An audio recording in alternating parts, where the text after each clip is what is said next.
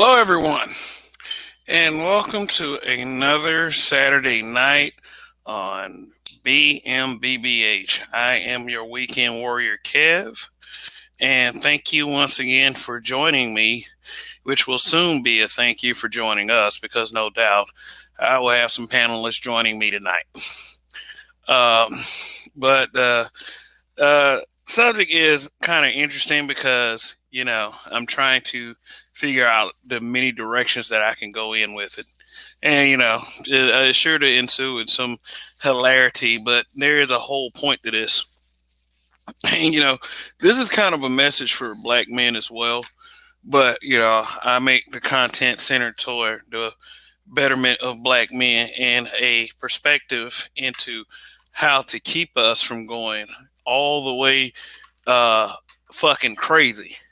So these perspectives, well, they do help. But the title is Zaddy Love Will Get You Nowhere But Howhere.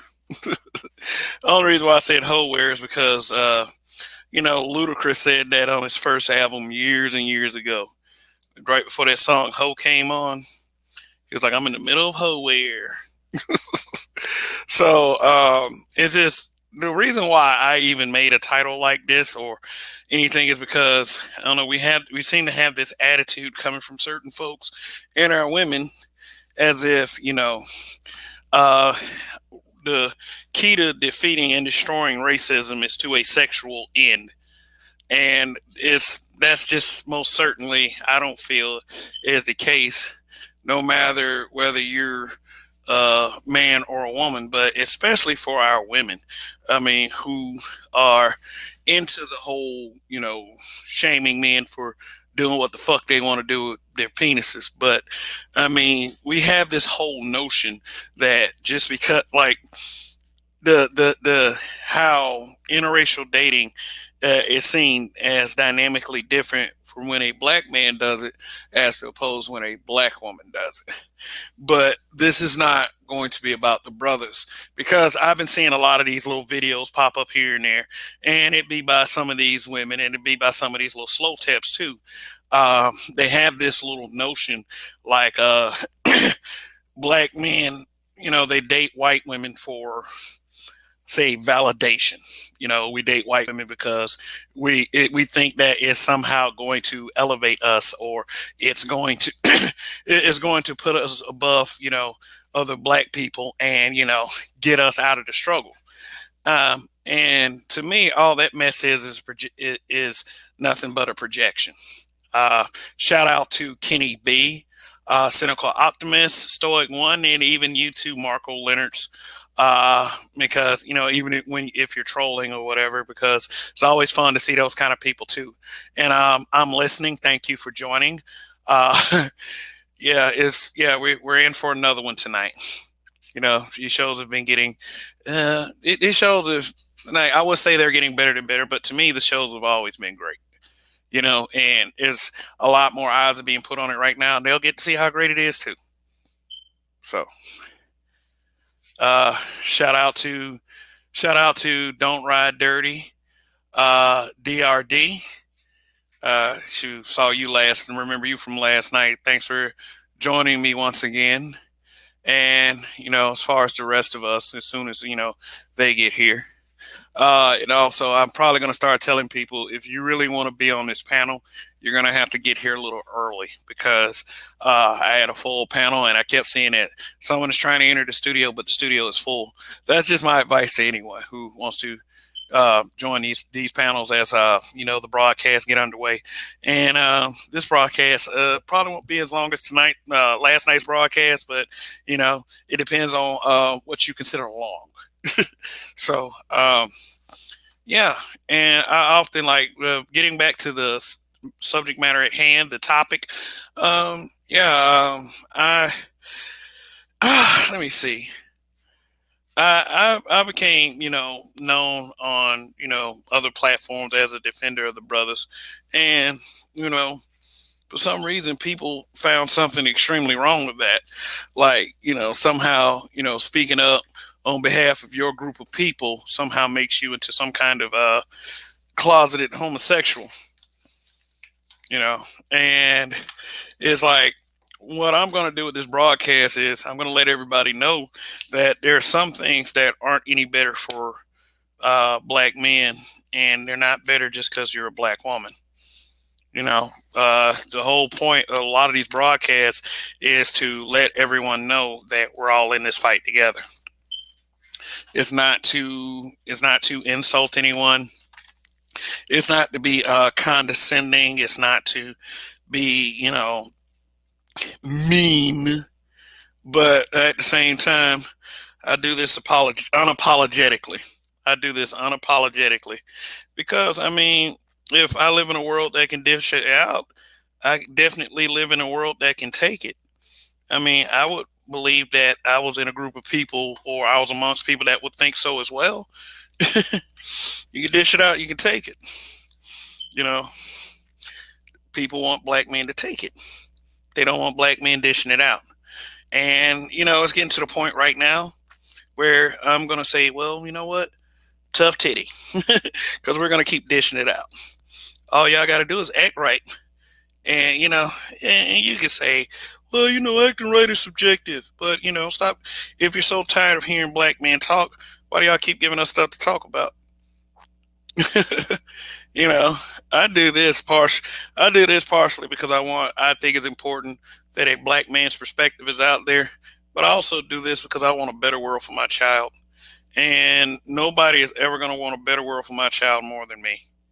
So when I see nonsensical things go on, something's got to be said about them. Something's got to be said. I mean, and whether you agree or not, that's fine. But, by people, and by people who watch this broadcast, put their eyes on this broadcast, and, choose to participate in what I like to call the greatest chat on social media, they chose to listen to that perspective, and I'm here to give it. And I feel like that's only fair. So, yeah. So, question for the viewing audience. It's like, first off, what do y'all think of the title? What would you think initially of reading a title like this? Zaddy love getting you nowhere, and automatically y'all probably thinking about these women who get these sugar daddies. But let me see if I can find a Google definition of the word zaddy. Because it's not really a real word. Um, I say the word zaddy just to pick on women who sit up there and do that white man worship in front of black men, just to, and that's like really in the context that the word zaddy is being used. Is like they think that they're, some kind of great authoritative white man that's going to save the day, for black people. Yeah, I'm reading definitions of zaddy. And I mean, they've been using so many different contexts, but let me see if I can find the context that I'm trying to find in the Urban Dictionary. And I mean, like, ain't none of this shit real. I mean, it's like all of it slang terminology, But I mostly use it. I mostly use it for women who believe that white men, especially older ones with money, is going to save them from their mistakes. And you know what? It's almost okay for them to believe that, and for them to think that. It's almost okay for them to do it. I personally don't care. If you feel like that, you're going to beat your head against insanity just to get just because you think that you can't be saved by a black man, then have at it. Because, a lot of these dudes ain't trying to save y'all anyway.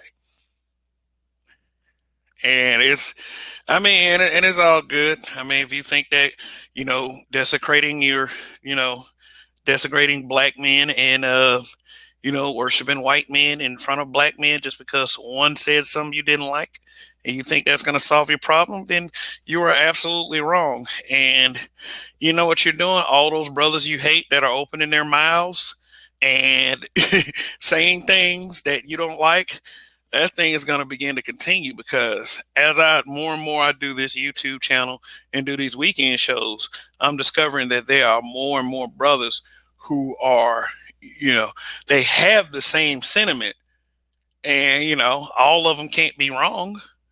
We do understand that there are some weirdos out there, but all these brothers ain't wrong about what they saying about these women. All of them not. They're not. I know that, and then I know that every show can't be the same. But hey, since there's a string of videos, I mean, especially those manosphere hate videos that y'all love putting out so much, hell, we're gonna start, answering some of this stuff. I do believe that, aside from thinking that not paying attention to certain problems is going to solve things, aside from that, I think that brothers need to be more assertive. I mean, but that's just me. Brothers can go on and not be assertive all they want and continuing to search for the answers instead of the ones right in front of them. See, that's what the manosphere is here for. What black manosphere is here for. We're going to give you a bunch of answers that you didn't think you could find.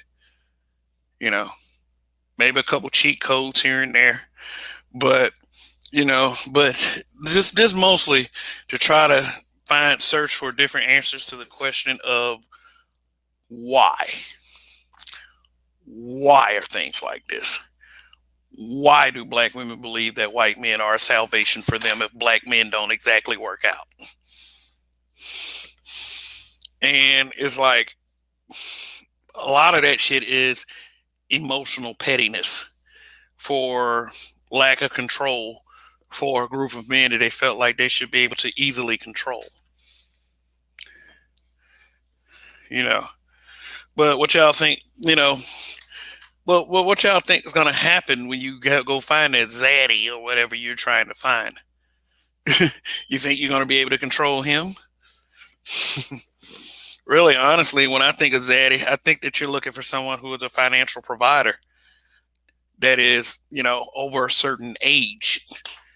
Say for instance, like these old ass rich sugar daddies, they get these young women. I remember one case infamously was Anna Nicole Smith. That dude was old as shit, and she acted like she wasn't trying to be a gold digger. That shit was funny as fuck.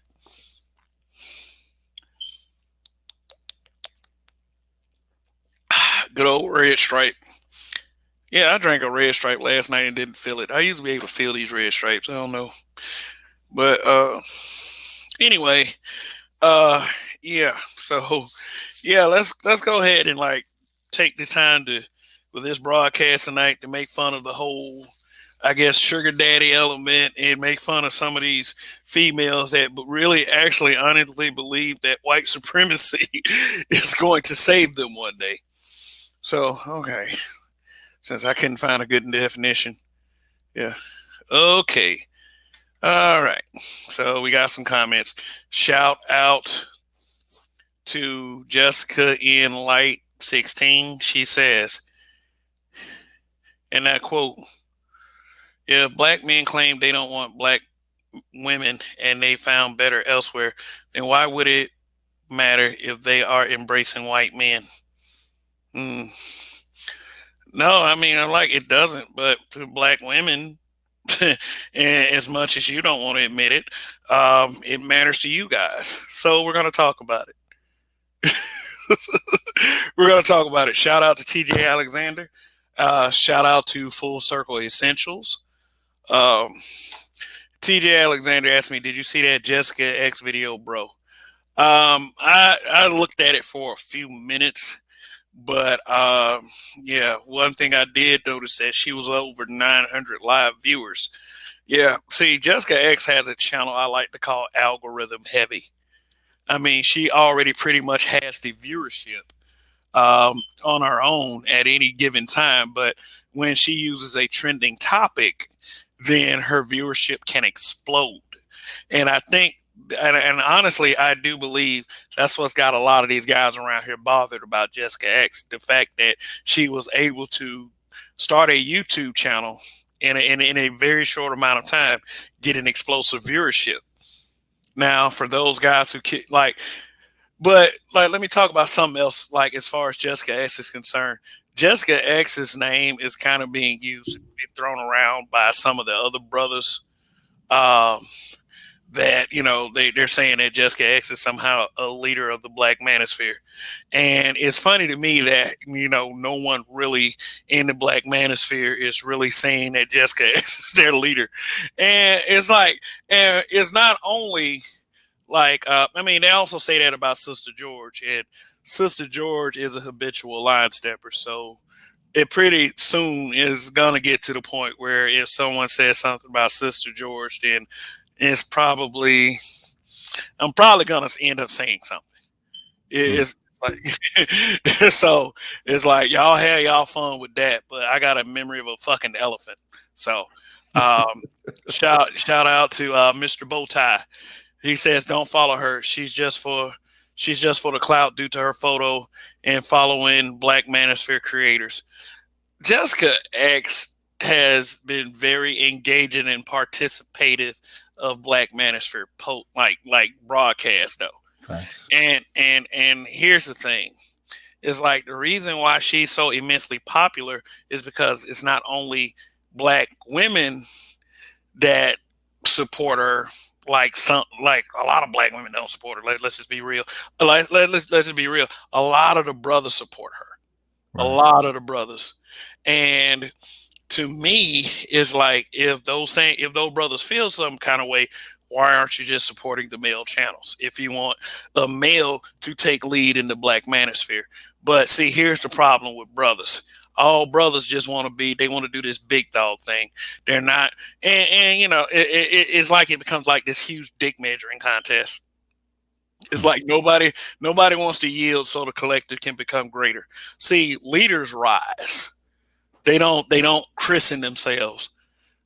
Right. I remember this dude like back in the day, like in my earlier YouTube days, that tried to christen himself the leader of the Black Manosphere.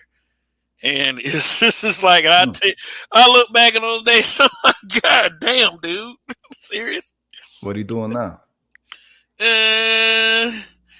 Uh, what he's doing now? I mean, I guess he got a channel or whatever, but Yeah.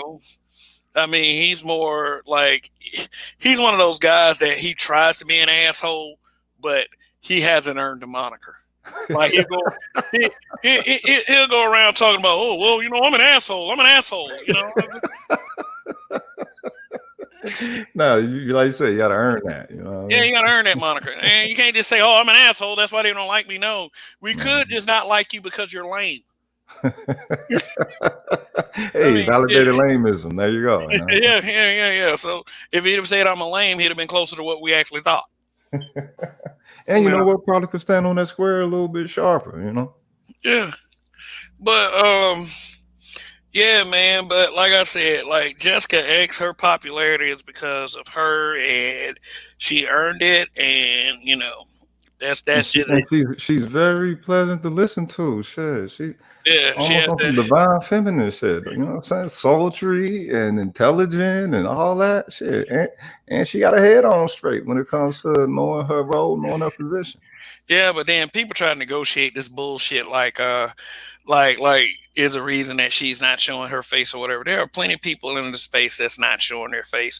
Plus, if anybody, like I said, if anybody's ever listened to a radio show, have you ever been concerned about seeing a person's face? Never. No, you're concerned about being, the message. And, we got the little sneak diss haters too. I've seen a couple of them guys too. Oh, they're just weirdos behind avatars and they're afraid to show their face. You know why people don't show their faces? Do you know why? Because you got hating ass black people that want to call their jobs, that Yeah. want to dox them because they said something they didn't agree with. Now, if black people didn't do that, then people wouldn't be so, reluctant to show their face. But and then a lot of these people are dealing with the public, so they know that these messages that they put out here is going to offend some people. Right. So maybe somebody will attempt on them. I mean, think if you do it long enough and you say things that offend people, somebody will try you. Ask Tommy Sotomayor. That dude hit him and ran as fast as he could from that man. And Tommy Sotomayor does not seem like a physical threat at all.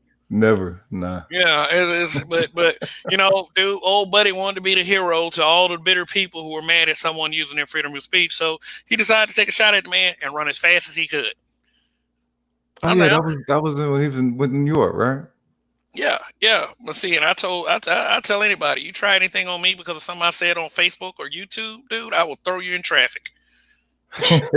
You with the throat, yo. You know what I mean? I mean, I'm talking about I'm talking about a busy ass street too. Don't try me Yeah. like that. It's like it's just freedom of speech, and it's like to me, honestly, if I use words and you don't like the words that I'm saying, you can use words to go against that. It's Well, that's just the thing, though. If someone comes to you about something that you said and you're a rational, logical thinking person who know how to make sense, more than likely what they're going to present ain't going to make no sense. So they have to go at you on some, you know what I'm saying? Oh, you offended me type shit. Fuck out of here. It's yeah, lightning striking. You know what I'm saying? If motherfucker is struck by lightning, you ain't going to ask the lightning what the hell you do. You going to ask them, hey, what the fuck, where were you at? It was lightning. Yeah. Why you struck by it? I was outside. The fuck you doing outside when you see lightning there? You know what I mean? That's yeah. Full circle essentials. He said something very interesting. You said leaders rise. Where there's your answer, and look at the ones who have failed, fallen. Yeah, yeah. Just make sure when you put manosphere in your title of your YouTube videos, content creators, that you speak of us in a in a very agreeable tone, because it's like a lot of the manosphere, a lot of the black manosphere really does not pay attention to a lot of the hate and the detraction. right. You know, because like a lot of that shit really It is ain't worth it. building. We do understand that is kind of clout chasing. You know, when they say, "Oh, the black manosphere, all they do is talk about this, and all they do is talk about that." But you know what? No, if the black manosphere wasn't talking about it, guess who else be talking about it? All the bitters on the other side, and they'll be giving their spin on it.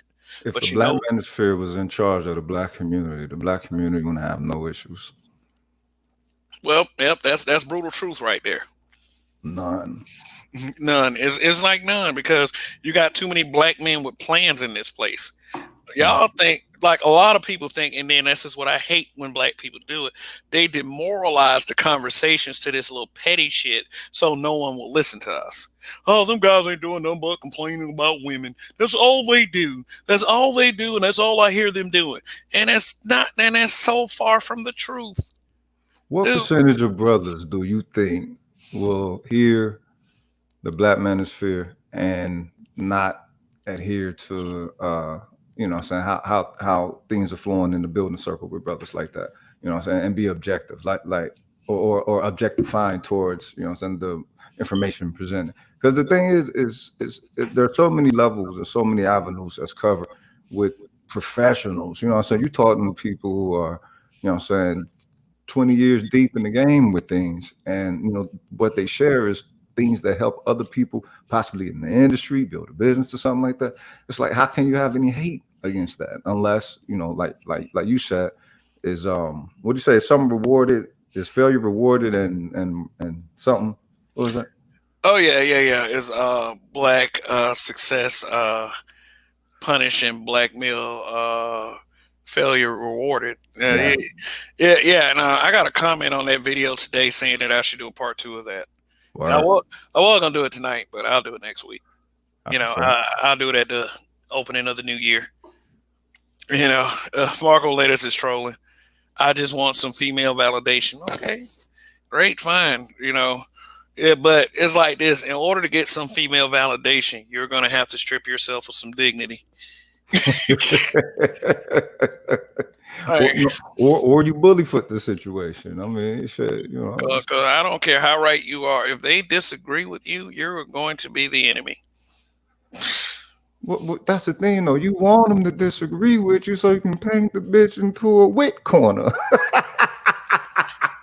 Yeah, but You paint her to that wit corner and just let her start crying on herself. You know what I'm saying? Because she yeah. can't answer your inquiries or follow the logic. And it's like, oh yeah, what he want is better for us every time. Yeah, every time, bitch. Just listen. Don't talk. Just listen, baby. Josie. Shut the fuck up. Yeah. let me read what T.J. Alexander said. He said a man in Jessica X panel was doing that shit, trying to downplay the words of the manosphere as hating black women and bashing them. You must speak on what's going on to solve issues. Now, to answer your question, Rogish, um, yeah, to who's actually going to be objective about it? Not very many, because they're going to wait for the women to say something first. They're going to wait to see if the women like it. Oh hell no! A lot of dudes are like that. A lot of these dudes, and I'm not saying black manosphere dudes, but a lot of these black men out there are just plain afraid of black women. That's disgusting. Yeah, I mean, I'm talking about fear. It's an indoctrinated fear. It's That don't only just come from a mama though. That had to be more than a mama. I mean, well, it also comes from a dad that didn't really say anything. That kind of just let the woman, let the woman rule the home. Stuff like that too. Because really, dads were portrayed as docile people that just worked and came home, read the paper, and according to feminists, got the big piece of chicken. Oh shit. Yeah, yeah. So, um, so black men, like, we kind of limited in ourselves in roles where we really didn't say anything, especially after the number of deaths and assassination of black male leaders throughout the civil rights era. Yeah. Yeah, Yeah. like Yeah. I put a That's why video. that's why the '80s took such a hit. Yeah, yeah, I did a video like when I first started this channel, and I put it in my community tab, talking about how black men are being socially policed into not being leaders. Mm-hmm. And it starts with their moms being afraid that the wrath of racism and the things that happened to black men back in the day for speaking out was going to happen to their sons if they open their mouths. That, coupled with the inception of feminism into our community, did a lot of damage to the psyche of the black man. Some of us were able to break out of it. You know, That's like, amazing that one can have such fear like that and still say they believe in a God. yeah. Like, wait a minute. Like, now, let me tell you something. Let me tell you something. The mentality of people made me question everything. Yeah. It just like, and that started like shortly before I got out of high school, because I just noticed that people just have some like people. It's like people have like in their brain is just a bag of cats just bouncing around there. It just I'm Go, go, not go, though. You know what I I'm mean? not I'm not gonna sit here and I'm not gonna sit here and try to make sense of nonsense. That's just all there No. is to it. It's just and where do people get this mentality? Like this whole like the Zaddy mentality. I'll put it like that. But Yeah. before I get into that, let me read T.J. Alexander's comment that got on screen. Now, before this panel gets carried away, because as soon as a couple of the right people show up, Kev's probably not going to talk for like an hour. I mean, it happens though, and I mean, like I let it happen, but people got a lot of interesting shit to say. Shout out the Comeback King from last night. He showed up for the first time, and he actually was very engaging and commanding on the panel, and he pretty much asserted his spot and was able to speak like regularly and was able to hang with the people who talk a lot. That's what's So up. yeah, and that's what I would like for people to come up here and do. But but let me get back to this. Let me read T.J. Alexander's, then let me get to this whole Zaddy level mentality that I'm talking about. Yes, sir. Okay. A man, he said a man in Jessica X panel was doing that shit. I think I read this already, but I'm gonna read it again. Trying to downplay the words of the manosphere as hating black women and bashing them. You must speak on what's going on to solve issues. You cannot ignore the issues. You cannot ignore the issues. That has been black tradition, though. Yeah. It's like we think that ignoring issues is just going to make them go away. Ignore it and it'll go away. And it's not going to. And the reason why things are to this point right now is because a lot of people hadn't said anything. Yep. It's just acting like that. It was. So what do you think is being avoided by not saying anything? Or what do you think they think is being avoided by not saying anything? The destruction of an image. Hmm. They care about, and I was getting to that. They care about how they look around their zaddy. I really hate to hear black people say stuff like, well, don't say this because, white people may be watching. I'm like, seriously? Okay, so you don't want me to say something on a platform owned by a, as you say, pilgrim. I'm have all y'all saying that shit, cuz for real. You know what I'm because saying? because pilgrims may be watching. Right. After I just got through saying all that stuff about, a lot of people don't show their faces around here because they're afraid of being doxxed. Some people work with the public. So Right. because you have hating ass black folks who hate freedom of speech for real. And I mean, like, people die for that shit. People die for that freedom of speech that they hate so much. But see what the thing is when you speaking such truth, the thing is, remember that's you're brutally honest, right? And everyone already tell your character about it, the type of cat you is, right? So the thing is, as you share things, you're dispelling illusion. I'm telling you, man, that's that snooze kicking. You're spilling red pills all over the place, and the people that watch you, they reflect on their reality or the disbalance in their reality, and then they ought to attack you for accidentally fucking up their illusion. I mean, so it's an illusion. It's a deceitful illusion. Yeah. Why do people love being deceived? I don't know. I just they don't have to work as hard. When it's like let's see like say you just break your leg and ain't nobody around, right? Yeah. How many folks is you think? What percentage of folks do you think is the type of folk that'll really crawl on death belly and shit, broken leg, trying to get somewhere else, and how many will just succumb to their own fear and despair and worry and all that shit?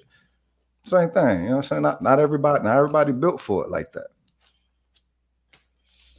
Not everyone's built for it. The reality, the potential is there, but the thing is, when you embrace reality, you take a full charge of with everything. And the first thing though is self accountability. So, and then you look at, all right, this is where my faults is. How can I change my faults? How can I get to better something or whatever? Not everybody want to, go up that Everest. To remember that scene in I don't know, it was a Steven Seagal movie where they said tell two lies or tell two truths or whatever. And is your name so and so? Yeah. Have you done so and so? Yeah. Have you climbed Mount Everest? He said, yeah. And then just, got up. Then they looking like, holy shit, he did climb Mount Everest. You know what I'm saying? They don't want to have that type of character, man. And that type of character don't really move off of falsity. And when people are in your presence, I bet you they feel that resonance off of you. You know what I'm saying? And on top of that, you say you're a big cat. So you know what I'm saying? Yeah. I mean, I'm not like I'm 5'11". I didn't make 6 feet. I'm 5'11". So how people feel about people that's 5'11". Almost doesn't count. And then we're like, I'll still whoop your ass, blah blah blah. I'm a pretty I got a mesomorphic build. Let me put it like that. I'm a pretty stocky guy. You the type to play football, hurt somebody then. Well, I play football, but I mean, I seem to be the only guy that can see bigger people. And then I can see that people that are clearly bigger than I am. Right.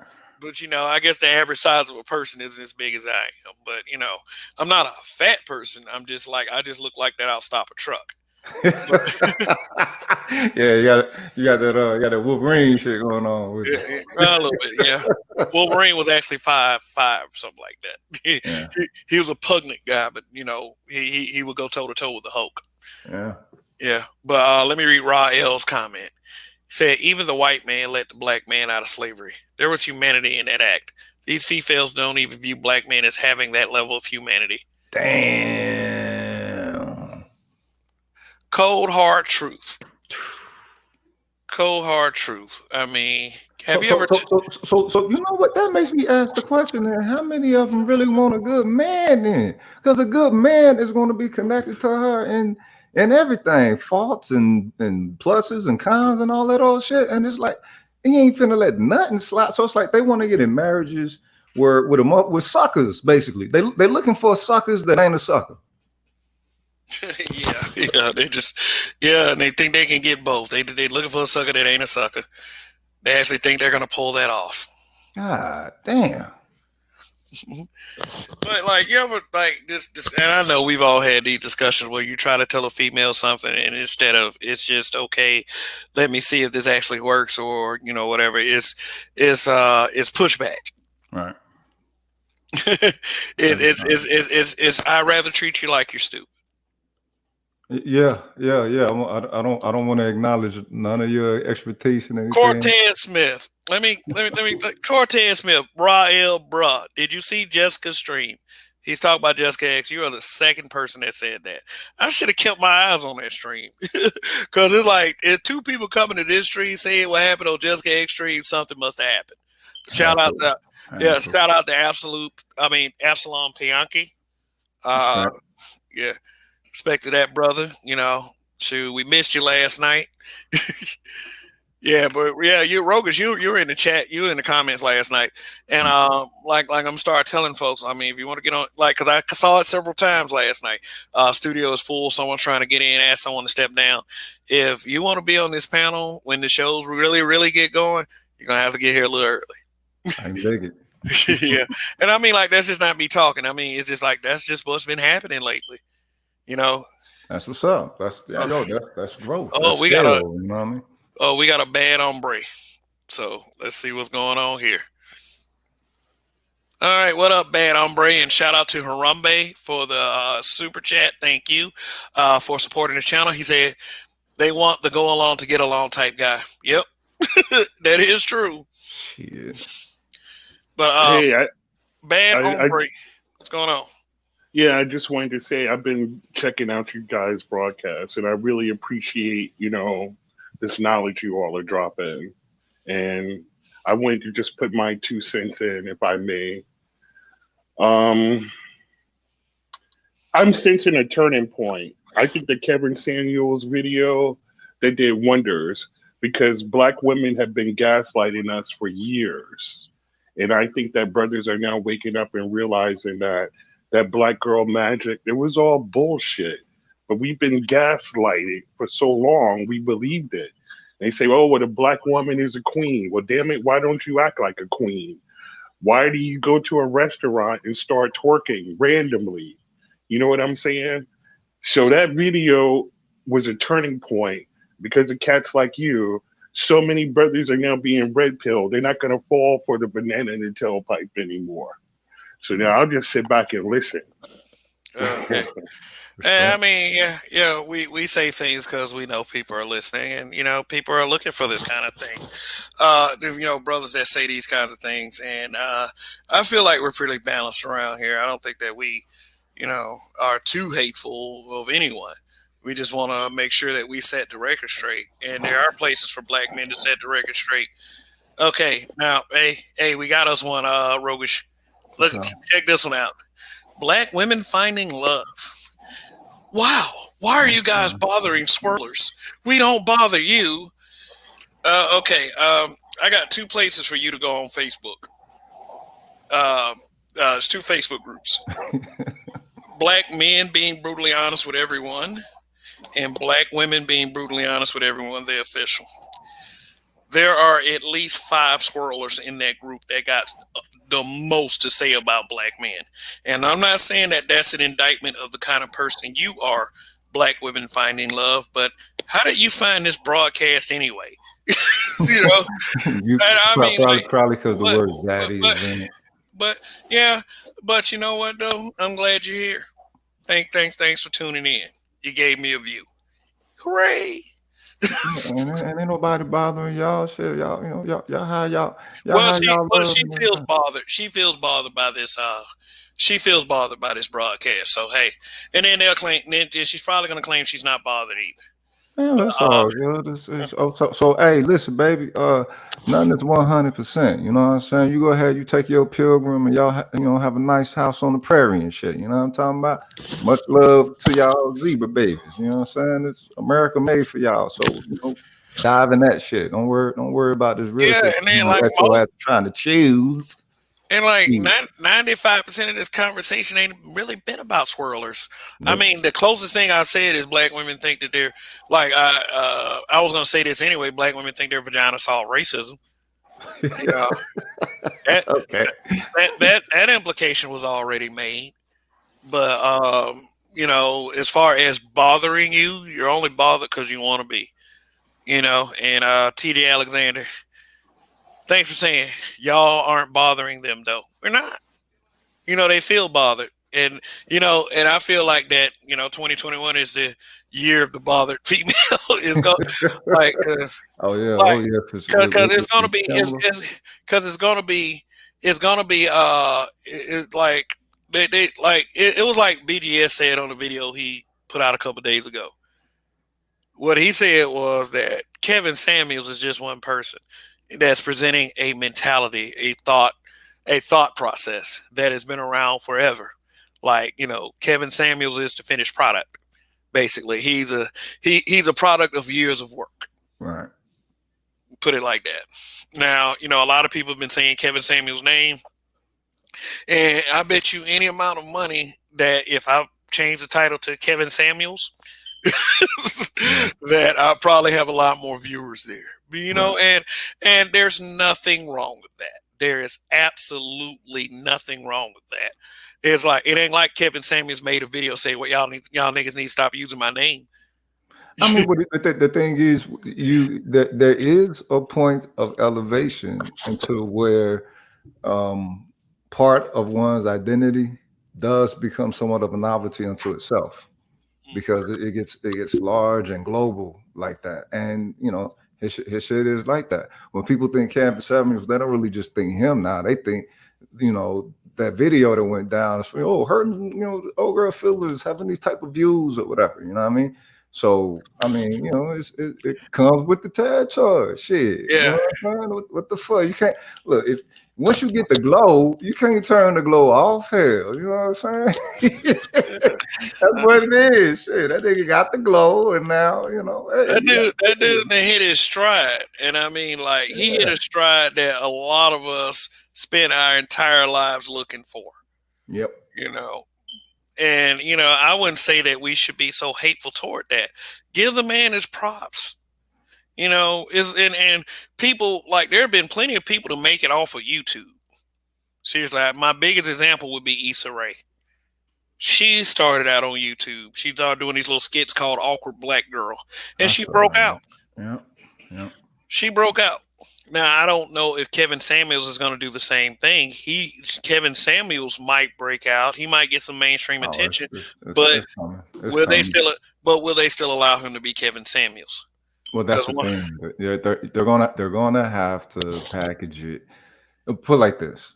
Uh, they'll offer you enough. They say enough money that'll choke a horse. So, and in the aspect of business and success, I really do believe that there is a number at which they could reach to where they'll pull him from YouTube and he would adjust to a degree. But the thing is, what his trump card is, for lack of a better term, is the fact that he has a set standard of value. So if anything goes against that, then that means that they're questioning his standard. And that's what it was built upon. So he has a lot of leverage in that. You know what I'm saying? But yeah, he finna blow for sure. yeah, and I mean, like, but what I hope is that they don't change him so much that if they, but that's basically on the kind of contract he decides to sign whenever that time comes. So Yeah. oh look, black women finding love. Most of us are looking for our soulmates and life partners. We don't bother black men at all. Okay. Yeah, go ahead. Go Yeah, ahead. go ahead. Go ahead. And like once again, thanks for being here on the Black Man's channel. Look. If you found love in your pilgrim, then you found love in your pilgrim, girl. Shit, it is what it is.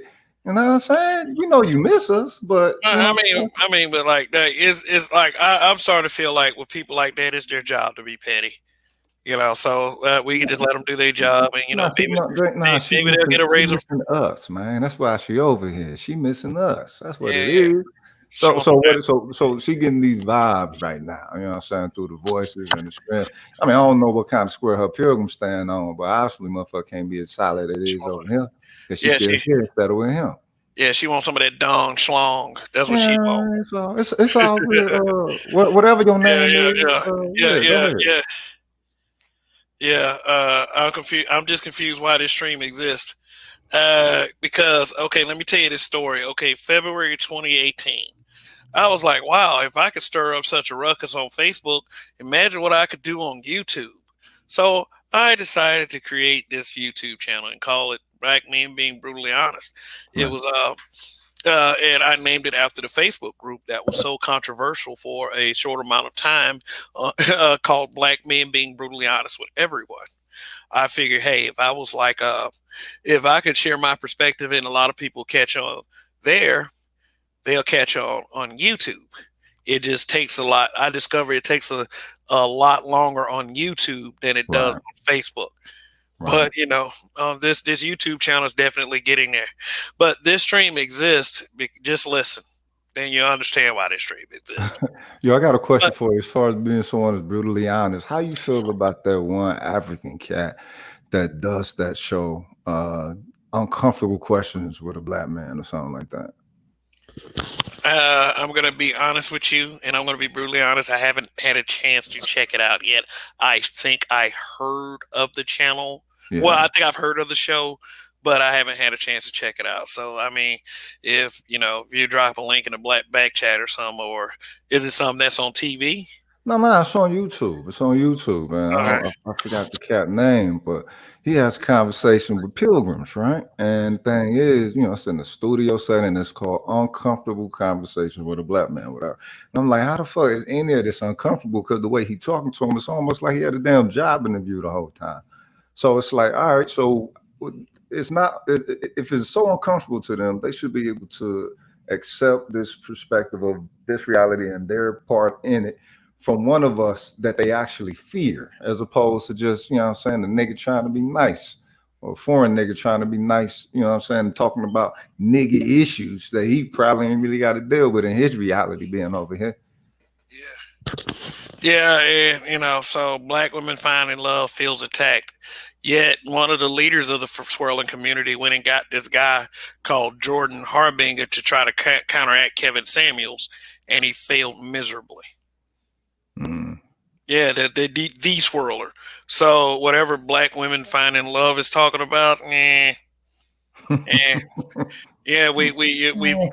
we've come to expect that kind of deflective Wank the line. slink with her, boy. Wank the slink with her. But Harambe, thanks again for the super chat. I think they see brothers leaving the plantation. Yeah, more and more brothers too. I mean, it's only so much lack of appreciation you can take. Right. Right, for real. Because the thing is all right. So when you hear cats give their testimony, you hear cats that sound like some sensible dudes. You know what I'm saying? It's like I know I'm a motherfucking nut. You know what I'm saying? So I'll probably more likely trigger a bitch for that.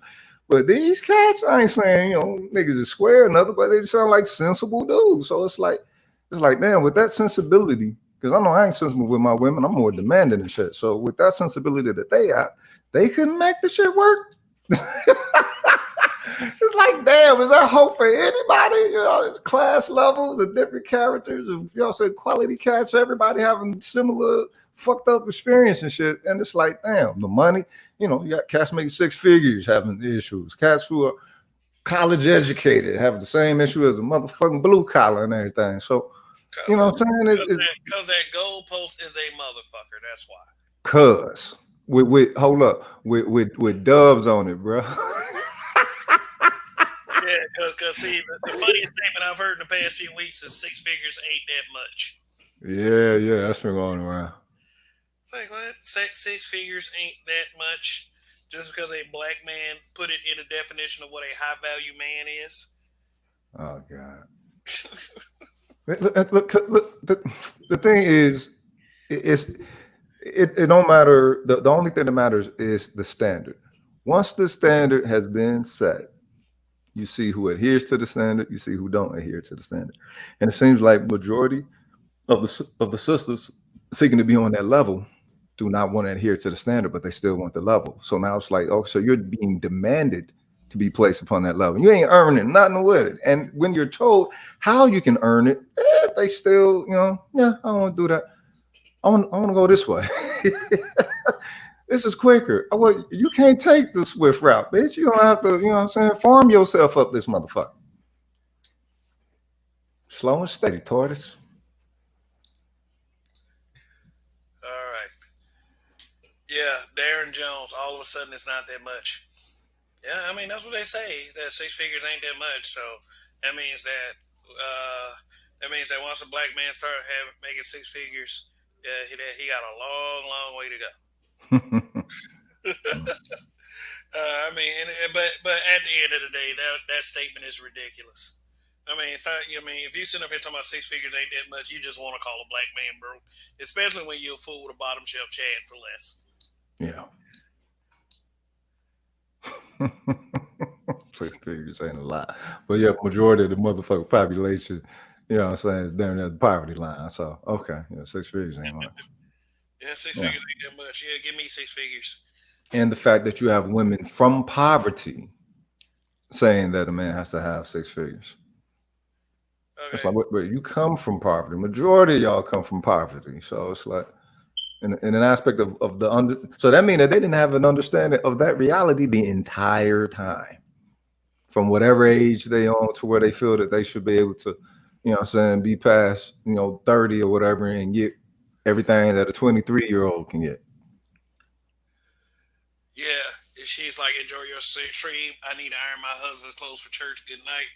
Well, that's a good wife. Go ahead, whatever your name is. Oh, the good wife. Yeah, she got to get that ruffled shirt ready or whatever pilgrims wear to church. You know what I'm saying? Yeah, I'm sorry. I'm sorry that you couldn't. I'm sorry that you couldn't find a black man to iron his clothes for. I mean, but I'm glad you found love, and I encourage that. For sure. And tell that pilgrim, thank you on behalf of us for taking your crazy ass off our hands. You know what I mean? Yep. Less trouble for us. You know what I mean? Well, yeah. Good news. I finally got this vaporizer worked. I've been trying to figure this shit out ever since the show started. I'm like, God damn. Well, you got a new joint? Yeah, I got a new one. Yeah. Nah, I just do the bong, man. I can't. I gotta have some. Well, that water, because the thing, you get two blips off the vape, dog. You get 2 blips off these new vapes. But I'm on the inside of the house, so I don't want the wife to get mad. I'm trying to, I hear you. Yeah, but JB Mega Montana, their chick was a 4 below average. Oh, he talked about the average at best chick. Okay, now look, in the looks department, she was right. In the aspect of a 5, right? She was right with that. As far as body wise, she has some potential to, add on to that. It ain't like she ain't got no potential. The fact is that she wouldn't take the look at her potential. She didn't want to go through the process to where she had the access potential. She just wanted to be placed there. And it's like, that's the insulting part. That's what make you call them bitches. That's what make you go at them rough, because it's like, no, wait a minute, you're insulting my class level. You ain't up here. And if I tell you the rules to be up here, and you're trying to say, no, well, change the rules for me. Well, bitch, how do you really feel about being connected to this class level? Is it a value thing to you? What is it? You know what I'm saying? Other than, a higher level of security, when they still only, in deserving of, poverty, really. or mediocrity, you know what I mean? But let me Shout out to Andre Lewis. Thank you for the super chat. He said exactly. Most come from poverty, talking smack. Yeah, it always be them project chicks and them baby mamas talking. Oh, 6 figures ain't that much. I was like, how much your man is making? Yeah. We'll see. Do you get 6 figures out their child support check? Shut the fuck up. Oh, but that child support check, man. Golly, bro. That's number of horror stories I never heard about. Me personally, I remember when Dre asked that question last night. He was like, if her attitude was perfect, would you have given her a chance? And my whole point was saying, like, attitude does go a long way. If her attitude was perfect, like if she was perfect, like, let me put you like this: if she was making you sandwiches whenever you wanted, had breakfast, lunch, and dinner ready. I mean, just had a smile on her face, very ultra positive attitude. Definitely. She definitely got a chance. A pleasant woman with the right mind always got a chance. I mean, she can't 200 pounds overweight. That deep throat on command. I'm talking about like just full package. Yeah, well, yeah, definitely. You know what I'm saying? Because I mean, okay, look, you're looking for looks in some things. In other regards, you're looking for a good woman that knows how to be a wife. You know what I mean? And you can assume that she would know how to be a mother if she's good at being a wife. You know what I mean? Man, Cortez, why she shaped like a ring? She shaped like a rectangle. Like, yeah, there's there's a full body shot of her. It's like, nah. Now, she looked like she shops at Dollar General all the time. You know what I'm saying? So, just not as out of shape as the usual ones. So, that's the thing. But if she would have had a much more pleasant attitude, then she would have definitely got far. I don't know if she would have got chosen, but she would have definitely got farther. Hey, Cortez, gotta chill, man. I see you down there. Jessica in like 16. Why? Black women come because black men don't build. SMH, the nerve of y'all. Wait, what she say? She said black men. She said what? Black women come because black men don't build. Okay. I'll put the comment up here. Okay. Oh yeah, but shout out to that. Thanks again for that super chat, Andre Lewis. Which is kind of confusing. I mean, it's as if she's saying that we just come to laugh at y'all. We'll do so, but please have some wit about it. You know what I'm saying? Like that one chick last was it last night? Whoever that dual Afro colored chick was. Shanita Marie randomly. Yeah. It was very insulting. She came to. I think she came to kind of push her channel and everything. She didn't want to come out right and say it. Well, that's like that one chick who trolled Roger's channel. She was saying whatever answer would maintain a certain level of disconnection and possible friction. So and had like 5 to 6 different cats explain to her. You know what I'm saying? And I guess that young cat, Japan, they was like, oh, he was pleasant. We understand the way he said it. It's like wait a minute. Lavelle, somebody said that in the comments too. Yeah, Lavelle, he kept it 100. And and the only reason why she said that is because the chick mentioned it in the broadcast. Yeah, she wouldn't have mentioned that shit otherwise. I mean, but the thing is, y'all look, homie, in Japan, all right? In Japan, everything is etiquette. He ain't got out of pocket with nobody there. And in passing, in profession, in personal, or nothing like that. That ain't even a culture. So he's not going to speak on it in an aspect of them being out of pocket. He's going to speak on it. Okay, something is amiss in the understanding. He's going to stay focused on that, which I think is a inadvertent default to cordiality. But the reality that they need is that lightning. That whole thing. Oh, he could have said it nicer. Nah, there's no way to say it nice when she's out of pocket to begin with. If all y'all sisters will understand that she was out of pocket from calling with her intention that she called with from there. So he was polite all the way up to that. The fact that y'all can get none of his context at all and only heard once he started cursing, everything went on the defense. It's like, all right, what was her Well, accountability throughout the whole call from start to finish? Do they even acknowledge? when do they get the context of a black man? I mean, we'll try to at least, or try to comprehend, or try to understand.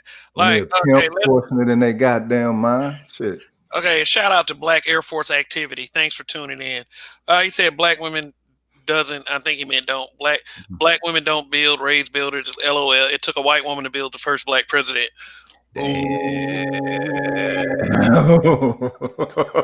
Oh shit. Oh, burn. Cause, dude, it's like this. And I say this all the time. If black men aren't building, if you are dissatisfied with black men, why don't you raise better black men? Yeah. Oh, here go all the excuses. Black men always trying to be done. You know, you get all of that. Yeah. You know, shout out to Andre Lewis. Thank you for the super chat. Say, how can he stay and build when you run them away? Yeah, great fucking point. That's great. Or as some people say, great ass point. And DY, all caps. Oh, we got all caps in the building. You better be glad Gold Professor ain't here. They don't want to. Black women don't deal with black men in good faith. Well, that's kind of true. Yeah, but Black Air Force Activity, you getting props in the chat for what you said, man. I mean, that's some real shit. Right. Cortez Smith, they want black men to build a time machine. Keith Lamont. Also, Darren Jones. Yeah. So, yeah, thanks for helping me think about this. He said, so who actually built this country? I'm confused. Yeah, it's like black men, even though it was against their will, against our will historically, yeah, we built literally this entire country. Literally. But, you know, Darren Jones, thanks for the super chat. Thanks for the support of this channel. Appreciate it. So wait, I'm confused. Who built this country? Fought frontline in the wars, chastised American hypocrisy. I'll wait. Yeah, that whole little bit about me saying that black men were socially policed into not being leaders because of the numerous black men who were killed for leading during the civil rights era, back before the civil rights era, even dating back to the days of Nat Turner. You know, that fear was beaten into black people. And now all of that shit has been reduced to some petty gender war on social media, you know, just to see who is more to blame for it. Is it black men more to blame for it? Or is it black women more to blame for it? You know, well, and like I said, let's talk about it. Y'all want to mudsling? I know how to get down in the trenches with people, but I'm getting back up.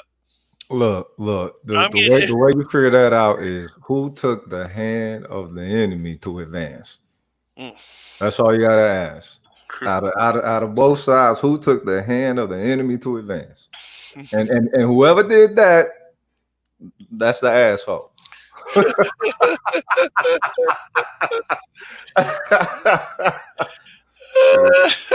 That's all it is, you know what I mean? Yeah, Jessica in Light 16 loves us though. She loves us. She just want to say stuff. Black Air Force Activity. Educated black women equals offspring, doctors, lawyers, leaders. Or it should. Or it should be that way. Yeah. Like, you know, they're so educated. Why are they not passing their education down to their children? You know what I mean? Look, that just says, you know, complicit in the bullshit as the church is. You know what I'm saying? I look at them and the church on the same level because the church is full of professionals and a gathering place for all that. Why isn't there apprenticeships at churches? Plan number 2. That's a troll. Black men are weak. Yeah, you know.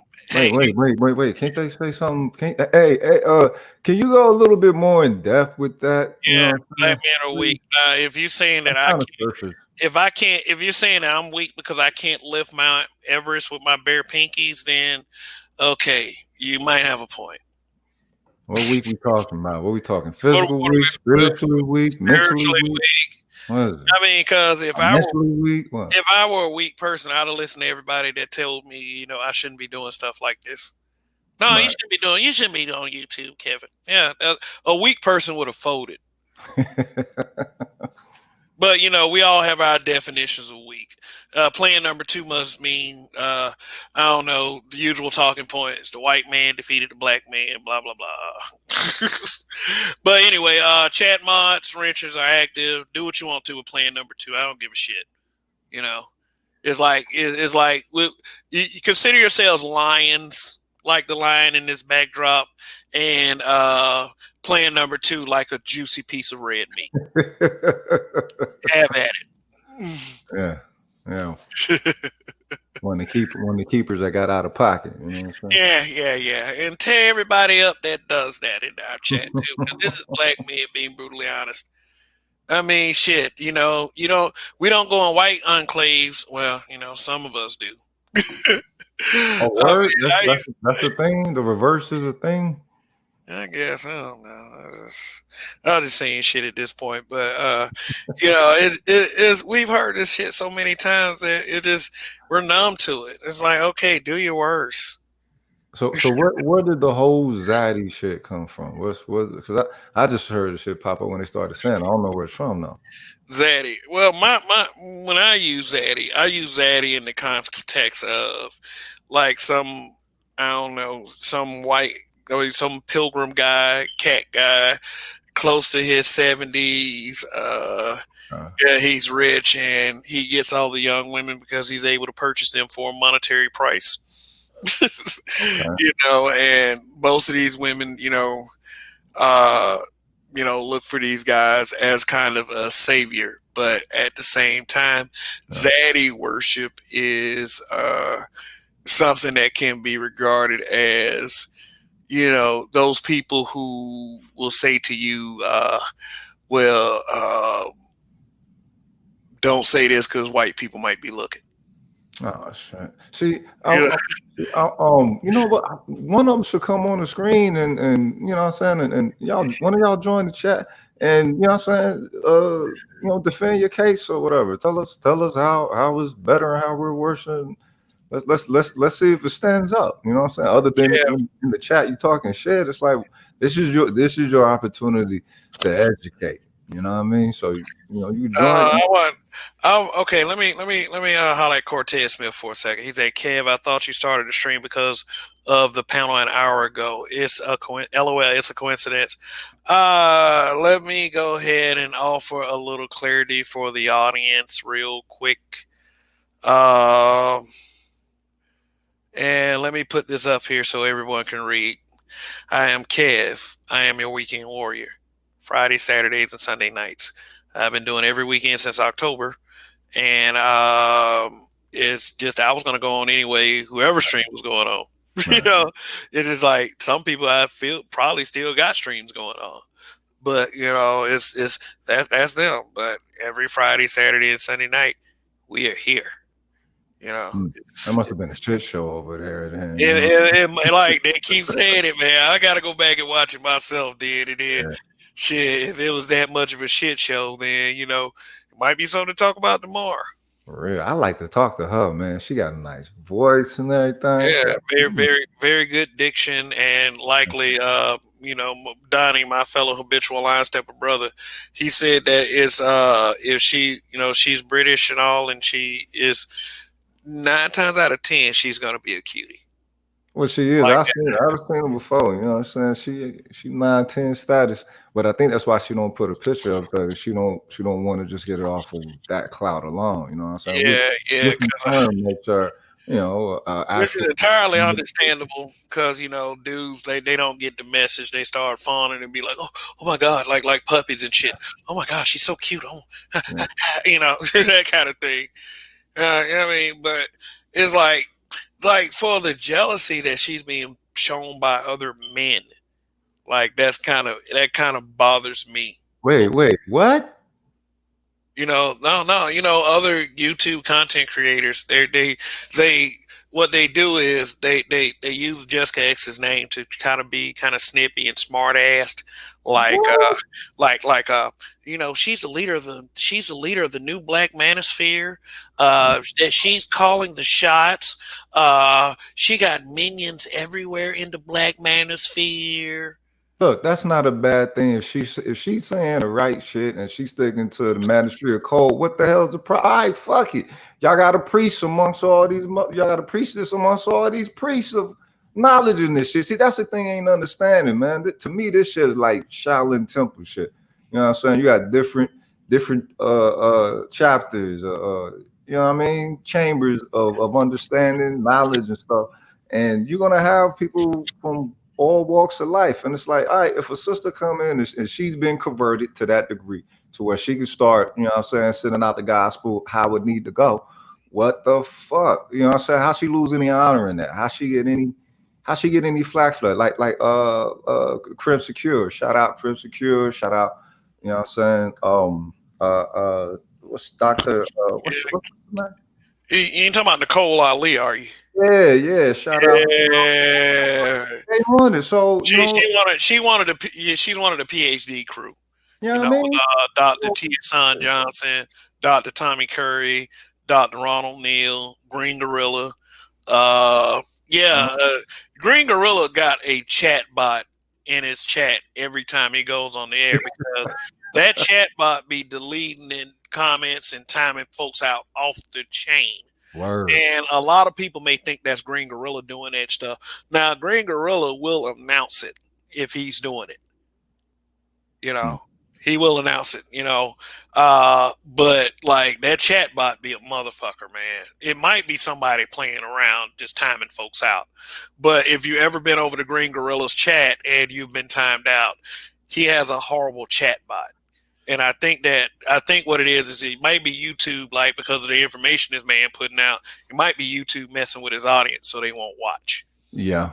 And then like you got like what kind of person you got to be to take the time to actually do that? You know, you like anybody that does that on a platform should be fired. Period. Now back to these little fuck niggas talking about that a woman is leading the black manosphere. Yeah, I said it. If it's you, if you feel like I'm talking about you, then maybe it is you. It's just that I don't feel like that I have enough respect for what you're saying to say your name. But you know who you are. It's like cut the BS about the black manosphere being led by women. It's you're saying you're on some hoe shit. You know, why can't they use the word support? You know, so why can't they use the word support? Because they mad because that girl getting that viewership. She has an algorithm heavy channel. She has an algorithm heavy channel. Yeah. So any trending topic that she talks about, she's gonna get over 500 live viewers. Now it's like I found out my channel was algorithm heavy last week. I just don't use people name like that. Right. Like I said, if I put Kevin Samuels in this title tonight, and that's no dig to anyone because I did that last Friday, then it'll probably be a lot more people here because Kevin Samuelson hit that algorithm. Right. You know, so, but I didn't.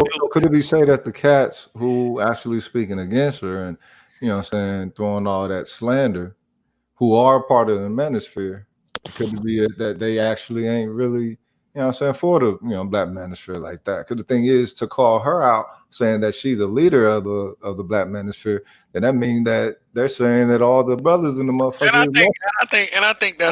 think a lot of it is a dig on the fact that she's affiliated with Mr. Fantastic 824. Okay. Yeah, I think she run with him. So, you know, and Mr. Fantastic ruffled a lot of feathers himself. Yeah, he done ruffled my feathers a couple of times, listen to him, but I mean, shit, if they were already riding, then they riding. Shit, you know what I mean? You know, because they crew, you know, they have their little crew, just like, you know, the habitual line steppers is a crew. Yeah, you gotta respect that. So yeah, I respect it, you know.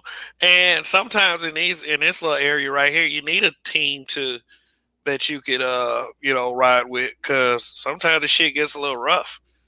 And I mean, like me personally, I've been able to fight like multiple people at one time.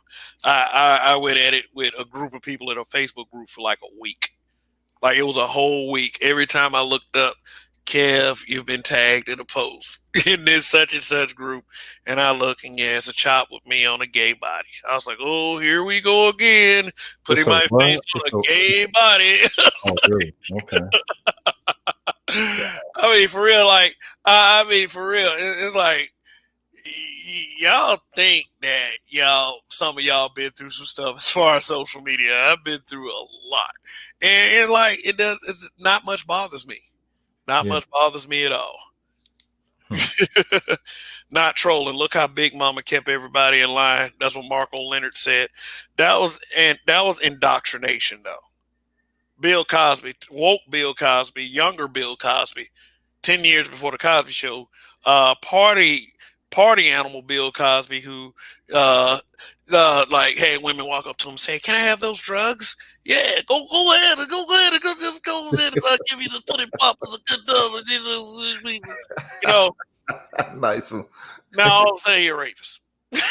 You know what I mean? You know what I mean? Yeah, but Bill Cosby talked about that, how black people were indoctrinated, with that Big Mama shit, and then black men who were with the Big Mama as their husbands were depicted as men with yellow stripes down their backs. Then now they turned yellow, they were scared of the white man. They were scared of, it was ridiculous. What that was Black History Lost, Stolen, or Strayed.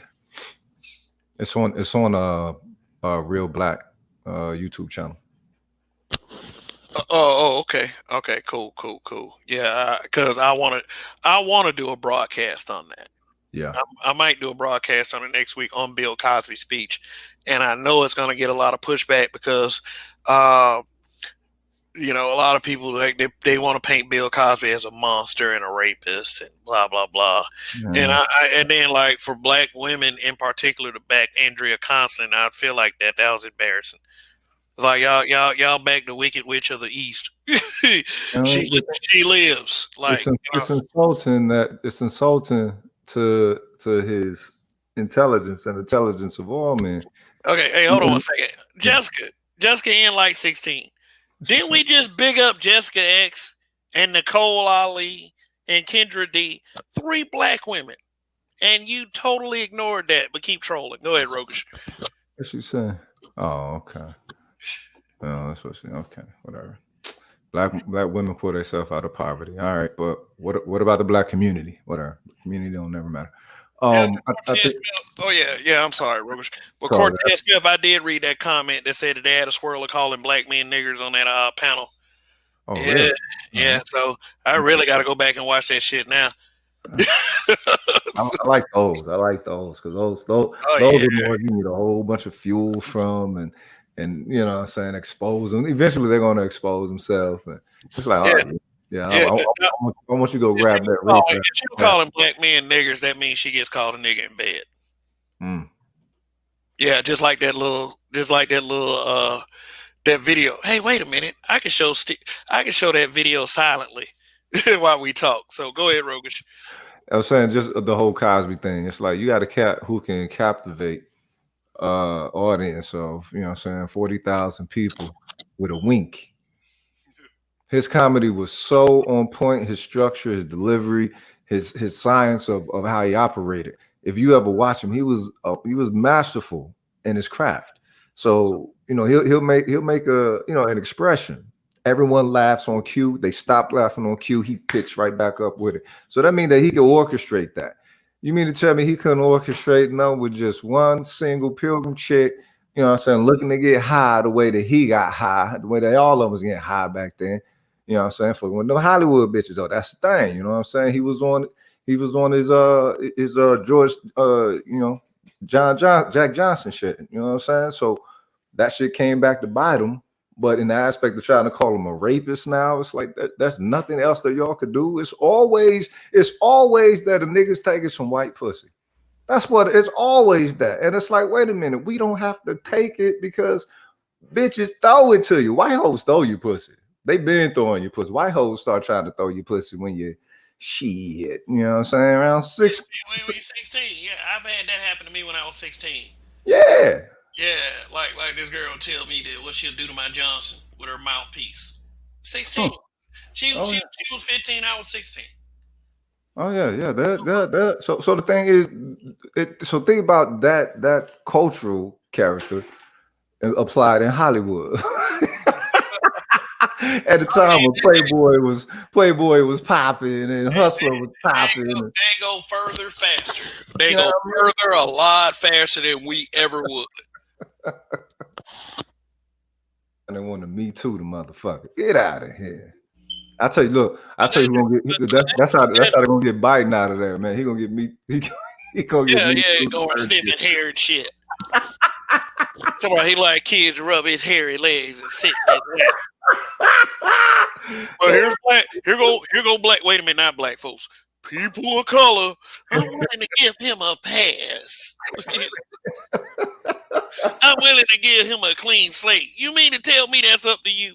Shit. Ain't that a bitch? Ain't that a bitch? Look, I mean, it's look. He's such a pedophile. He can't keep his hands off nobody. It's at CEN press conferences. It's like if it was like 15, 20 years back in the day, they'd be like, oh well, yeah, it's a scandal against the president doing this at an outing or something. Nah, this motherfucker in full view of every single reporter touching on little girls, touching on wives, whispering to teenagers. They're gonna get him out of there, and Kamala gonna be president. That's all they're gonna do. Oh, shit. And it's gonna be on and popping.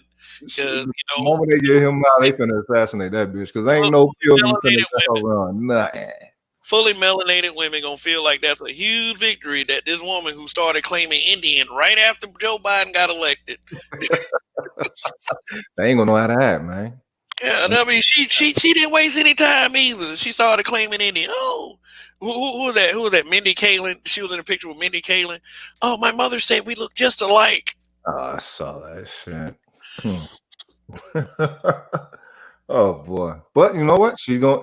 I wonder if she really gonna get home passed. You know what I'm saying? Nationwide. We already saw how many of them jumped on the OnlyFans thing. You know what I'm saying? So just can you imagine the tsunami of hoes that's gonna happen? Let me tell you something. That's always been kind of a covert thing anyway. Uh-huh. Yeah, so I mean, all it does is gives them a chance to come out publicly and be the way they are. I mean, the way they've been already. It really should be no shocker anyway. Yeah. It just gives them glaring justification to do what they've always done. It's gonna be interesting to see. Yeah, I mean, it's gonna be. You think you seen Twerkgate? Like shit. You know what? That's gonna be the natural catalyst for sisters to organically and genuinely dive back into those fundamentals of womanhood that held the pleasantry to establish connections and families and all that, because they're holism is finna be taken to a whole nother level, and these other women are going to have to go extremely in the opposite direction. So they're going to have to force a demureness upon themselves, force a respectability and integrity on themselves, just to get someone, because we might be assuming that they might be a hoe, and they're like, oh, what can I do to show I ain't a hoe? You know what I'm saying? So they might make their own etiquette schools up or something like that. You know what I mean? Or else be received as a hoe, as a potential hoe. Hey, but let me share this screen real quick. I want to show y'all something before I show this other thing. Let me show y'all something real quick. I've actually had a thumbnail stolen from me. So I'm gonna call this person out because damn well you got it from me. But it's cool because it's kind of flattering that you will get something from me. So let me do this real quick, show y'all. And this thumbnail should look all too familiar. Boom. You see that? Okay, yeah. It says Kevin. Oh, wow. That is my thumbnail. Wow. Yoink. See? TV. Yo, click on their name. Let's see what kind of content they got. If they just swagger jacking with it. Well, you Borgin, man. You Borgin.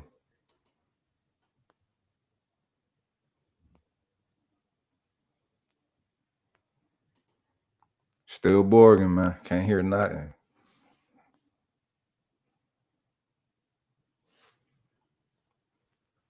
Can't hear nothing. Still Borgin.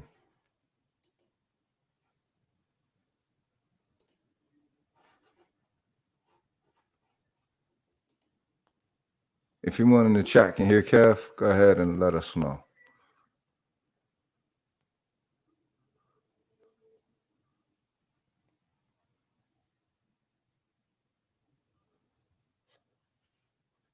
Anybody in the chat, let us know if y'all can hear Kev, or if you can hear me, because I can't hear Kev. Okay, he just dropped off. What you say, Marco Leonard's? I think the guy somebody can teach me how to get women. I saw you use that troll before on another channel. Damn, once you get what they call that? Original. Original. That's what our trolls don't even be trying no more these days. Don't ride dirty. Shit. I don't know. In Texas, can't really be too legal.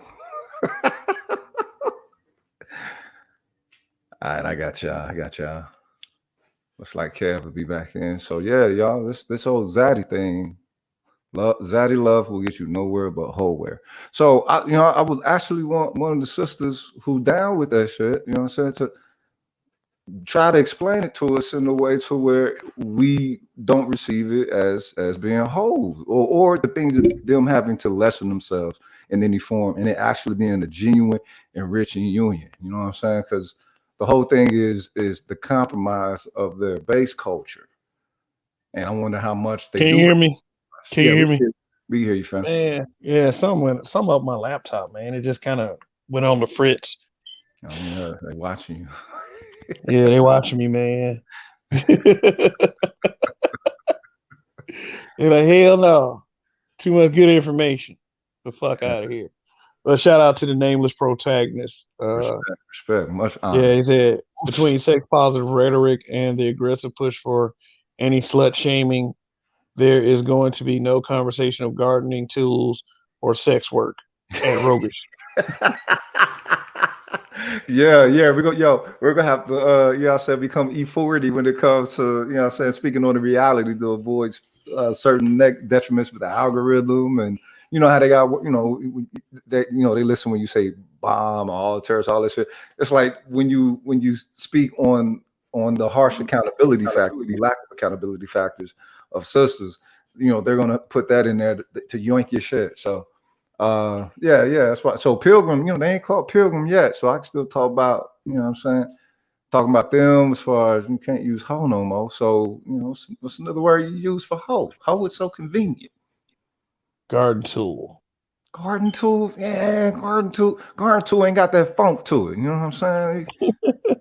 I gotta have that funk to it. You know what I'm saying? It's like, how would Rick James say it? How would Rick James say hoe without saying hoe? Yeah, that damn sure what happened too. My laptop froze up and just shut down. Word. So yeah, but see, since y'all want to talk about like since these swirlers want to mess it up, I'm gonna mess with some swirlers. I get this laptop back up and running. Like shoot, just like look at my thumbnail. I think that's why everybody was so reactive to that thumbnail. I almost forgot I did that. Yeah. Pig smiling with a full grill. I love that fucking picture.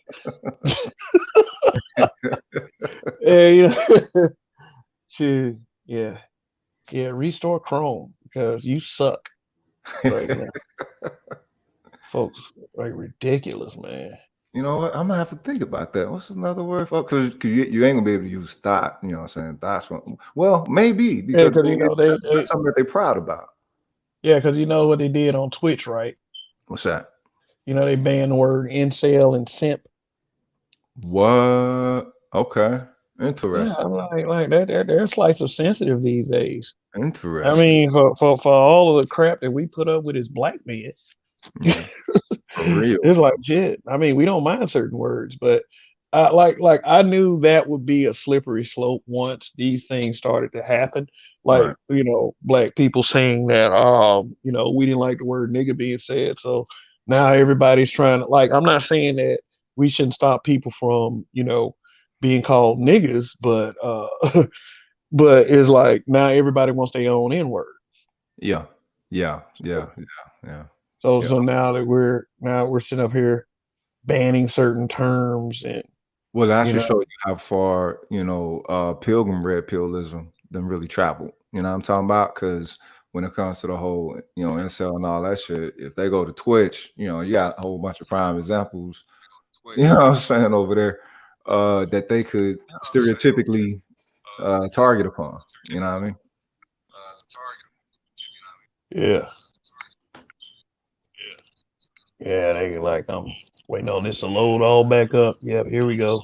Baptiste said, and they banned the word virgin. Hold up, that means nobody got to get attacked, cuz. Wow, going there and attacking them cats like that. Damn. All right, so just want to make sure that we're full steam ahead now. Yeah, got your camera full on, just to let you know. Yeah, I know. I'll show my face sometimes, but I like when I'm able to make little chop pictures like this, though. Yeah. Yes. Yeah, my shit's slow as fuck though. I mean, I think I need a new laptop. I mean, this laptop is only like 3 years old. Oh, where is it? Yeah, it can't be obsolete yet. Then. Yeah. Well, actually, it can be. Yeah. I mean, technology moves so fast. Technology is moving so quick. It's like, wait a minute, man. America's probably at a spot where they weren't even supposed to be for like another 80 years or so. Yeah, and personally, I think we get a lot of this technology from aliens. I mean, well, yeah, niggas. Hell, we the aliens in this bitch, man. Look, we have been, and specifically us, African people already think ingenuitively. Okay, so that's a basic. But you have us over here who went through what my homie calls a D-ban and had to recreate everything about ourselves. And upon scouring eyes and the fucking threat of death, torture, or whatever. So that forces an inadvertent, innovative, thinking. All our thinking is brainstorm thinking. Most people got to teach themselves to brainstorm. Or they got to rack their brain. All we got to do is brainstorm. We're going to come up with things just like that because everything is innovative from the base.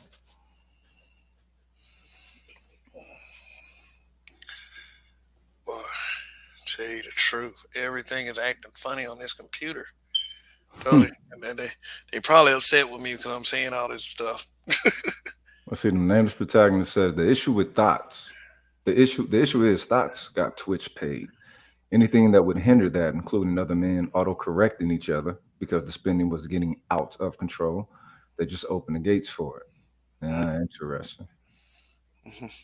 Thoughts got Twitch paid. Oh, okay. So Thoughts was on there. They was busting it open on Twitch playing video games and shit. What, Hey, Marco Leonard, I'm not gonna answer that question.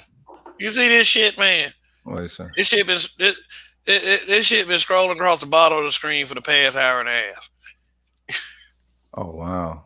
Okay, all right, that's definitely a troll. Definitely. Yeah, he is a troll. It's a troll. But that's how you know that saying you're making a splash. So yeah, I know. Trolls are gonna visit the place. That's all it is.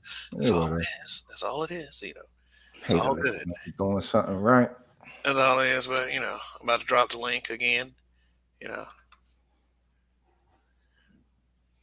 So okay. So in the whole aspect of the swirl, I've met one swirl couple that I felt was actually genuinely like love or nothing like that, and it's like, all right, what I'm saying? It's like, okay, that's that one, what I'm saying? So didn't really, had no ill, feelings about the pilgrim getting with the sister or whatever. It's like, all right, y'all happy.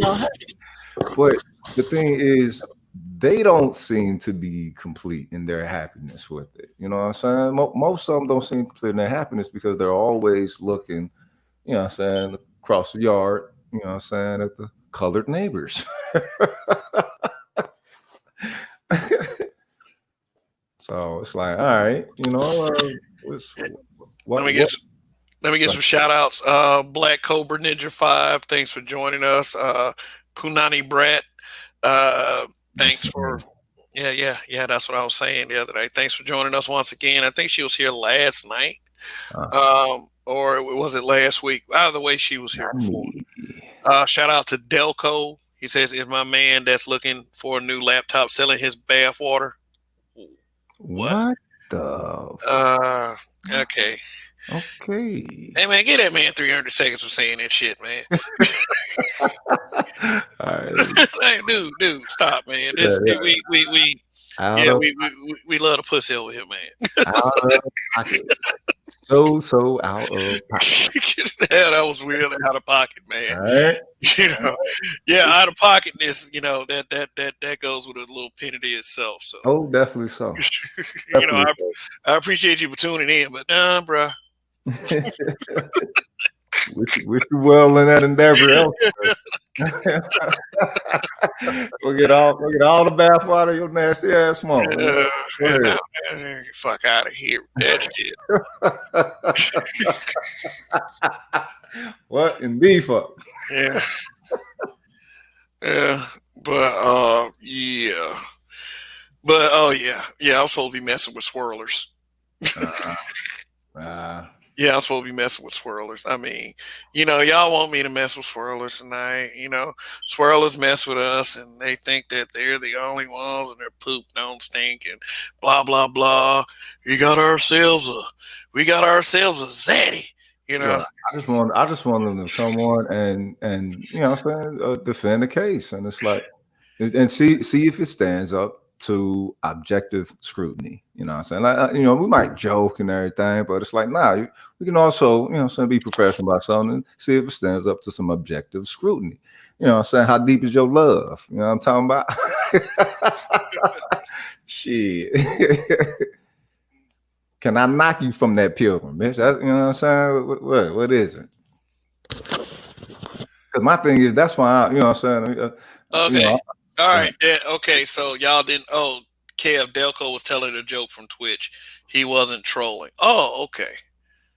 All right. And then Marco throws up. It was a play on the Twitch girl who was selling bath water. Oh, okay. There's some things I don't know about. Yeah, I need clarity to it. You know, I thought he was saying some stuff. Hold up. She was able to sell bath water, and they banned the word simps. They banned it simps, and they banned it. So if you buy somebody bath water, man, that's kind of your fault. That's kind of your fault. So I don't apologize for much, but you know, for the lack of context, I would say I was slightly wrong. I'll say that. So, you know, hopefully y'all didn't time them out. I didn't, you know, I can't see timeouts from StreamYard, you know, so. All right, so let's see. Name that says the chick started a whole porn subgenre.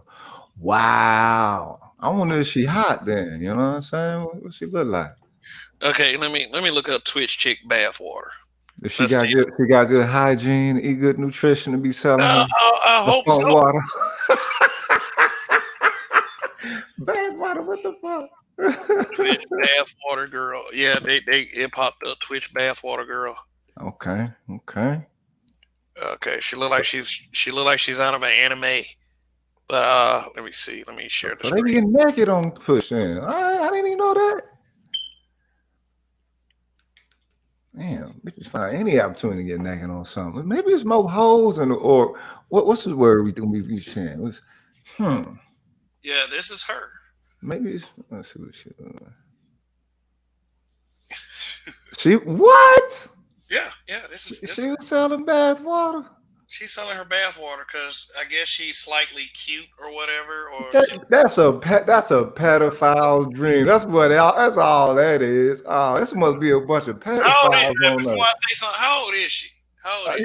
Well, she looked like she maybe like 19 or 20, but trying to play, you know what I'm saying, on some 14, 15. Man, yeah, that's all that is. Oh, okay. Oh yeah, she probably got a lot of money from them pilgrims, man. They like her. Yeah. I mean, it's like almost in the same vein of Erykah Badu selling incense that smells like her vagina. And what was Did that? she ever get that? Did she ever get that off, or was it? Or was that just a Well, they said it sold out. It was like incense or something, perfume that smelled like her vagina. I mean, one of them, Gwyneth Paltrow, I think, did that too. She has some perfume that smelled like her vagina, like because people are like, I guess for reasons. Okay, so wait, so who's gonna wear it? The woman's gonna wear it? I guess. Smelling like another woman?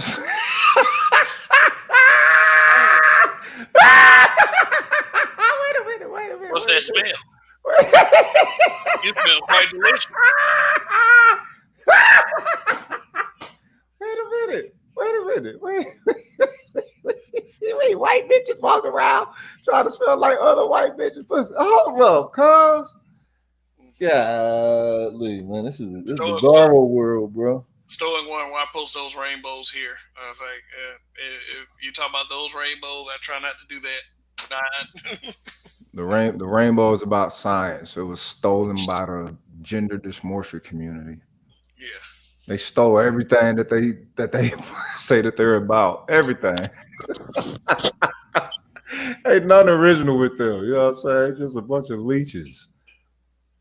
Oh, is this ideology already here? All right, let's just pick from it and let me put my freakism to it. You know, so now the rainbow is freakism. Stud is freakism. The word gay is freakism. It's like, come on, man, with the, you know, pride. They stole pride. It's like, y'all can't take all these generalities and just make them about, you know what I'm saying, y'all dookie dipping or whatever. You know what I'm saying? Trying to twist your gender image. It's rude to reality. You know what I'm saying? And it's lazy. Won't you just, you know what I'm saying, make up your own stuff? But then they want to be respected. It's like, nah, man, get the fuck out of here. Well, it's just like being black. What's your nasty ass say? All right. Oh, I hate that. I hate that. I hate that so much. I mean, why even say something like that? Like it's like you know, our struggle is akin to your struggle. No, it's not. No, it's not at all. I asked how. In what way? How? How? Because I mean, you guys were raping grown ass slaves back in the day, and you want to address that. So you've kind of had a leg up above blacks historically. But see, when it comes to accountability, that's another sector of the society that can't take a black man being brutally honest about, you know what I'm saying, their lack of accountability in certain things. So it's like, again, if you are a person that lives in reality and has any aspect of standards or integrity about yourself, and you move off of neutrality, oh yeah, you're gonna have a lot of enemies, because now brothers are able to see how many people are actually really living illusions based upon you speaking toward what you view within their reality. And they don't like what we say, and it's like, nah, we just got some inquiries with some things. Certain things don't add up. And you make this add up, and they can't never make it add up. And then they get mad at you for posing an inquiry. It's like, wait a minute, nah, motherfucker, this is your reality that you're supposed to be able to, you know what I'm saying, to present in an understanding form. But if some things is off, okay, why is it off? Oh, okay, so you just off because you wanted to be off. All right, cool. All right, so how does that interact with my value and my worth in my position with community, family, city, nation, all that? And I mean, really, it's just like one of those pictures that you see up in Wally World. You see the Hispanic family all the way there. You see the white family all the way there. Asian all the way there. Hindu now out here and shit all the way there. And the black family splintered. We got a white supremacist in the chat.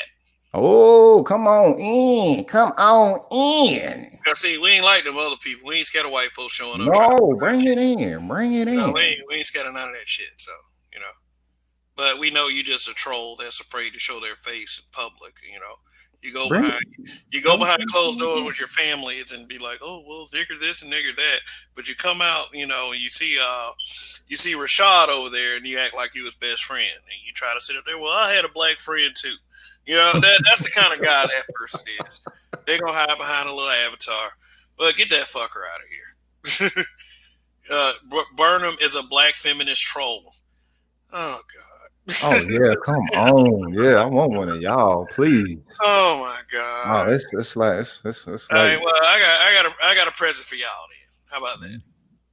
Yeah, a while back I did a video on this story about this dude who basically beat up his black girlfriend because she wanted him to call her a nigger in bed. Damn. Damn. Okay. Yeah. So there it is. Damn. I called it Pale L. Kenny spits on his Nubian goddess who wanted slave play in bed. Wow. So why do we hear this from black female swirlers who are willing to compromise racist history just to become a fetish for their white boyfriend? But, you know, we always hear that we're a fetish to white women, and white women only want us for our penises, and they use us and blah, blah, blah, and all that. And we feel like that we're better because we date white women.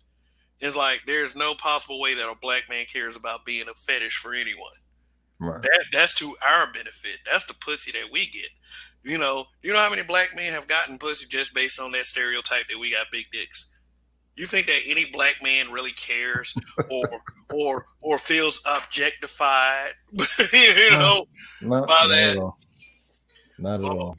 Not like seriously, like, you know, and you can't possibly, you know, like black men can't possibly feel a certain way about being fetishized because we be waiting on the call that, you know, some girl, I mean, we don't care what race they are. Oh, come over here, you black chocolate warrior, and give me that penis. Oh yeah. Shit. You know, you think that dude's gonna say, "Oh, all you want me for is my dick"? Shit, nigga, Ungawa, get your ass over here, bitch. You finna light up this hut, ho. That's what it is. Yeah. Shit. Yeah, but see that right there ain't nothing but projection anyway. Because, you know, I bet how many stories you think there are out there just like that. You know, like this, like according to his claim, the Snoop Doggy white boy in the bottom left hand corner, he didn't want to do it, and he got mad and offended that she would ask him to do such. You know, which was probably just an excuse to lay hands on a black person. But the mere fact that she said any of that shit in the first place. Right. But my thing is with this, did she arrest him? Did she get him arrested or something? Because how did it make the news to where it was something that was, you know, trending or something? Yeah, he was arrested. Wow. Holy shit. Are you serious? Yeah. She got a pilgrim arrested by some pigs because he spit on her. She called the police. I did this story, so I should be sure about this, but it was a while back. I remember that. The one main thing I remember was the aspect of she wanted him to treat her basically like a slave in bed, and he wasn't trying to go for it. That thumbnail is disgusting because it's like how, the fact that's not a thumbnail. That's in the actual broadcast. Yeah, that's that play. That's that what they call it. Slave play was basically just depicted black women as bed wenches and black men as broken bucks who were homosexualized. And it was written by two black men. Look, that shit. Look, black. There should be a treason squad for shit like this. You know what I'm talking about? They really should. They really should. We need it. It was critically acclaimed. Yet you got people out here trashing Birth of a Nation just because it depicts black men. Although it's a failed effort, actually standing up to massa. Wow. This got a tongue out, everything. Man, I wonder what they parents say. If they proud of them doing that bullshit. Man, let me tell you something, man. Who the two niggas that thought this shit up? I already know that they some damn dippers. So you know. Yeah. Let me look it up real quick. Cause when this story was out, it was trending hard. Yeah. I mean, the actual slave play. That's but it was two black men. Yeah, one of them is extremely alphabet. Yeah. I remember that. I don't know about the other one, but maybe. But Cortez Smith, Kev, speaking of crazy shit, do you know about the Grapevine YouTube channel? No. Oh God. Okay. So is this some overtly feminist, we hate black men bullshit that we're talking about? No, it's not. It's not that. I think it started by this African chick, and one she, a lot of them are like foreigners, and so they take that foreign perspective, but trying to present it blackly, but from a foreign cultural foundational base. So in a way, it's almost on some, you got some brothers on there that stand on their square, but majority of them, kind of soft. The talking points seem to always be speaking apologetically and shit. And it's it not necessarily feminist, but it damn sure ain't.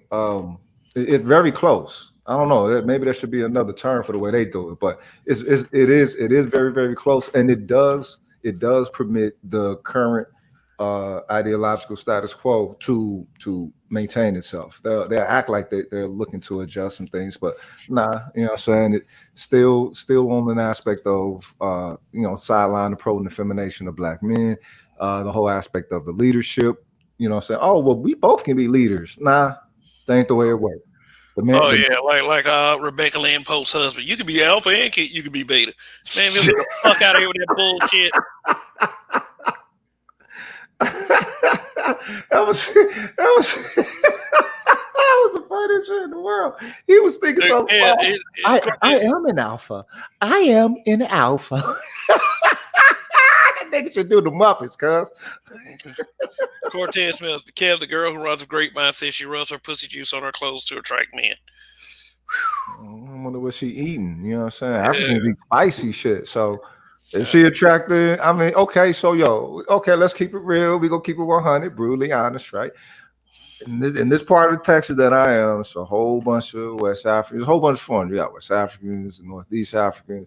You got some Arabs, Hindus, whatever, right? A whole bunch of essays and shit.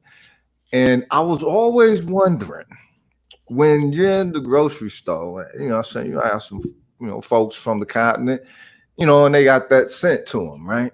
And, I was at the, getting something from the store, and, I smelled the scent, and I'm just thinking, all right, it's, got to be at least 2 or 3 little boys that play football behind me, what I'm saying, with that strong funk. Turned around, it was just one little African girl. She like about 14, 15. I'm like, why they smell like that? She had that kind of funk on her. And it makes you ask the question, like, if that becomes the norm, what is one of the loving aroma aspects to their courting culture? You know what I'm saying? Because we like our women to smell, appealing in certain ways. You know what I'm saying? And I wonder what they do to get that with that cultural lingering funk, always a factor though. You know what I'm saying? It's kind of odd. That shit probably takes some massive getting used to. Or you could just I don't know, man. It's like Richard Pryor talked about that in his comedy special Live on the Sunset Strip. He talked about Africans that smell bad. He saw some man. He said they got older. They got oh dear. Oh dear. He said, man, they was in an open Jeep and one of the people got in there. He said, man, Richard Pryor said they were riding in the jungle. He said he got out of the Jeep. He said, man, fuck this shit. I'll take my chance with the lions. And I mean, like, this is no dig on African folks. Man. Nah, not at all. Not at all. cultural perspective of weighing certain things within you know what I'm saying, courting propensities, you know what I mean? And that's all it is. It's just, I mean, because the thing is, I know how I like my women smelling, you know what I'm saying? And in an aspect of what it does, you know what I'm saying? You know, female pheromones and everything. Everybody do. She wants to put a yoni out there, whatever. You know, it gets you, you know what I'm saying? It gets you naturizing and everything. But I wonder, you know, they can get they naturizing past that. I'm thinking crazy right now. Words like yoni. Yeah, my ex-wife got me saying it like that because she was in yoga, you know what I mean? So Okay. that was yoni, and you know, the yoni eggs and the yoni steam and all that shit. So yeah, you know, and I mean, you know, she didn't like me saying pussy, so it's like, all right, I'll say yoni. Andre Lewis, but you know, Andre Lewis poses a interesting question, but Delco, like I said, hopefully they didn't time you out earlier, because you know the reference was clarified. He said Right. pea juice don't attract men, but when women ovulate, that attracts men. Yeah, Oh, definitely, definitely. and that is and that fact is via science. Yes, You know, yeah, yes. yeah. So and then Andre Lewis, what kind of men? What kind of men are you trying to attract? Those creeps. Because that's the first thing a creep go for. They'll break it. They stalk a woman. They break inside her home. Go for the damn underwear draw. Start sneaking. Be like your Bull Chappelle show. Titty residue. Yeah, that was a good one. What are you trying That to was do? a good You one. trying to attract creeps? I pussy you like stop that shit. But see, there you go, and they're not going to listen to the logic of Cass presenting certain things to them. So again, I asked the question: what is it that you think they dealing with across the board, where certain things ain't resonating, that's holding them, that's very, very hoish to everyone? You know what I'm saying, on the outside looking in. You know what I'm talking about? Or what word we say we gonna use for hoe? We can't use hoe no more. What a damn, hoe so convenient. Can't use hoe. I'm gonna think of a word. Kev, you there? Looks like you're having issues. Slower. You can use slower. Slower. Slower. SLORE.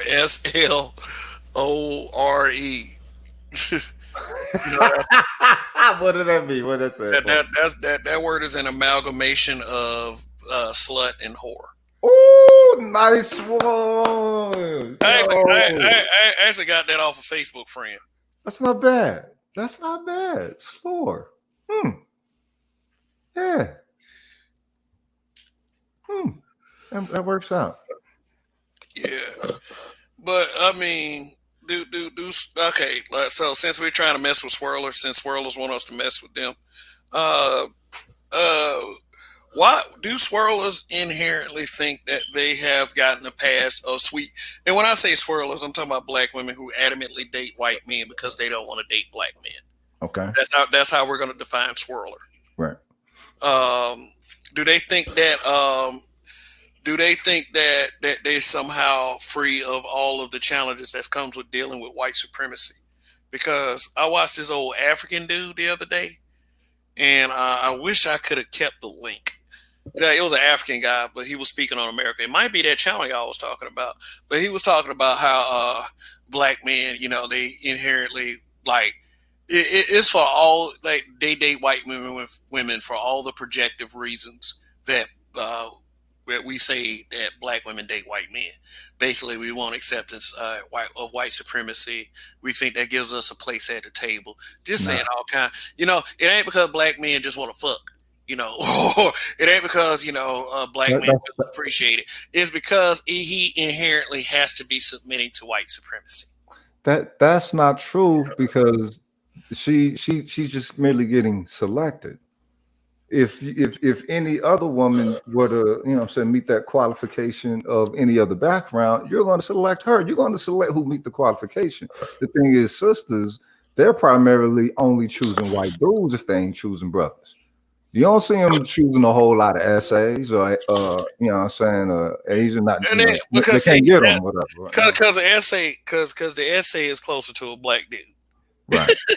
It's like even if they dealt with a straight brown Mexican, Right. even if they dealt with, it'll just segue back into the brothers when, like, and I'm not gonna lie, I've heard this several times from black women who dated white men. I've heard this several times. The reason why they date white men because black men ain't shit. Mm. That is the basic reason. They'll come out and say it. I date white men because black men ain't shit, and they will receive little to no penalty for saying that. I wonder why ain't one of them, if the sister done dated somewhere else, you know what I'm saying, outside of a pilgrim, that they ain't said such things. You know what I'm saying? It's not an attack if they do, which you don't really see them like that, but that shows you that this is actually, an emotional inner issue that they have just amongst themselves, because the brother is finna date whatever woman is fitting the qualities that he's looking for. And and she got those qualities. It is what it is. We know pretty when we see pretty. Long live the habitual line steppers.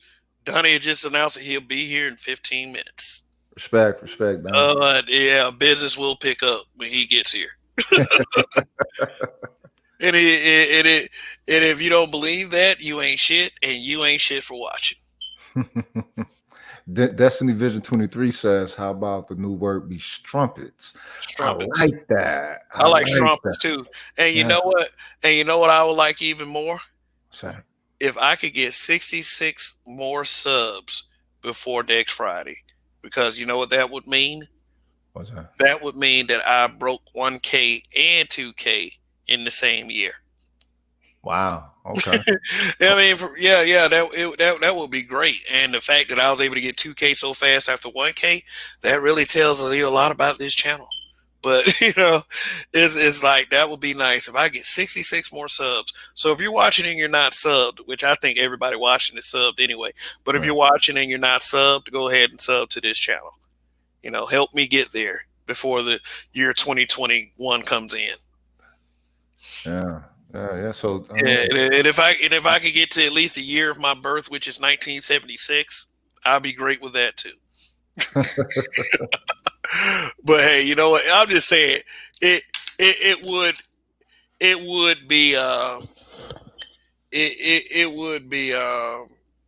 be nice to get 1K and 2K in the same year. You know what? I need to start building my channel up so I can. Yeah, Rogish the Buildmonger has a YouTube channel.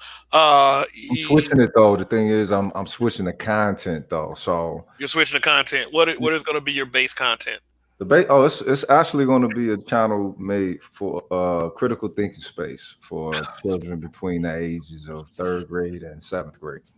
A critical thing. Oh, so you're doing it for the kids? Yeah. As far as it go, I might do some Patreon as far as for pure roguish content. Then but as far as anything on YouTube, I'm going strictly professional with it.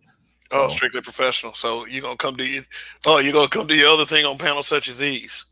Yeah. I get super roguish over here. Yeah. So that's awesome. Like, you're welcome, man. Shit. We that's how we do it over here. We do it brutally honest. Yeah. And tell everybody watching, tell y'all friends about this. We got to get like channels like these, like if you like content, you like hearing people like Kevin Samuels, speak the way he does. Like, there are plenty of channels. It's not just mine either. There are plenty of channels that's like this. And I'll name another one, the Roger Report Live. Facts. Yeah, sure. He goes on Monday through Friday. And he loves what he do, and believe me, I talk to him on a regular basis. I talk to Donnie on a regular basis. We love doing this. It's just we love being able to bring our perspective to the people, and me especially. Like, I love being able to talk to the people. And the funny thing about it is, I go to Walmart in my hometown and don't want to talk to nobody. It's like, get the fuck out of here, man. I'm just here for some socks. In the space, there is a connectivity with an understanding that permits one to continue elevating.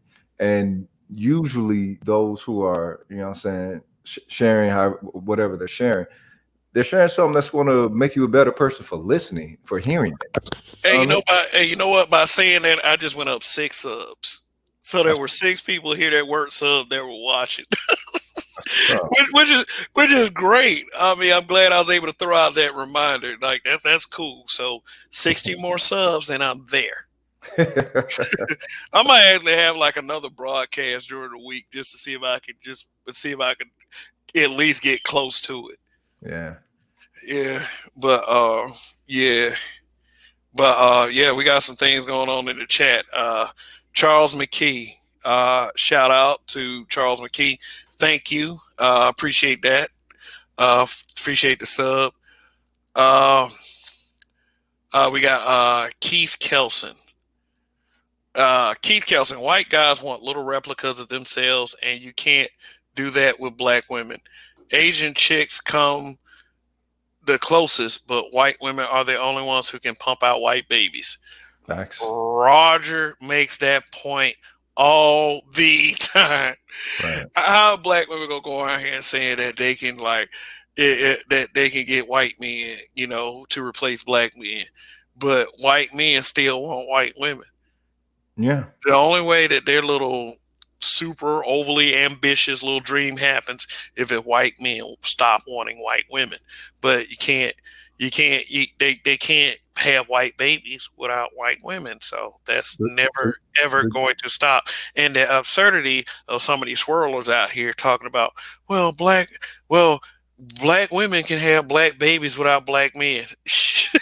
Okay, shut the fuck up. No, look, that's deep in that insanity. I don't blame. I never blame a mixed baby for being here. No, never that. No, never that. Your parents' intent is, if your parents' intent is bullshit, then just call a spade a spade. I'm okay. Well, okay. So on that regard, right, and a little more brutal honesty.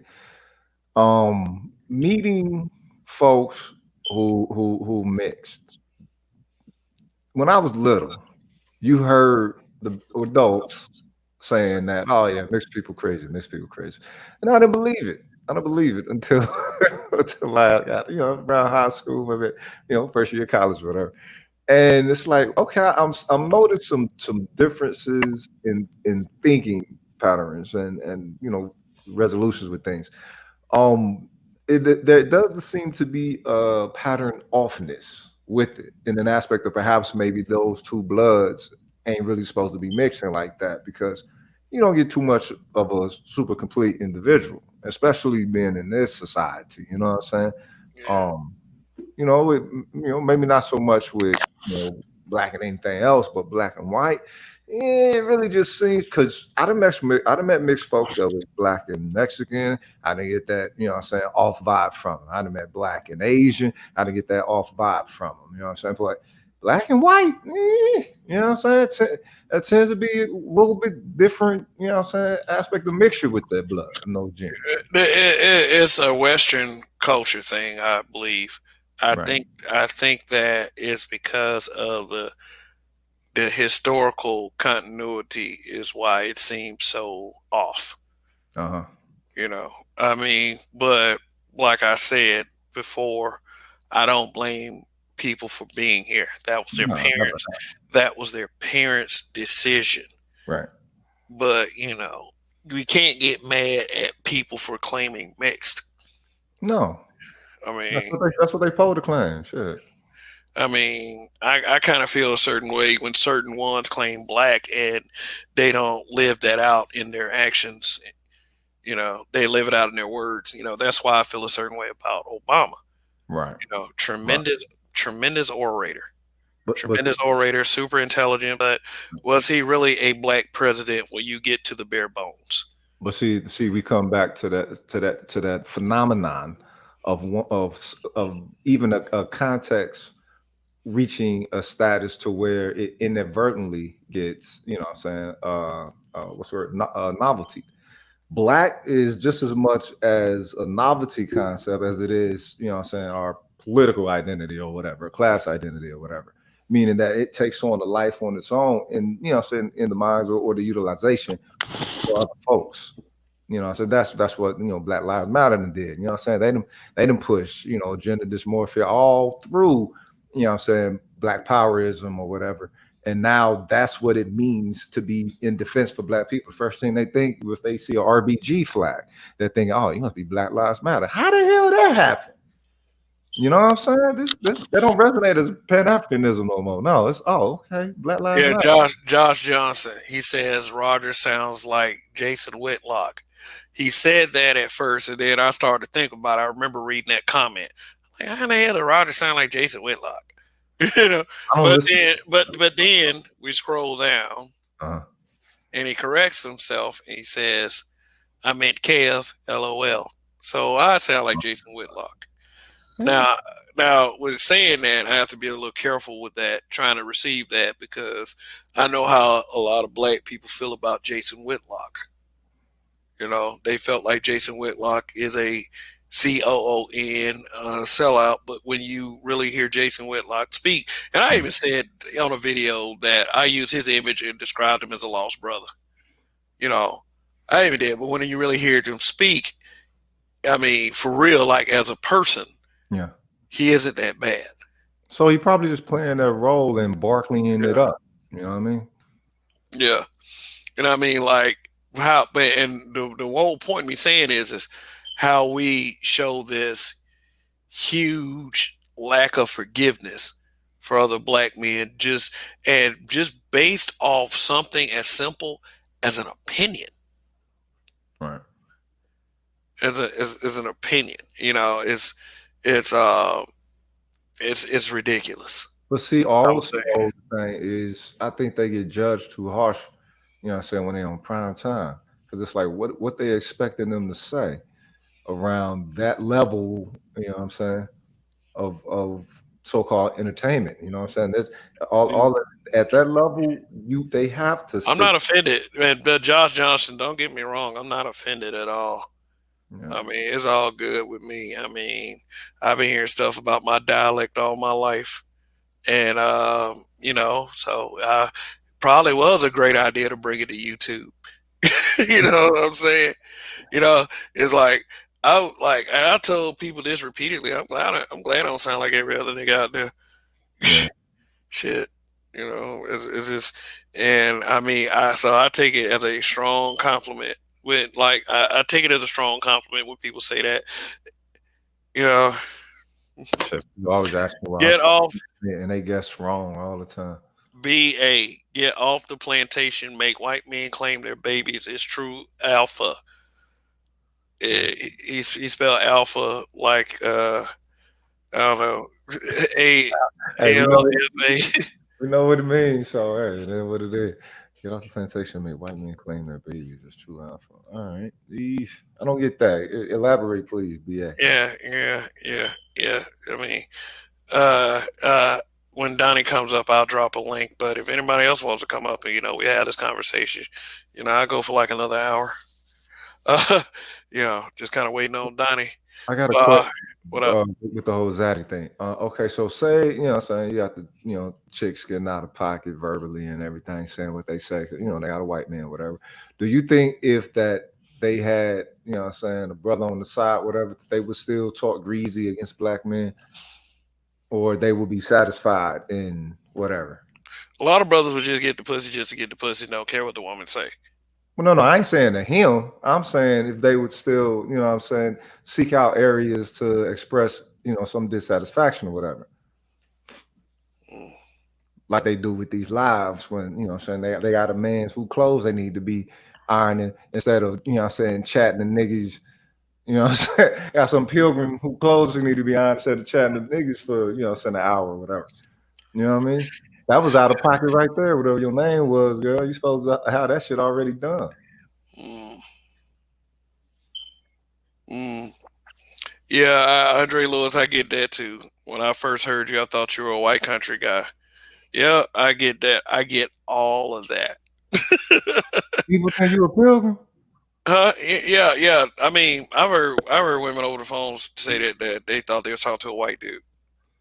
I don't hear that. Nah. Yeah, nah. I wouldn't have thought you were at all.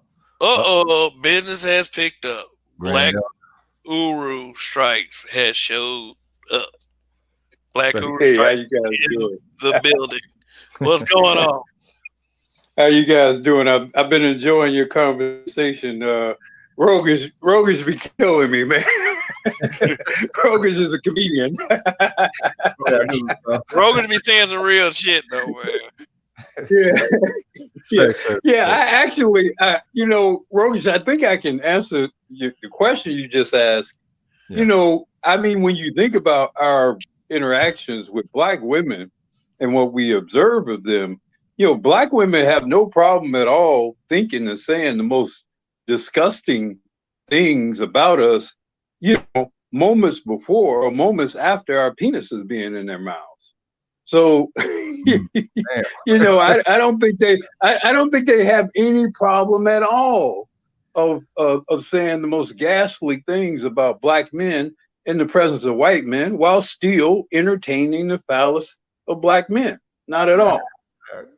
Damn. I mean, and if you think about it, that shit goes all the way back to the plantation, if not all the way back to Africa itself.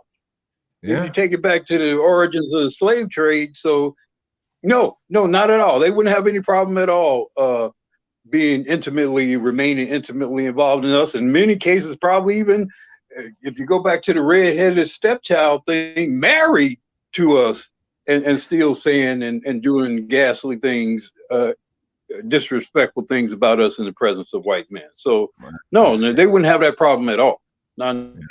Yeah, but when we say stuff about them, the first thing they want to bring up is white folks. Facts. Yeah, well, they do. What you have to always consider about Black women, and it's probably women in general, but Black women is they project their own evil upon us, almost always. So if you ever hear them loudly and repeatedly and incessantly exclaiming something, they're really describing their own thoughts and feelings. So they project out like this whole thing, like, well, you guys want to be with white women because you all want to be accepted into white community. No, that's them. That's them projecting their own desire upon Black men. Right. So all you have to do is listen to what they say very loudly about us. And I promise you, they themselves are either engaged in or very much motivated to engage in that very same pathology. For sure.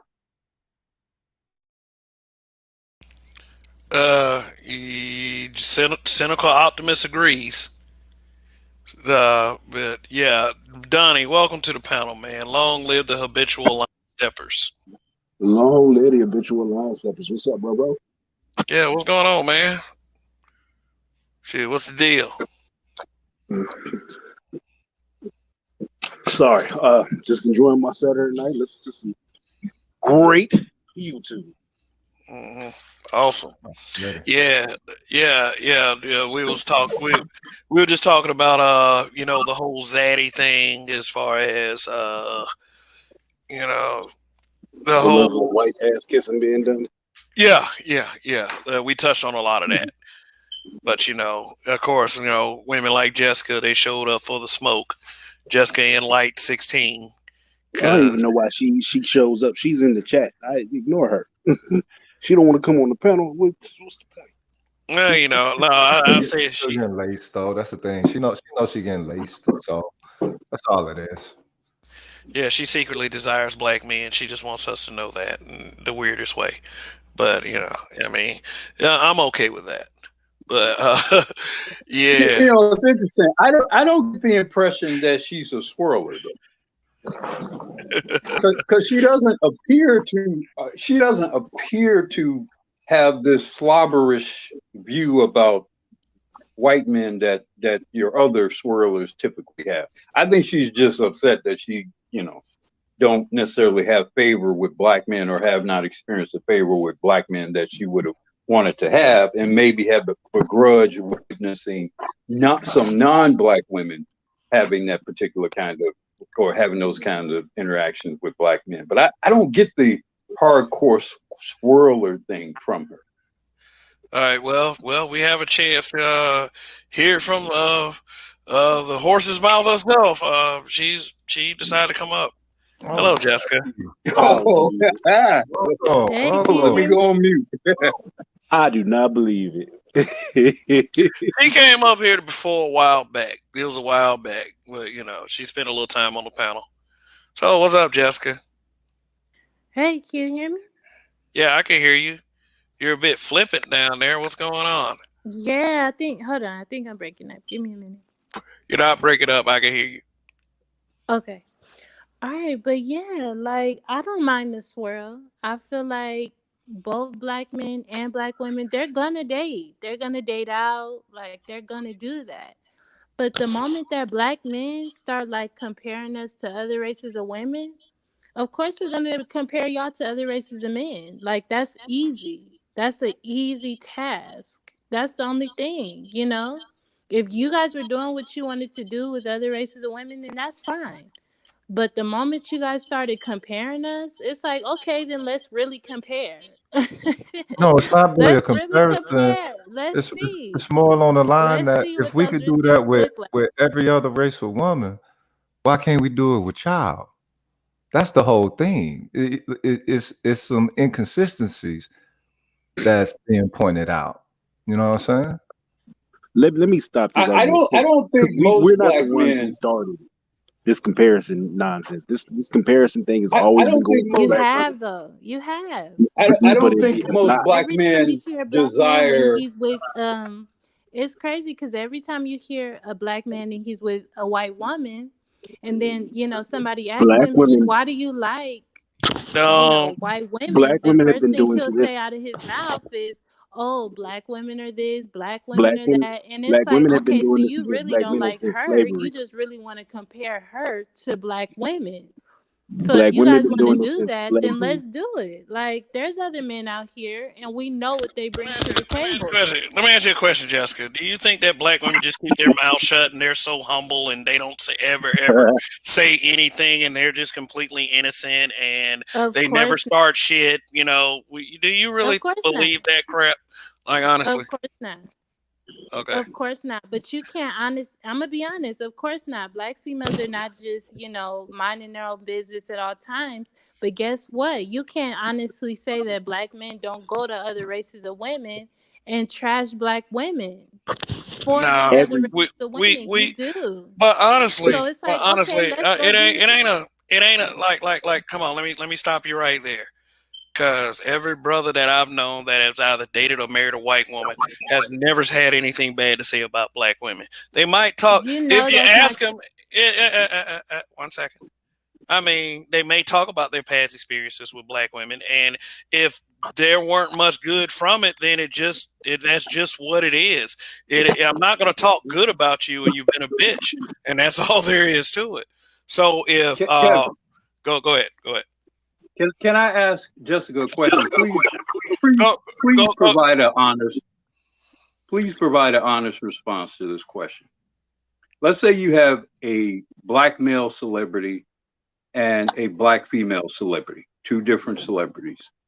Both of them choose a white mate. Who is more, and their, of course, their position, their fame, their success is contingent upon them remaining very popular and having things been thought and spoken well of them. All things being equal, who is more likely to be canceled in the media? The white man, the black woman with a white husband, or a black man with a white wife? Be honest. a black man with a white wife. But I'm gonna tell you Thank exactly you. why. No, I'm no. Let's pause. Let's pause, because that symbolizes the core and fundamental difference in this discussion. See, it's not so much about whether or not, some group of black people may not like a black man being with a white woman, or some group of men might not like a black woman being with a white woman. Um, the difference is the potential impact on the lives of black men who choose not to, or who choose a non-black wife. You all collectively, I'm not saying you personally, but black women selectively seek to end their economic viability, to end their social viability.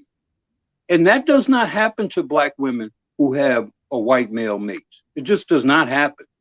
There's no way Barack Obama become president with a white wife. But now we have an incoming vice president and likely eventual president who has a white husband. Right. I agree. So I mean, you gotta. The part of the problem with this discussion is you all never, and maybe because you're female and emotional, you never bring any sense of proportion and actual balance to the discussion, because you feel a certain way. Your emotion applies credibility to things that is not warranted. But I think so. I can't lie. I'm gonna tell you why. Because guess what? A lot of black men have put it into place that, guess what? When they get with a white woman, they now have value. They now have moved to a different standard. So it's like, okay, if you're not even going to seek out the best of your race, Hold up. Why do you think we value white bitches to such a degree? You're going to be denounced by black women. You're going to be trashed by them. No, wait, yo. Why do you believe that? One at a time. Why do y'all think we hold white bitches to such a high value degree? Are you serious? Hold on, Primetime VA made a statement. Because black men have said that. They've said that. I think we need to address that. We need to address Primetime VA, and then we can go forward. Okay. They said that. Thanks for Jessica. Hold on 1 second. Men say that Jessica, 1 second. Yeah. Let me read the super chat. Okay. Okay. Primetime VA. Thank you for your support. They never ask black men why we date out. She is lying. They make assumptions as to why black men do it. And you assume, Jessica, just because you said you make this assumption that a black man who happens to have a white woman has not made genuine effort to have a similar relationship with black women. That's a false and invalid assumption. But again, because you all respond on a selfish, self-centered emotion, you'll try to ruin somebody just by virtue of any sort of association with a white woman. And it doesn't even matter what that man has done. It doesn't matter whether that man has employed black women, whether he takes care of his mother and his black daughters and whatever. None of that matters. All that matters is he just happened to coincidentally be with a white woman, and therefore he and everything associated with him must be destroyed. That's a very evil, evil thing. Cringe. Well, okay, so I've never seen a black woman try to destroy a black man, but they're definitely they tried to destroy the brother with the shea butter company. They tried to obliterate his business, all because he used a white woman in some of his advertisements. You can go further. Now, did that not happen? Did that not happen? Childish Gambino was canceled because he had a white wife, right? Michael B. Jordan had a picture taken of him on a boat with a white woman, and they tried to cancel him, right? Tyrese. Nobody tried to cancel Zoe Saldana and her white husband. Nobody tried to cancel what's her name until she married the black football player. All she dated was white guys. What's her name? Kerry Washington. Nobody tried to cancel Diane Carroll. Nobody tried to cancel Diana Ross. Nobody tried to cancel black women who married and made children and families with white men. Nobody tried to cancel Eve. Eve sat up on a panel with black women talking about black men and was able to do that however she wanted to do it, married to a white man. If that had been a black man married to a white woman trashing black women, well, we already know the story with that. Y'all say we do that anyway. Right. And I'm telling you that you guys get so much pushback when you're with a white woman because a lot of you guys have made them the standard in our community. And no race of woman, no race of woman will ever No, swallow. no, because No you think race of you woman is own ever gonna black swallow. men. You think you own Yeah, black yes, men, you and you can think I black let me men don't finish? have the right to make their own decisions about their lives. That's why. Wait, sister. No, I How didn't say might I ask you that at how old you all. are? This is Can what I I'm ask you, saying. Jessica, That there's no community Jessica, on the face of the planet. Jessica? Can I ask you how old you Yes, are first? I'm 22. Okay, so you're 22. You're working with a demographic of cats that's 22, right? And so the cats that's 22, they're not going to be put through the same shit that our generation been put through. You know what I'm saying? So they're making decisions also based off of the same ramifications, but not having gone through them, having understood, okay, you know what I'm saying, walk a mile in my shoes and where you ain't gotta walk that shit. Them cats been picked up on game. The thing is, y'all haven't changed your character. Your character has remained the same, and now you're dealing with generations of men who are not tolerant of it whatsoever. And yes, they are young. They are going to project white bitches in y'all face as a trophies because all they know right now is the unpleasantness, the uncooperativeness, and you gotta, y'all right And there. Rokas, they Mm-hmm. also know about the misbehavior of their mothers, their Yep. grandmothers, their aunts. A lot of what they're responding to, a lot of things they're saying is in response to how they've actually been treated by women who were supposed to love and take care of them and other black men. So, it's not just black men just deciding we hate black women and we're going to go pick some other women. Black women have collectively your generation, Jessica, but especially your mother, especially your grandmothers, especially your aunts. They are, if there is some growing sentiment amongst your peers, as to you described, it's been well earned by black women. Mm-hmm. And the thing is, y'all Right. shouldn't judge brothers off of Yes, that. I'm okay with No, it. y'all need to look at your Okay. mothers and your aunties and all them as well. Do you hold them Okay. complicit in that?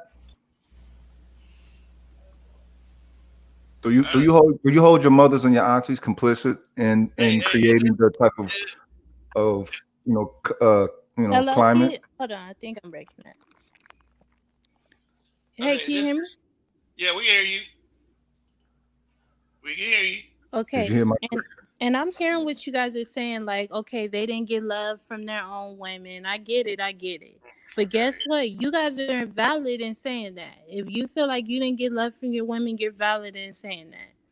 But we're valid in saying what we're saying as well. Because there's no other race of women that are gonna scoot over and watch other races of women get the best out of their own community. It's not gonna happen. You're gonna get pushback. And we're gonna continue to push back. Like So why is it simple. if women don't feel like they Simple. want the best of When their you men marry to a be white taken woman, away you from them, and her why is don't they getting put up a better fight? alienated. The kids is Why why alienated. why is Like it? we don't have to accept that. We don't have to. It's not a matter of you having to accept anything. Actually, it's would you answer my question if you hold your mothers and grandmothers complicit in creating such the conditions, social conditions with this? hmm because all these You see black how men they're that y'all creating what? complain about. Because all these Do you hold them as being complicit with creating such social conditions? Because it's not just on black men that created the social distance in the aspect of where the dudes of your generation is, you know what I'm saying, walking away from y'all and putting y'all down as a step. Right. Yeah. And Nor, I've nor definitely projecting up had another bit. conversations with older women in my family. Definitely. you know, Definitely. Yeah, And I they mean, most know, of your hey, we generation, didn't do most of your this. We generations have different been times. They raised by know that. women. Okay, you know Most what? of your generation has been raised by women. I would mhm. like to hear from you what you think the women So if they before your have some generation. weird kind of thoughts about Hey, black women, gentlemen, who did they get those thoughts from? gentlemen. Let's try to do this. Let's try to talk one at a time because Rogic had a question, Donnie got a question, Black Uru got a question. So, like, let's do this one at a time, please. I just want to know what would you make a composite list or like maybe 5 to 6 things that you absolutely know that the women in the generation before you fucked up on? Easy. Okay. I feel like they fucked up when they, were too sexual. Like the generation before me, they're very, very. They were like very sexual. Like they're very like they was on some whole shit basically. Like, but that was Okay. normal. Like that was normal for them to do. That's one thing. Another thing You that think they so? fucked up on is, You think they so? should have kind of like embraced family more. They didn't. All right. A lot of the women before me, they wanted to go to college, they wanted to get money, they wanted to, kind of do their own thing. They fucked up there. All right. Another thing that they fucked up on is giving too much discipline to their children. Not, I want to say discipline, but just being too overly aggressive on their children. Like they didn't really like raise their kids. They and like hold them accountable. They kind of just like were like overbearing on them. You know what I mean? They fucked up on that. I'm not gonna ever sit here and lie like, oh, black women are so perfect and they've done everything Okay, right. that's three. But That's at the three. end of the Keep going. day, Keep going. No. Give me about three more bullet points.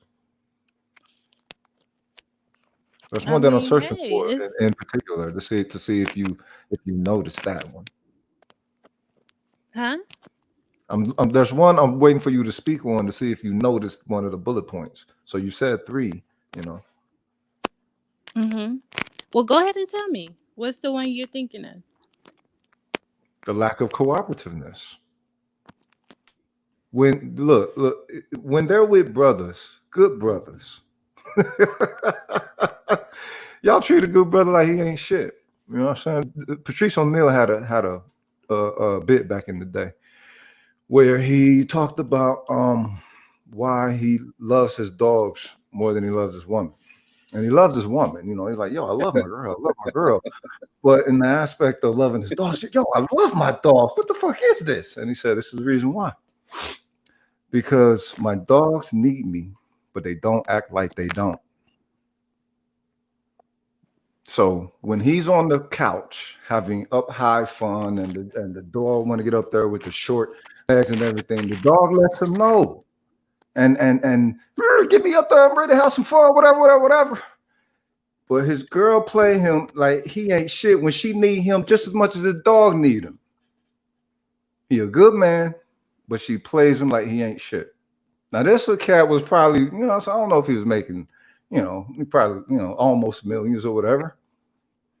But he had that to say in an aspect of his encounter with relationships and value and his value within a relationship, being a good man. You've had sisters, for some reason, take on a culture of devaluing the man that they're with for some reason. How can you be with somebody that don't have no value to you? How can you say you want them to be your husband? How can you say you want them to be the father of your children when they don't have And you see that happen, Rogish, at the highest levels. Yeah, I mean, you see it happen. You see it happen with. We saw a ghastly example of it with Will and Jada Smith a few years back. Facts. I mean, you could see. I mean, Michelle Obama would often do demeaning things about a guy who was the president of the United States. I mean, it happens at the highest levels. Mm. I mean, no matter how high a black man gets, typically an ADOS woman is going to try to somehow demean him, no matter how high he gets. And the higher he gets, particularly in the public, the more they're going to do that shit. They're going to make a point. They're going to make a public point. He ain't as great as y'all think he is. And when like I said, we really saw it with Obama, with Michelle and Barack Obama. We saw it publicly. Yeah, and when he stands up to it, they want him to stand up to it like a gentleman. Oh no! Now you get the act right, but when you get the act right, I don't like the act right. So it's like, what you on a fucking chump? You saw it with Ice Cube. Yeah, we saw it with Ice Cube. I was just trying to read this super chat, and then Black Guru, you speak, and then we're gonna let Andre Lewis get in because he hasn't said anything yet. So, thank you for the support, D-Rock Dan. Once again, Jessica N is looking for us black men to stop her from getting with LM. Oh, that's what you like. But, Shit, go after you bought your light. Shit, Viva yeah. la la. So shit, go get your one. Yeah, go ahead. We don't care. I mean, do you Wish do you what luck. makes you happy? Mhm. You know. Jessica don't want no white dude. She don't want no white dude. I mean, I know swirler types. She's not a swirler type. She's not. She don't sound like one. Yeah. But Andre Lewis, you there? I mean, I swear if I just have to. I mean, I don't want to, of course not, but hey, shoot, Nah, like it's you not- said, if y'all gonna keep flexing, You can't white make that women, fake white voice. You gotta be able to make that Right. fake white voice. But don't you think that's a stupid argument to make? If you gonna do this, I'm gonna do this too. I'm Like, just come on now. Well, women are reactionary. You do Women this, have always shit. But you know how, this like, shit. if the guy, a lot of young black if a guy women, they not cheats gonna just and sit then his back woman and just cheats keep watching and she y'all just cheated around some white just to spite females. him. It's not gonna happen. Okay, cha-ching. I gotta read this one. Matty Ghost. Thank you, brother, for the super chat once again. Matty Ghost has been very kind to this channel. Maddie, you a in fucking particular. G, cuz. You a Yeah, fucking G, Maddie. Yeah, so All right, Maddie. Maddie, my stocks are booming. Another winning week. COUV, my big winner. Watching my Bitcoin stock, BBKCF and HVBTF. Ultimately, if women choose bums to mate with, the results are single motherhood. Other races choose productive men for mating. And can we speak? And I love that he said that. He said other races choose productive men for mating. I feel like when they say productive men, they mean men with money. And when you see black females choosing men with money, we get trashed. We get dogged. We get degraded. But other races of women, that's fine. They get to do stuff like that. So it's just a double standard. Like, ain't no double standard. You don't think that's why a lot of black females are Hold up. like, Wait a minute. Yo, Jessica, where you getting an understanding of these standards from? You don't think that we judging these other women either? Not at all. Get the hell. Not at all. This is why they call you a troll. This is why they call you a troll. This is why they call you a troll. You ain't listening. You ain't listening. Jessica, you just said here, Jessica, and admitted that black women have done things that would turn off black men. You've admitted that they've done it across generations. And now you're trying to infer that black men have no reason or no cause at all to look to other women. We ain't got no standards. No. We don't have any standards. We don't have any reasons at all to consider non-black women. We're just doing it because they're just non-black women. Even though you yourself admitted that black women have done a lot of effed up stuff to drive black men away. So which is right? But he asked me, he said, are you guys, you don't think that we're judging other women? And I'm saying, to the standard y'all judge black women, no, you're not. You're not judging them. No, you ain't gonna be judged by the same standards because you was cultivated in a different environment. You can't be judged by the same standards like that. But in an aspect of well, it's all the same standards, but in the aspect of how it's being received with the interaction of them, yes, they being motherfucking graded too. And if they pass in the motherfucking class, what the fuck? Cheat. And there's a timeline. There's a timeline aspect of things too. We have been with you a lot longer than we've been with these other women collectively. And as we get to learn about their effery, we'll make better decisions with them too. But the disadvantage you have is we know you, we know your mama, we know your grandmama, we know your great grandmama, we know all this fuckery is not going to change with y'all.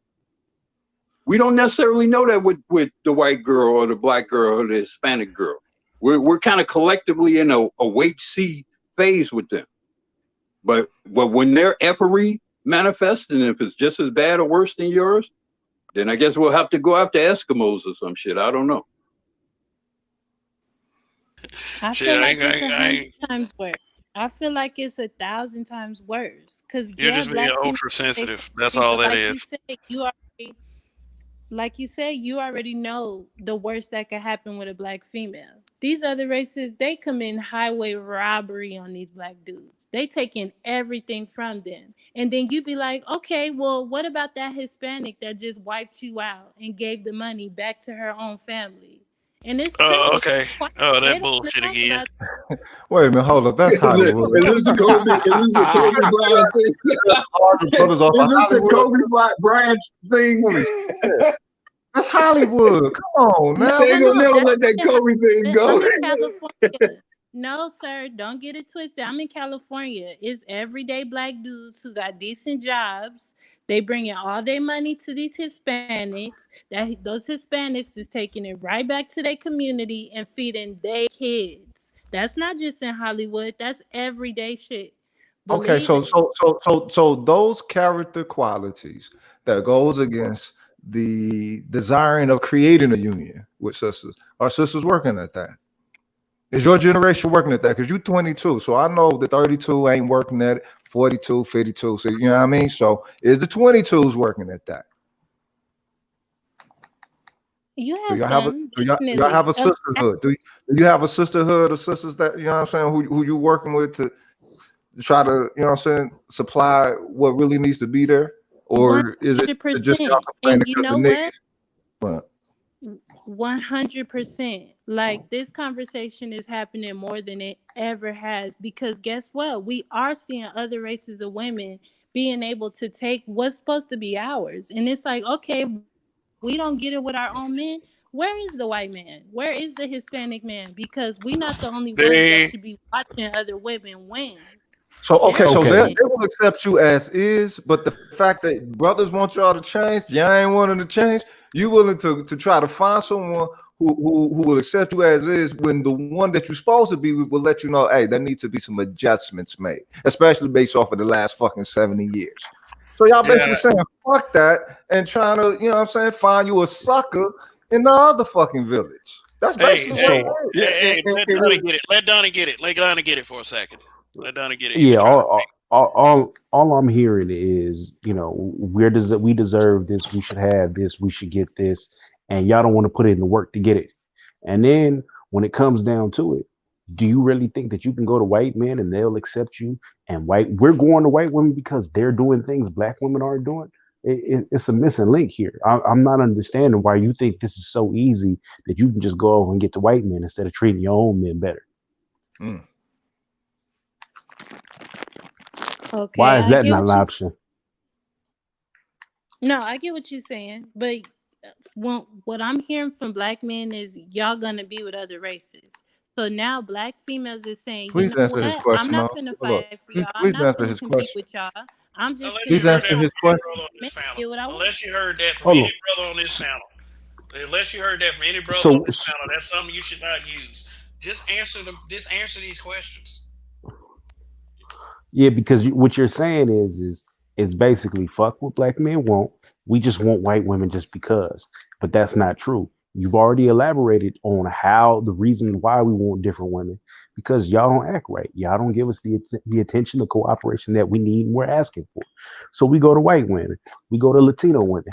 So if that's the case, then what makes you think white men want you and you don't do the shit that their women do?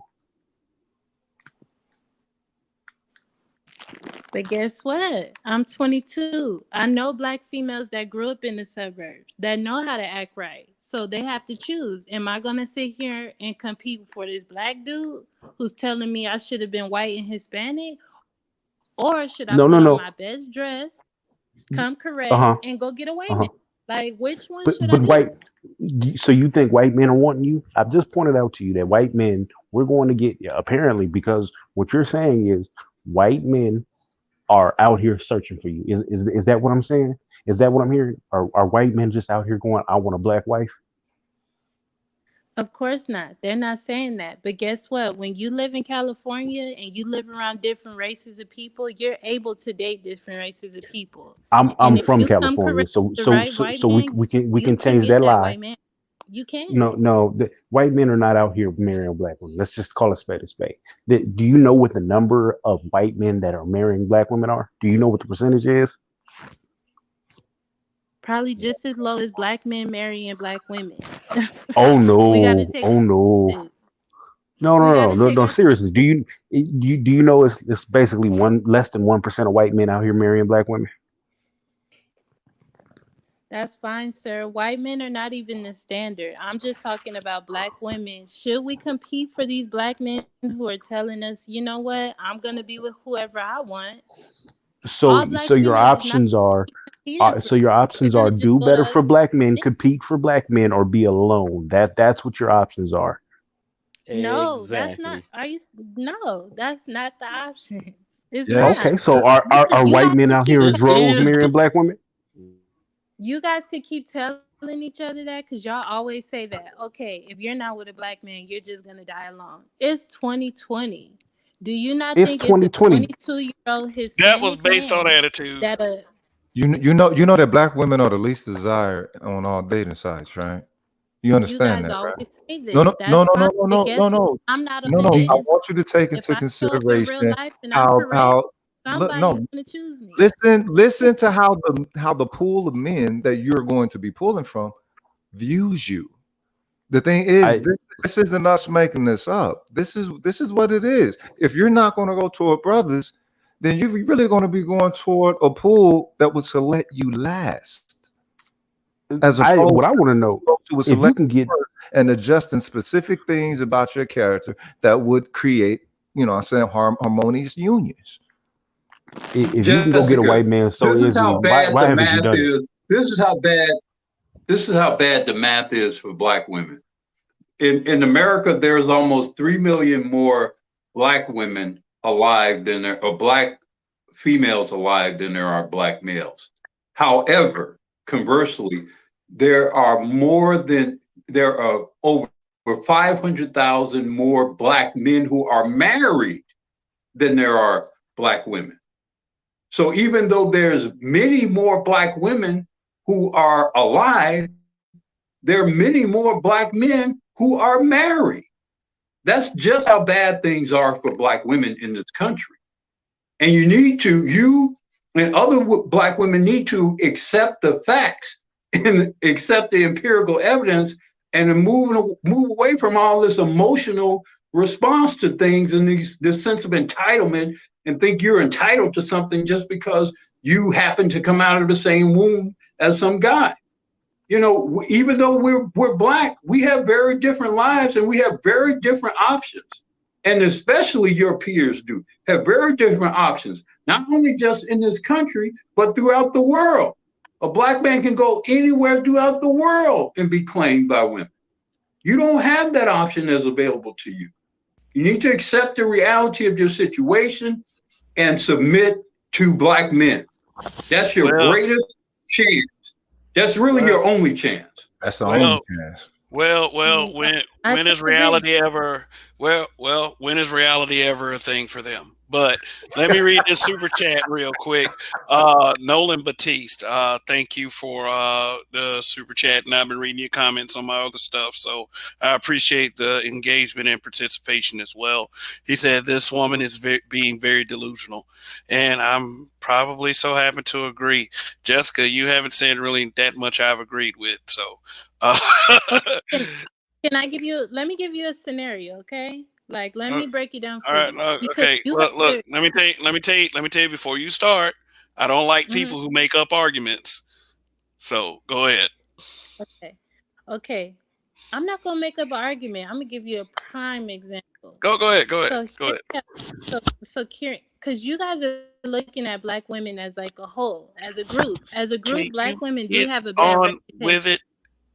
it? Can you get on with it? Can you get on with it, please? We know all of this. We've discussed it plenty of times.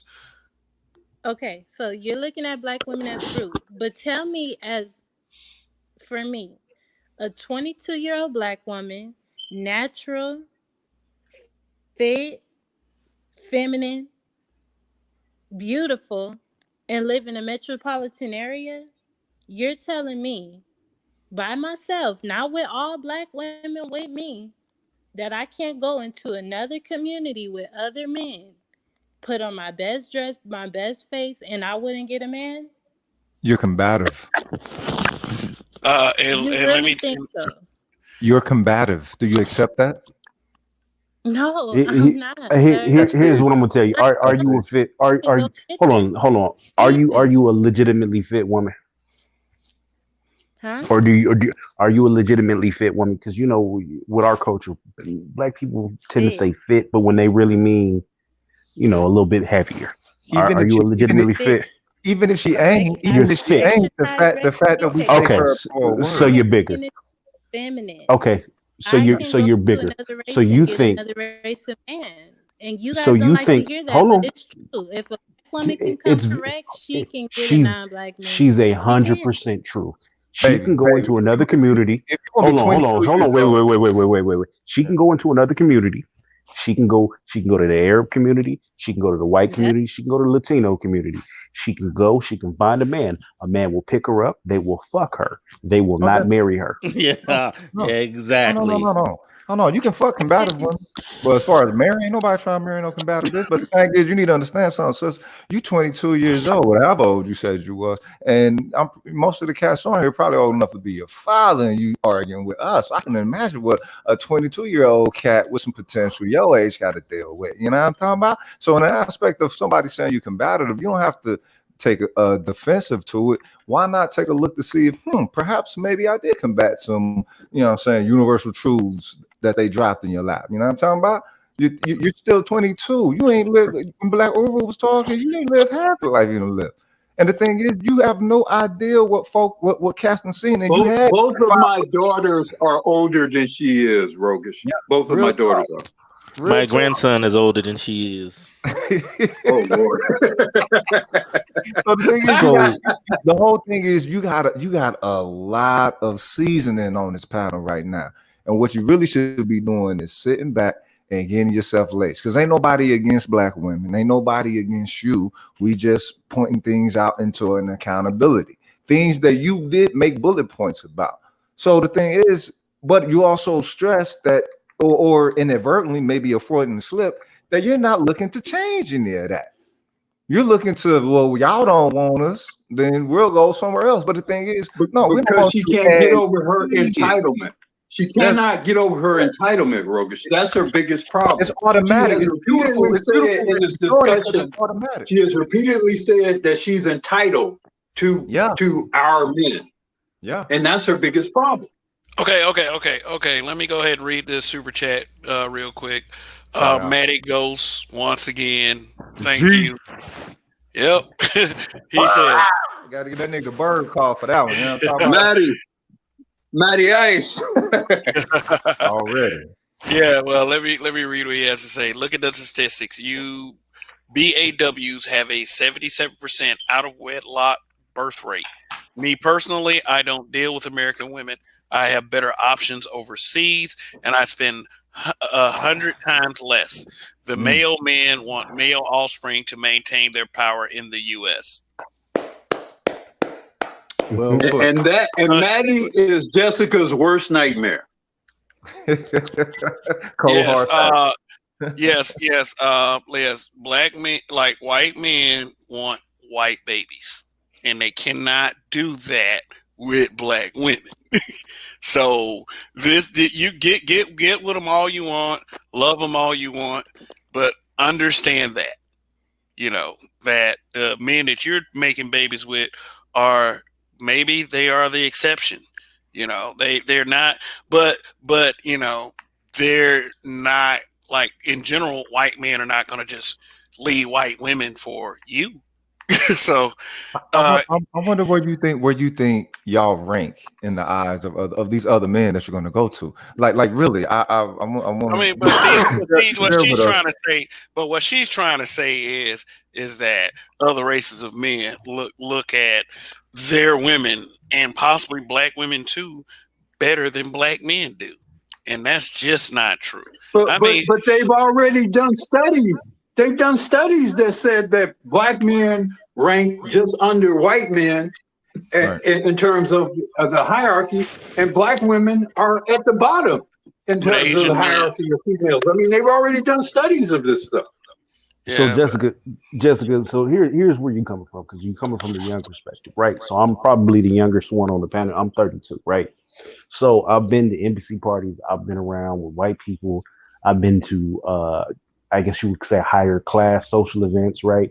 I've been in the hood. I've been all around the block, and I can tell you emphatically, there may be one or two black women who have made it and found them a white man, right? But typically they're the bottom shelf brads, even in upper society, right? But when you see these black women go out, they get dressed up, they change their attitude, they deal with these white men, and the white men fuck them. They will walk around with them like I'm fucking a black girl, and then at the end of the day, they'll go marry another white woman. Right. sexy They'll Lexi. go, they'll go But marry. they'll keep that black woman on the slide as a side. Definitely. He ain't gonna get Oh, rid of her. He gonna keep her on the slide. Yeah. black women know this. They have a whole genre. Excuse me. They have a whole genre of books dedicated to it. My Secret Baby with the Millionaire. Think I'm bullshitting? Go into any Google. Walmart, go into any Target, and go into the book section. They have their own section of that genre. The Millionaire Secret Twins. Like it's some sick shit. They dream about being baby mamas to rich men because they know that's what they can attain. And that shit is it's like being slaves. Rich It's white embedded man, in your rich mentality. white man, rich white man. The operative word is So white. so the thing is, yeah, you can go out and go fuck a white dude. Sure, nobody's denying that. Yeah, y'all been doing that since time immemorial, right? The difference is how many of y'all end up with the bag? How many of y'all get the ring? It's not very many of y'all. Few. So if the Well, options are uh, black men ain't shit, or we can go get a white man, sure, you can go get a white man. He's gonna fuck you and keep it moving. and you love to say that. Like every time you That's the hear black truth. men speak, it's like, okay, That's you love That's corny. to that. fuck him. Guess what? In That's 20 history. That's history. Why you on set reality? So you think that people are just saying this because just is something to say? That's what it is. Not even no purpose in sharing the information that we share. We're just talking shit. No, You have I'm no not being delusional. We I'm got not a being super like chat and we got Rael waiting Yeah, in the my Hey, wings. hey, yeah. Okay, the sneak 2008. Thank you. White men understand that having a baby by black women doesn't produce white male babies, so he will have kids, boys, with white women or Asian women. Why would white men procreate themselves out of existence? Genetic annihilation. I don't think black women take into consideration that in the aspect of why they pursue them. It's because y'all pursue out of spite. Y'all don't really pursue out of loving them motherfuckers. It's just out of spite. And the thing is, there's nothing to be spiteful about. And I mean, now, Sexy Lexi is cutting up down here. Are y'all white men? Y'all think y'all know everything? You know, we don't know everything, but we know black women. So stop pretending like we don't. Yeah. Like this is some black men are walking dildos. Do we care if you stick that dildo in your mouth and shut the fuck up? Listen. Like, She ain't made a super chat. She's to be ignored.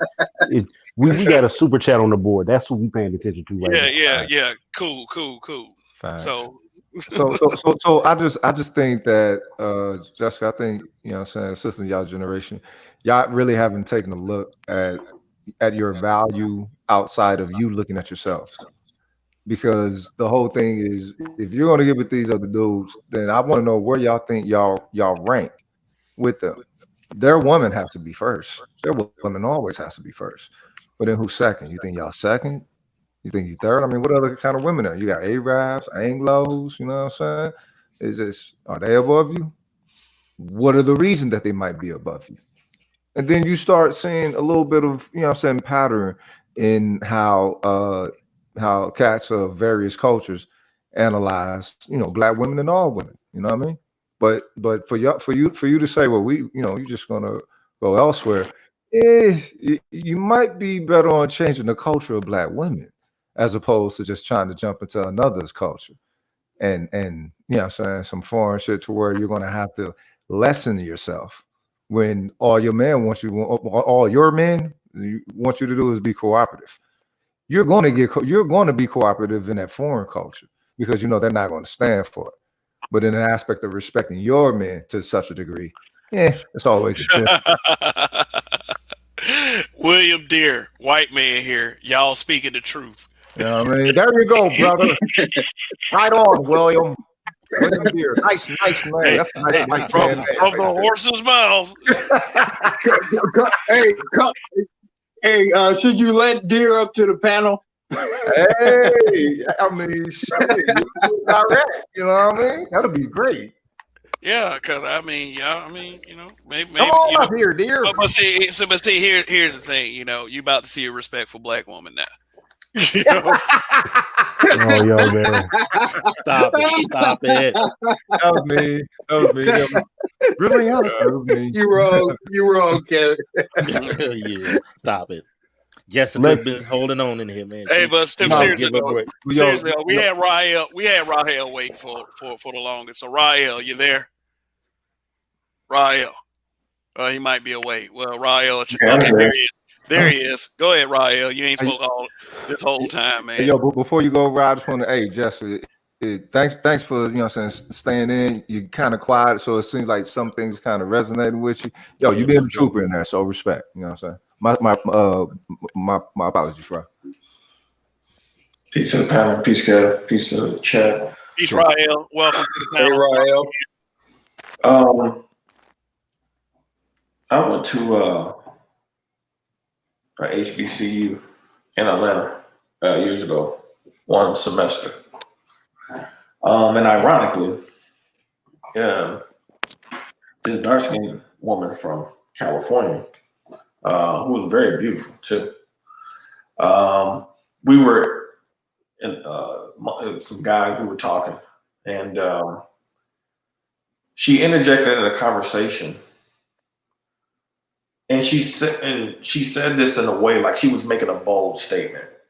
She said to us that she wanted to have kids by either white guy or Hispanic guys because their babies come out when you have babies with them, their babies come out looking cute with good hair.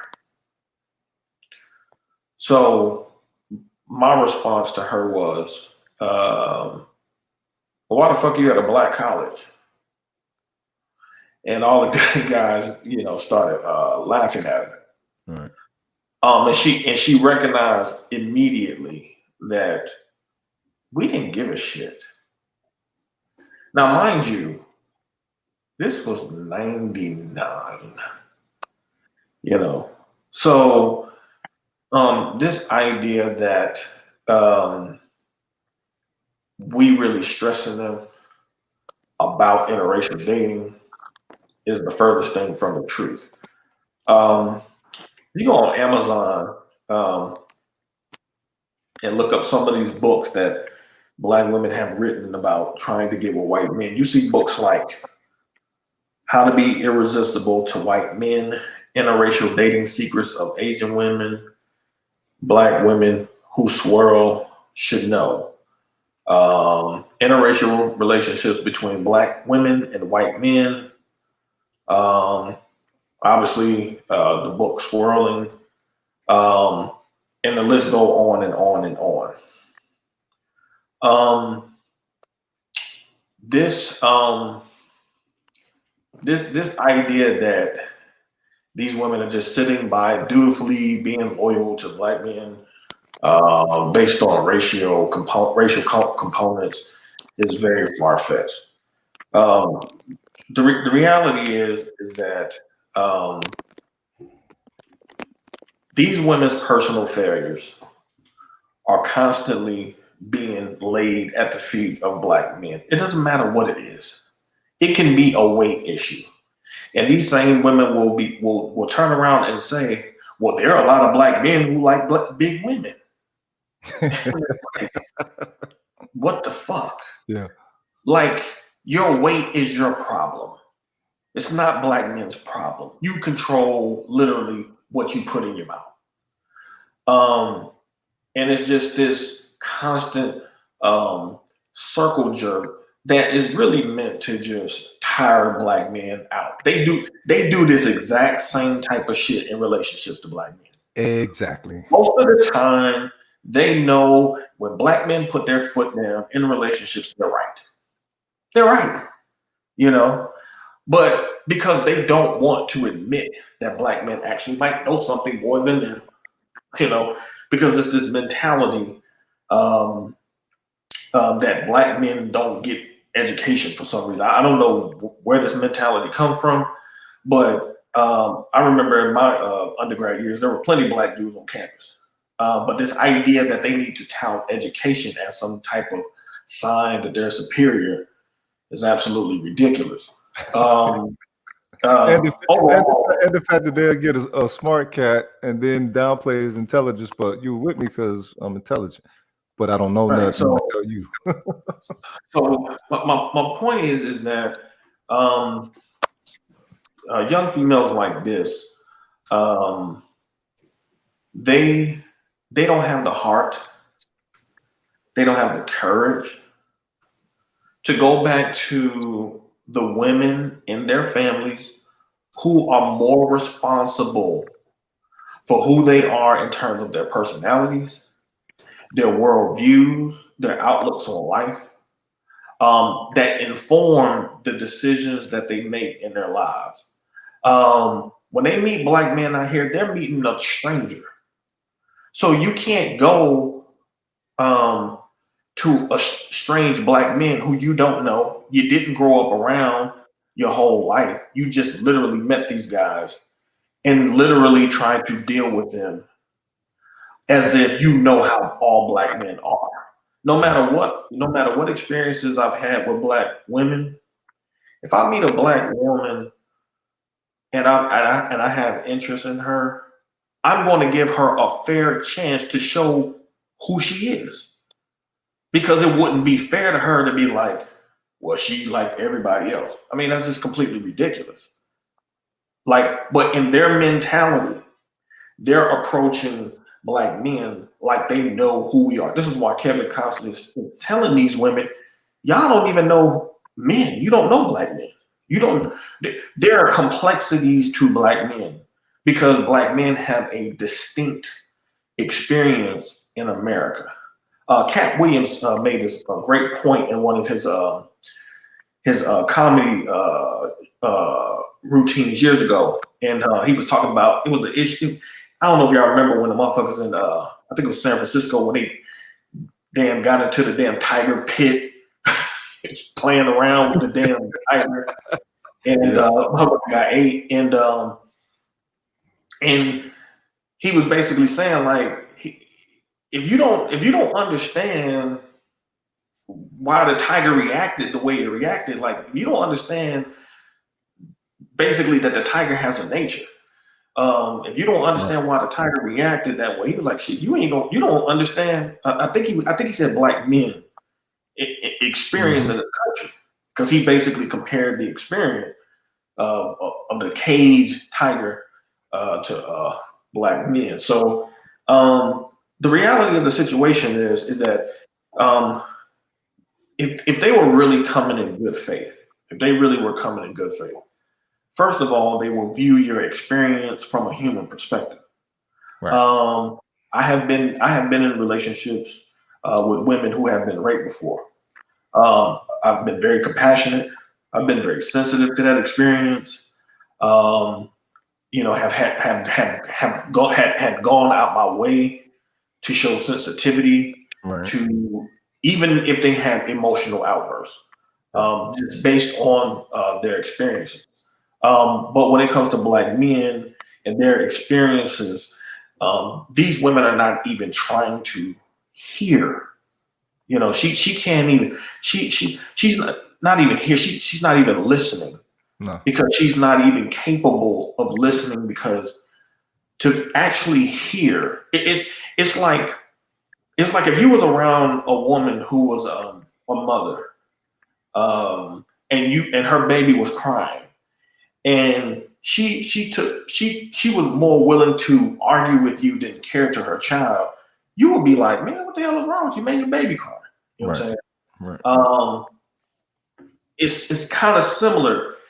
They're hearing men express their experiences, and they're completely just going over it like, nigga, that shit don't matter. It don't count. I want what I want because you should want me. Now, the problem with that mentality is what makes relationships so great is the fact that the person wants you. Right. The person is interested in you. The person likes you, not because they're they're obligated or shamed into being with you. No, there's something that's about you, and there's something about the other person that connects you. They want to just guilt trip and shame black men into being with them as a collective. Not even bringing not every black female that goes home as an individual woman. Yeah. What are you as an individual woman? Don't talk all this black women shit in the plural sense. Who are you? Yeah. What do you bring to the table from the female attribute perspective that makes a man look at you and say, man, I'm willing to go through this journey in life with you for the long haul? See, they're not asking those questions, because the truth of the matter is most of these females don't even have a deep personality at all. We hear these women call Kevin show all the time. And what we are hearing constantly is female incels who have no personality. There's no depth to their conversation. They talk about how educated they are. You can't have a logical conversation with these women because they literally have no depth to their character.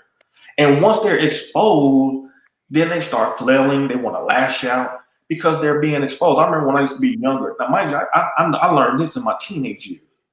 When I would meet a chick, this was when I used to live in Atlanta. When I used to ask women, ask females questions, where you from, and just probing, just getting normal stuff, trying to get to know a female. Many times from black women, I used to hear things like, "Damn, you ask a lot of questions." Now, mind you, I ain't never had that response in any other group from women. Right. But I'm trying to get to know the person, because it wasn't always about the sex for me. Like, okay, I'm physically attracted to you. Okay, all right, past that threshold. Now let me see what type of woman you are. But most of the time, there will be nothing there. It would literally be like on some dumb blonde type shit. There's nothing there. And what we're hearing from a lot of these women, literally, there's nothing there. They're complaining that they don't have what they're supposed to have because they were supposed to be taught from women that proper attributes that makes a man feel compelled from a masculine sense to want to take that woman and say, "Hey, come over here with me." That's what you're supposed to have. So they ain't changing because they can't change then. Yeah, they don't understand that they have to put that work in for themselves. It's nothing black men could do to resolve that issue for them.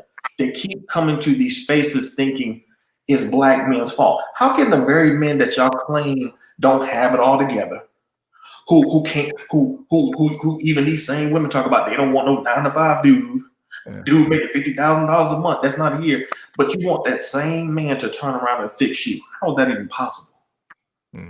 He can't. You're asking him to do something that, number one, he's not qualified for because he's not your counselor. Number two, that's not why people get in relationships. Women might get in relationships, especially in this group with this healing mentality. That's not why black men get in relationships. Black men ain't coming to the table talking about we can heal each other. Yeah, that's not what's happening. But that's exactly what she's saying. She wants black men to heal her when the reality is whatever she needs healing from probably came from her family, not black men. Right. That's something missing. That makes a lot of sense in an aspect to why change is so difficult. Because since whatever an aspect of that character wasn't instilled in them, rather than them search for that character and make themselves more complete in an aspect of any proper reunions, that we're the ones with the problem. But it's like they'll state what the problem, like Jessica, you stated whatever bullet points, whatever, right? Do you think that your generation suffers from them bullet points in these contemporary times? The females of your generation? I mean, there's probably traits there, of course, but Percentage wise, what would you say? I feel like Out of 100. we're different. Like my All right. generation, we are different from we're different because we're around like other women. So But your so men we are get leaving to you see what men at the look larger like. percentage though. So what's the difference then? If larger percentage of your men are leaving. My Right, they generation, are, but I feel like we that's still the fucking with culture y'all shift. on that level. But y'all generation is like, nah, they mashing out. So what change has there been? What for what? I feel like it's the culture shift. Like the media told black men, okay, you could leave now. So what did they do? They dipped. So it's like, okay, you can't really Oh, leave. What what media? media told us to do that? Yeah, that's what I want to know. You Shit. see, the moment you seen like the moment you seen like the racial barriers gone, the moment you seen, okay, I can't mess with this white chick and actually impregnate her and not get freaking offed, then they say, okay, I'm finna go do that. Like that's what it is, So you you don't think know? black women played a role in Jessica, that at all? Jessica, do you know what the phrase "the redheaded stepchild" means? Do you know the You said origin of that phrase? What's that? repeat that. What you? You ever heard this phrase, "the redheaded stepchild"? Yes, I heard that. Do you know the origin of that phrase? No. The origin of that phrase is that very often in the U.S., back in the day, so I guess, civil rights in particular, but even after that, very often black women would secretly or not so secretly cavort with white men. They would become impregnated by those men. Now, very often those women were also married to black men or somehow associated with black men or eventually became married to black men. But they would have this mixed child. Right. And sometimes that mixed child would be would have red hair and freckles. If you've observed this phenomenon amongst black people, that may very well be the source of what happened there. Oh, okay. Now you're referring to black men cavorting with white women. For almost the entire history of this country, black women in all levels and all formats have secretly and not so secretly cavorted with white men. They've done it on plantations. They've done it while sharecropping. They've done it in as they worked in factories together. They did it. They've done it in schools. They now do it in corporate workspaces. There's never been a time in the history of this country where black women did not have sexual, very frequent, and like I say, sometimes even very open sexual activity with white men. Now, it's the kind of thing, though, that black men to some degree have been ashamed of or are not necessarily motivated to discuss publicly, at least not until recently. It would be the kind of thing where, your great uncle or whatever, they got, one of your cousins or whatever got red hair. Everybody in the family is dark skinned, but for some reason this guy is light skinned with red hair and freckles.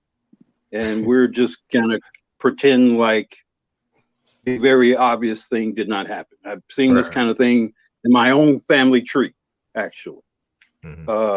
So now you black women want to now condemn black men from engaging in an activity now voluntarily. Nobody's being forced. Nobody's being, lynched or whatever, that black women have engaged in for the 400 years or 200 years or whatever that you guys have been on in this continent. See, part of the problem and with having conversations with black women, for black men, for intelligent and knowledgeable black men, you all are so collectively dishonest. Yeah. So collectively and conveniently dishonest about what you do. And I'm not saying you necessarily have done anything, but almost all of you all know that your sister was doing it, or your mother did it, or you all know. You know, I've discovered secrets about my family as of late, and usually they involve the women. And you know, I have a grandfather. My grandmother, my grandmother was very dark. My mother was light skinned. I've never seen a picture of my grandfather. I would not have known him from Adam. I think he very likely was a white man. Nobody has ever mentioned him. Nobody's ever talked about it. You know, it's just whatever. There's a step grandfather, whatever, but he clearly was not my grandfather, just by the appearance of my mother. And then I have an aunt and uncle who were even whiter looking than my mother. Right. You know, when they were kids, they had blonde hair and blue eyes.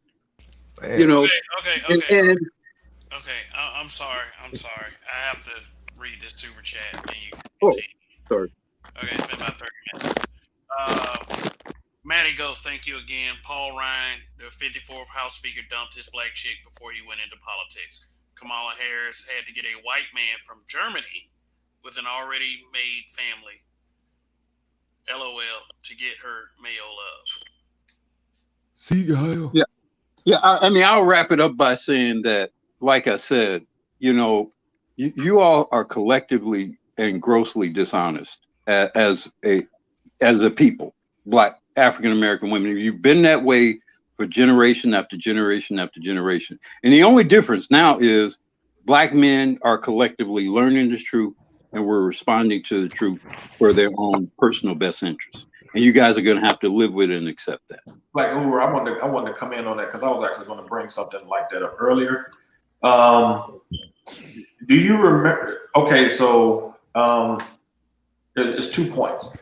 When the chick who wrote the book on swirling interviewed the vegan. Did you see that particular interview? Did you see that one? Oh yeah, I'll never forget that one. Okay, now one of the things that he said as a white man, now this is what he said. One of the main reasons why that he didn't have any interest in being with black women was because he said black women cheat on their men.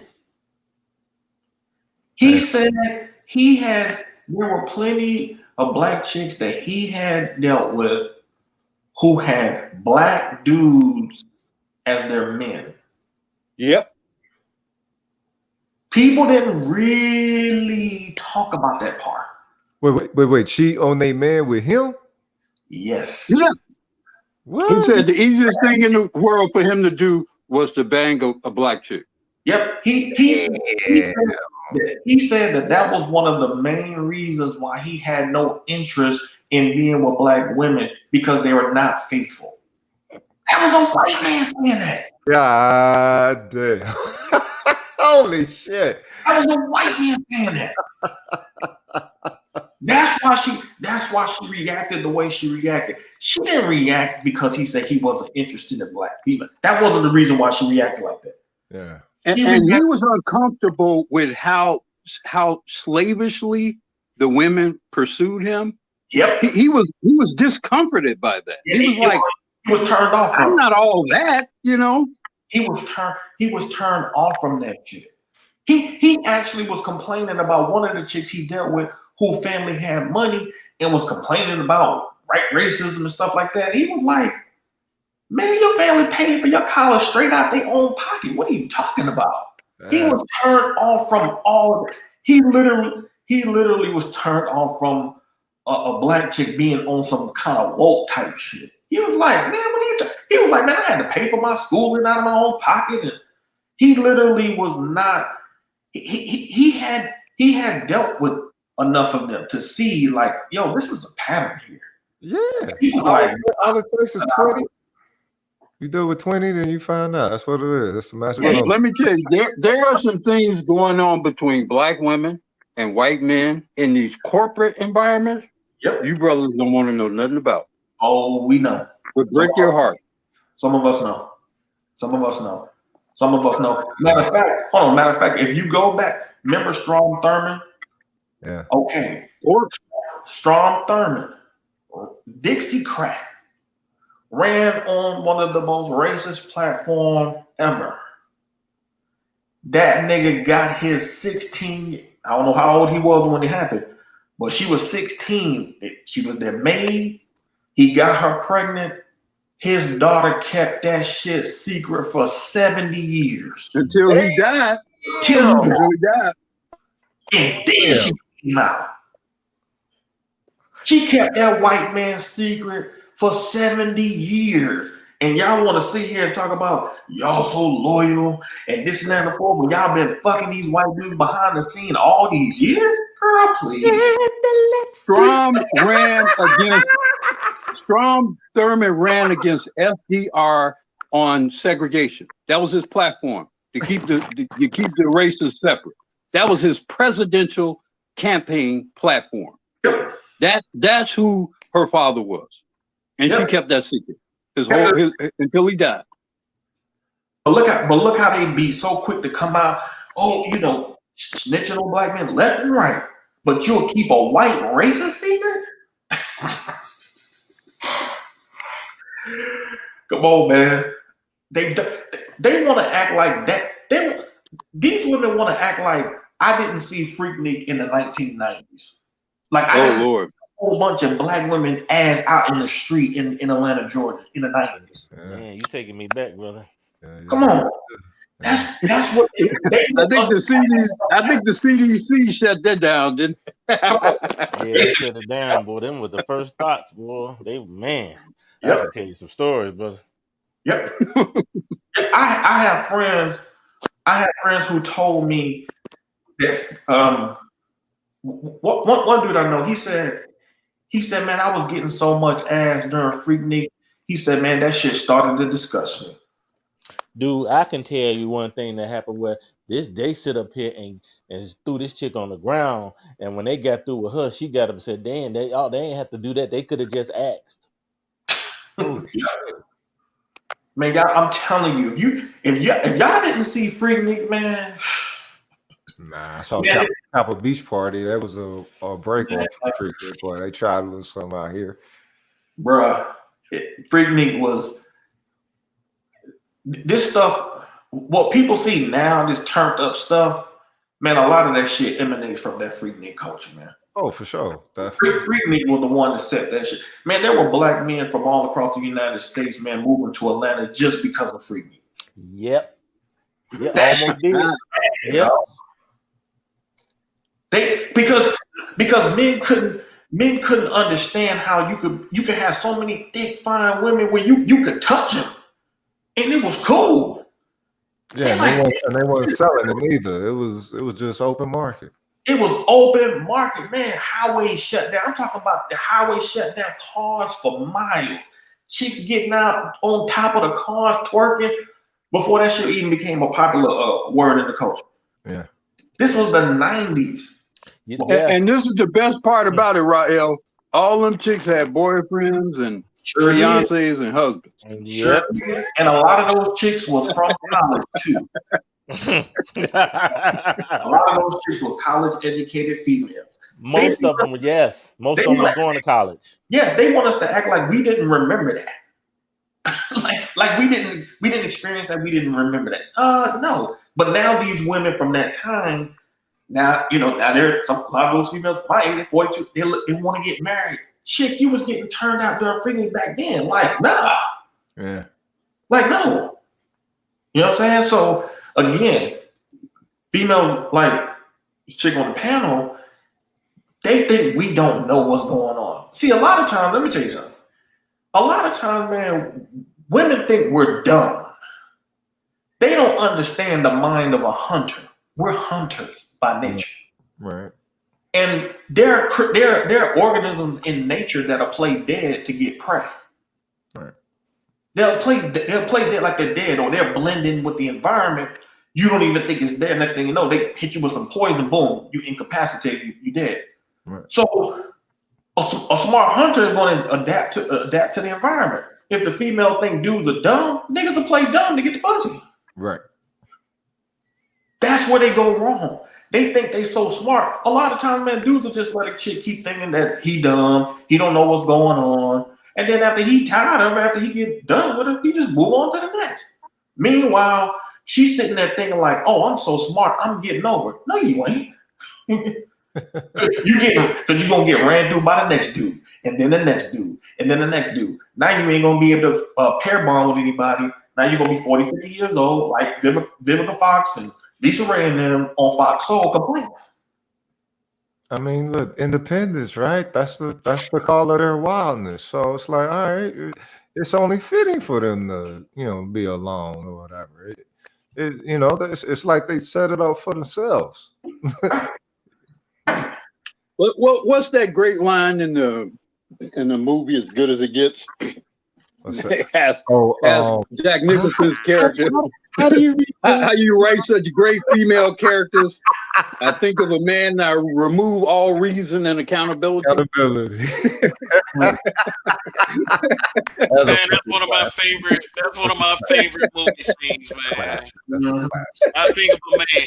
I take away reason and accountability. I mean that's their Achilles heel. You've given them rights to do things that they really have not been biologically designed to actually deal with. They have not been biologically designed to be accountable in the external world in the ways that the male have been evolutionarily designed to do so. It's not an insult intended to Jessica and other females. You just have to look throughout the history of the human species. You were designed to do a certain thing.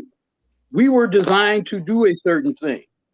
And now, but we've let this feminism thing conflate things in a way that you thought was helping you, but it was really actually sabotaging you and future generations of your own people. Yeah. And Black women are just like the living, breathing symbol of the failure of feminism. Yep. Facts. That's why you can go on if you type in why I'm no longer a feminist on YouTube, you will see probably hundreds of videos, maybe thousands of videos, white women denouncing it because they actually recognize the damage. Wait. White bitches is denouncing it? Yes. Wow. So that's because they smart. Yeah. There's an actual movement of white women who hate feminism. They really do. And I somewhat discovered this when that you remember the television show Batwoman when it first came out. There was a whole slew of videos from white nerdy girls that denounced the show, its overt feminist themes, the lead actress, the lines, everything. They hated that shit. And they're actually fighting to change their culture then. And Black women. So hey, Jessica, there you go. Y'all need to fight to change the culture of Black women. Because the thing is, no one is accepting you as you are no more. So that means, and if you say that you have those same issues, why not change those issues? And you'll change the condition. Basically, what they're trying to tell you is there's two kinds of white girls. There are those battle axe man hating feminists. There are those white girls that like dick. Those are the ones that are fighting each other.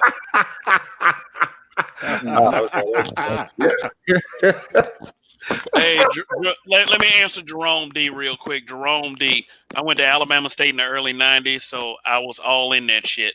I went to Alabama State in the mid '90s. I never made it to a Freaknik. I wanted to, but I did make it to Daytona and Bike Weekend in Myrtle Beach.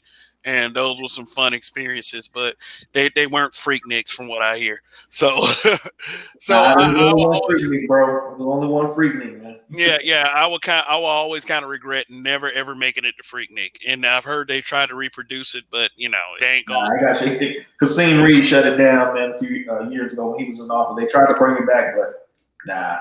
Because one of the reasons why they had to shut Freaknik down was because of STDs, man. The STD, like I say, CDC shut that down. Yep. They were talking about how when I think when 9/11 hit, a lot of money that was I mean not money, but blood that was donated, they couldn't even take it from the HBCUs. They couldn't even take it. What? Damn. It was tainted with so many STDs. Yeah. Wow. Yeah. Yep. Matter of fact, even now they compare, especially the HIV rates, man, in Atlanta. They compare that shit to African countries. Oh, oh my God! Oh no! Oh no! Yeah, it's bad. Yeah, It's bad. these females, man, they can be out here and be single and independent all they want to, but they don't know what they leaving themselves open to. That's the last thing they want to be out here, man. You know what I'm saying? But And it's much easier for a man to give it to them than it is for them to give it to a man. well, Yep. Dr. Phoenix actually, salute to him. He did a stream, I think, on Xavier's channel some months back, where he was talking about because people were he was addressing like the download thing and all that type of shit, and he was basically saying that the idea that black men were the ones spreading it was debunked because I actually had read an article about it years ago, and he was talking about how a lot of black women have actually been dealing with white men who actually who are on heroin and shoot up. Wow. Many of them are contracting with white Well, we got one very, very well-known example of that happened earlier this year, right? The Jason Pope thing. Yep. Up there in Carolina. Yep. How many black women he exposed? Somewhere in the hundreds? Like 300 or something like that. I thought it was like 800 or something. Yeah, it was high. There were even underage girls involved. Grown women were taking little girls to visit this guy. Yep. But see, again, that's what I keep going back to. They want us to act like we don't see it. See no evil here, no evil light. They want us to. But part of it, Rael, is we don't really want to. I would say until recently, honestly, and I think I'm old enough to maybe speak accurately of this. I think in the past we knew, but we didn't want to know or didn't want to acknowledge how deep the rot was. So there were a lot of things that we and because you didn't have the interconnectedness of the communication, you weren't able to collectively see where things were. I could attribute my failed relationship with a woman to just me and her. I messed up, she messed up, whatever, that kind of thing. But in this environment now where men can communicate not only all over a region or a country, but even all over the world, now we see macroscopic trends and things are very predictable across the behavior of women as a whole. Right. And it's rather startling and frightening and some cases demoralizing. I mean, if you're a man who isn't, quote, an alpha, for example, which is like 95% of most males who've ever lived on the planet. Right. In the past, it didn't matter that you weren't an alpha. I mean, you were a hardworking man. You did well. You could marry a decent looking woman who probably had no or very few prior sexual partners. And you might be able to live a decent life.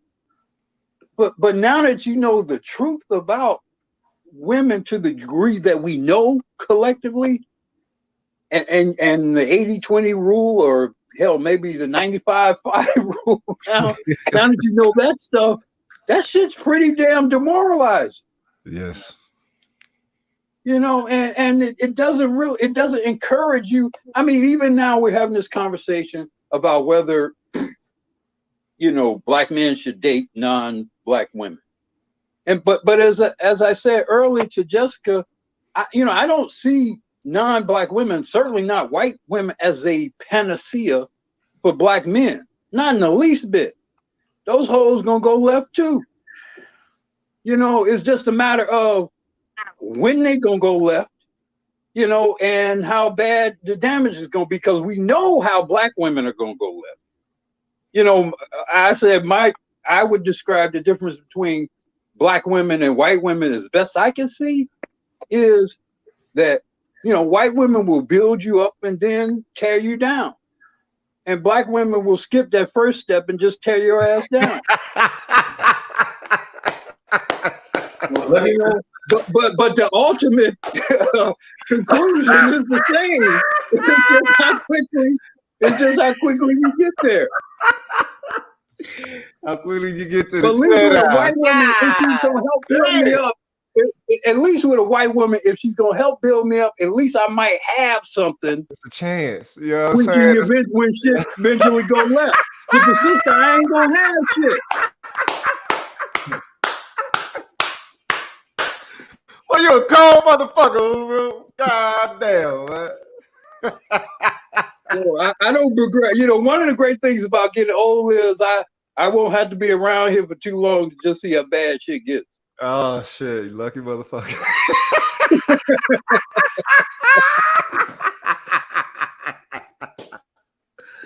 I pity you guys. I do. Yeah. Well, there is some. See, the thing is that, you know, I was watching a PBS special, and if anybody, if you really, you know, last 4 or 5 years, you know, I've been watching PBS as it relates to these economic issues, even going back to the last recession. And if you really want to understand the state of things, they talk about white people a lot. I mean, they talk about the issue that they're facing a lot of times. A lot of those people be white. Oh, they have black people in there as well, but most of those people be white. And I was watching a video a day earlier about millennials being forced to move back home with their parents. And there was this one in particular that stood out about this white chick. She had just secured a Netflix show. She was a comedian, millennial, and then, you know, COVID struck, and, you know, she was thinking that maybe it's going to be short term, and then they canceled the show. And then she had to move back home, you know what I'm saying, with her parents. So imagine going from like just securing a show on Netflix to now you got to move back home with your parents. And so they were showing all these different people who had to move back home with their parents, and showing even married couples, you know, with different political views. They showed this one couple that I think maybe were Trump supporters, but they were living with the female's parents, right? You know, so you know that could cause a fracture, you know, at the dinner table or whatever. So basically showing there's some real live issues that's really going on. And these women, if these white people, especially these white women, if this is stuff that they got to contend with, well, imagine what level it is for black females. Mm-hmm. And so these nonsensical arguments that they keep having, do y'all not realize that the environment is fucking changed? Yeah. Like, this shit is not a game. Like, we were alive when the recession, many of us were alive, we were grown men when the recession hit in 07 and 08. Man, that shit was scary as fuck. Yeah. You didn't know what the fuck was gonna happen. You didn't know they were talking about with the money, the TARP money gonna get put out. And you didn't know. You really couldn't wrap your brain around that shit. And so now you got a different type of environment that's had a similar effect, but now you're talking about a disease that people don't really don't really know what the fuck is going on with that shit. It's a lot of uncertainty. And they sitting up here talking about nonsensical shit that ain't even true. We've debunked that. Anybody man that has dealt with women outside of the group, especially white women, know getting pussy from white women ain't fucking hard. Not at all. No, not at all. You ain't gotta go to the motherfuckers acting all Easiest box. You know, it's so easy. It used to scare, and I'm old enough to remember when it was scary. It was so easy that it scared you. How easy it was. Oh yeah. You know, I did some girl back in the day in her parents' bed. Her father was like some high-ranking political figure. Oh, shit. I didn't know at that time, but and she specifically wanted me, this black guy, to fuck her in her father's bed. Yeah. I got a similar story, brother. I'm gonna tell you when you finish. Because damn it, you know, this is what, the late 70s or whatever, and I'm going to spite my racist father. Mm-hmm. All right. You know, and I mean, so it was frighteningly easy, and all the kind of, you know, all the shit they don't, man, y'all don't. I'm not going to even say. They don't know how easy it is. It's a game. Look, that's a game black women don't want to be involved with. Hold on. Imagine being Reggie Bush. Hey, hold on, Ryan. On campus. Ryan, hold on 1 second. I want to say this again. I got 115 watching, and it's likely that all of you are subbed to the channel, but if you're not, go ahead, hit that subscribe button. I have plenty of good shows like this, and the way you know I have them immediately, first of all, I'm going to tell you anyway, I'm on every Friday, Saturday, and Sunday. Number two, you get a notification if you're subbed. So go ahead and hit that subscribe button. I'm 49 away from hitting 2K, so help me get there, and, you know, that'll be something awesome. So go ahead, Rael. Man, imagine being Reggie Bush at USC, star running back. You think he had to beg some white girls for some ass on campus? Nope. Man, them white girls not only was probably giving him ass, was giving him ass, but then on top of that, probably was putting money in his pocket and writing his papers for him. I mean, shit, that's at every predominantly white college in the country. It doesn't matter from the highest, you know, most famous school to the lowest community college or whatever. If you're a black guy, an athlete, have the most remote level of status, you know, they're going to do all of that for you, and worse, you know, and they're going to do it with your friends if you want them to. Yeah, sure are. Yep. You know, so it's a level of competition, frankly, that black women, they kind of touched on it a little bit in what was a Spike Lee movie? He Got Game. He Got Game. They touched on it a little bit there. You don't see very much of that in cinema on television, but that's a real thing. Definitely. The white women, they compete. Raya, you were talking about the women or some woman who had to go back home with her parents or whatever. Yeah, with her husband. Well, yeah. Now think about those white women. Do you think that if they, given their situation, if they happen upon a brother who's got a good job and decent finances and is presentable and whatever, do you think they're going to hesitate to pounce on their brother? Damn, whatever black woman loses or whatever in the process. They have no idea the level of competition that is going to exist in the years to come. Let me say this. But that should show you what type of loyalty black men do not have. And we shouldn't be competing for y'all. If a white female can come and get everything that easy, Gosh, that's no. okay Girl, with you're me. no, You I so should 22. You so 22, po baby. Thank you, no Aaron. You know what I'm Bless your heart. saying? Bless your heart. Hey, real quick. Maurice November, thanks for the cash app. Appreciate it. Oh my God. You're still watching. First of all, read a biology book, number one, because if you know anything about biology is all about competition. And Right. So you are a no biological a creature. black female with a white man. You are That's a how it biological creature.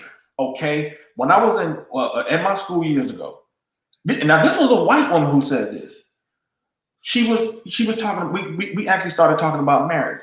And this is what she said out of her own mouth. She said, well, it doesn't matter if I don't find a husband here in the United States. She said, in China, there's a shortage of women for the men based on the one child rule. She said, so if I can't find a husband in the United States, I'll just go to China. How hard is it your father getting through to you? Am I assuming that y'all got a relationship where what I'm saying, y'all converse quite often or whatever?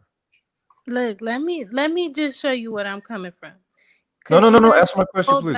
I really, that wasn't rhetorical. That wasn't rhetorical. I actually want to know. We good. We got a good relationship. He doesn't have difficulty, what I'm saying, getting things through to you, and y'all reaching a harmonious understanding. Of course he does, but he loves me, so he lets me ride. So why you think that we gotta love you on such a level? The translation is he unfortunately, like many fathers, He ain't got no control. Have sent to their daughters. Unfortunately, he can't, because the thing is, you fight right off a reflex. So there's no way that you've actually been engaging, what I'm saying, senior or elder black man, like that for that to have taken a specific type of effect, unless he's lacking in his stance. Yeah, he submitted. He submitted to her and probably a mother. Yeah. Yep. I'm listening. I understand what y'all saying. I get it. Like, this is a dope convo. No. But the thing is, you haven't been answering questions. You've been returning with the same reflexive retorts. And it's like everything that you present, it gets shot down every time once the entirety of the situation is analyzed. And then you asked me what relationship. The telling part with her, she said she didn't have to compete for a black man. There you go. Right. That was the telling. That's why I said in the beginning, it's entitlement. The entitlement is their biggest issue. That's the truth. You can't be accountable. You can't be responsible. You can't put together an actual plan to compete for your men if you feel entitled to them. Right. Matter of fact, the irony of it is, when I was younger, my dad, because I grew up with my dad. My parents divorced when I was 2, and I was raised by my pops. And the irony of it is that my dad was more protective of me as a young man. As far as when I got out here and started dealing with women, that I saw black women being protective of their daughters. Okay. When my dad, it was one chick that I was with, and he told me she was no good. I don't know to this day why he said this. He passed. I never asked him how did he know. But he was very protective of me, which meant that he felt that a female had to fit a certain type of quality and caliber to be with me. Right. Because he had that much love and respect for me as a son. So to tell somebody like myself who grew up with a father who did not play, man, I saw my father almost kill a man for just threatening to kick my ass. He didn't even touch me. Yeah. He threatened to whoop my ass. And it took my aunts and women in the neighborhood to plead, and my aunt was crying with my dad to not put hands on this dude. So for me to grow up with a father who was that protective of me, And to come out here and hear a woman say she ain't got to compete for me, man, you crazy as hell. Shit. My dad had much more love for me than nah, B. Jessica, are you? I mean, I'm trying to figure out a way to ask this question to elicit a decent response. Do you ever think it is possible or probable that you will have to compete for black men? Have you accepted the possibility of that? Yeah. I have. Are you antagonistic towards having to do that? I mean, you appear to be, because you have repeatedly made an argument against, or you're asserting that you should not have to compete for us. You said that numerous times. So what that suggests to me that even though you say now you're acknowledging you're possibly having to do that, you emotionally at least you appear to be quite antagonistic towards the idea of that. And I think you really need to deal with that. You really need to reconcile that you are going to have to compete, and you can't be angry about having to compete. It's just, it is what it is. Well, Do you understand that? Yeah, no, I definitely understand. I get what you're saying, but let me lay it out for you. I feel like the standards. Okay, I'm sorry. Hold on. Wait, Jessica. We're laughing. Hold on. No, I want to get it out. Yeah, let her get it out, man. Go ahead. We keep laughing every time. Let her finish it, because I'm trying to understand this, sister. Yeah, go ahead. Okay, saying like the balance is uneven, right? So if you look at other men, like their women already come first. With y'all, other women come first. So a lot of black females have okay. back Here, all right. Wait, let me hold finish. on. Let's pause. Hold on, let her Yeah, let her finish. Go Let her ahead. finish. If a lot of black females have to sit back and say, hey, should I spend my time and my energy competing for this black dude who already has like a bias for some random white female? Or should I take my energy to a white dude who, doesn't feel like he already knows me, but I'm looking good, I'm bringing my best, and he's going to accommodate that? Like, which one should I go with? Am I going to What compete pack with of wood you Probably finna not. incantate to judge you from the Jessica, Hey, y'all. Jessica, you have one fundamental flaw in your thinking process, and it was why I was attempting to interrupt you early. But it's a fundamental error in your thoughts. You believe that other groups of people, put their women before their men. That is not true. That is not true. Chinese people do not put their women before their men. In fact, the Chinese for several generations were killing off their female children in preference for their male children. India The too. European has not throughout its history put its female before its man. The men were first. Certainly in the Middle East, women are not put before men. Throughout most of this world's history, until just recently, unfortunately, men were put before women, and men were put before women for many reasons. But amongst those reasons was men were smarter, more physically capable, more durable, were more productive, could do more. Men had to defend, men had to produce, men had to employ, men had to earn. So you had to put the men first for the sake of the survival of the family as a whole. So part of your problem is you have a fallacious thought about the women having to go first. That's not true. You cannot build a society and maintain a competitive culture putting women before men when you're going to expect and want men to do most of the heavy lifting in that society. And that's what we have amongst Black people. We put all our resources into women. Women hoard the resources, or they're spendthrift with the resources. Nothing gets invested in the community. certainly nothing gets invested in future generations of people, especially that are males, and that's what we have now. When you put women first, when you invest everything in women first, this is what you have, the Black community. So you need to unlearn that fallacy.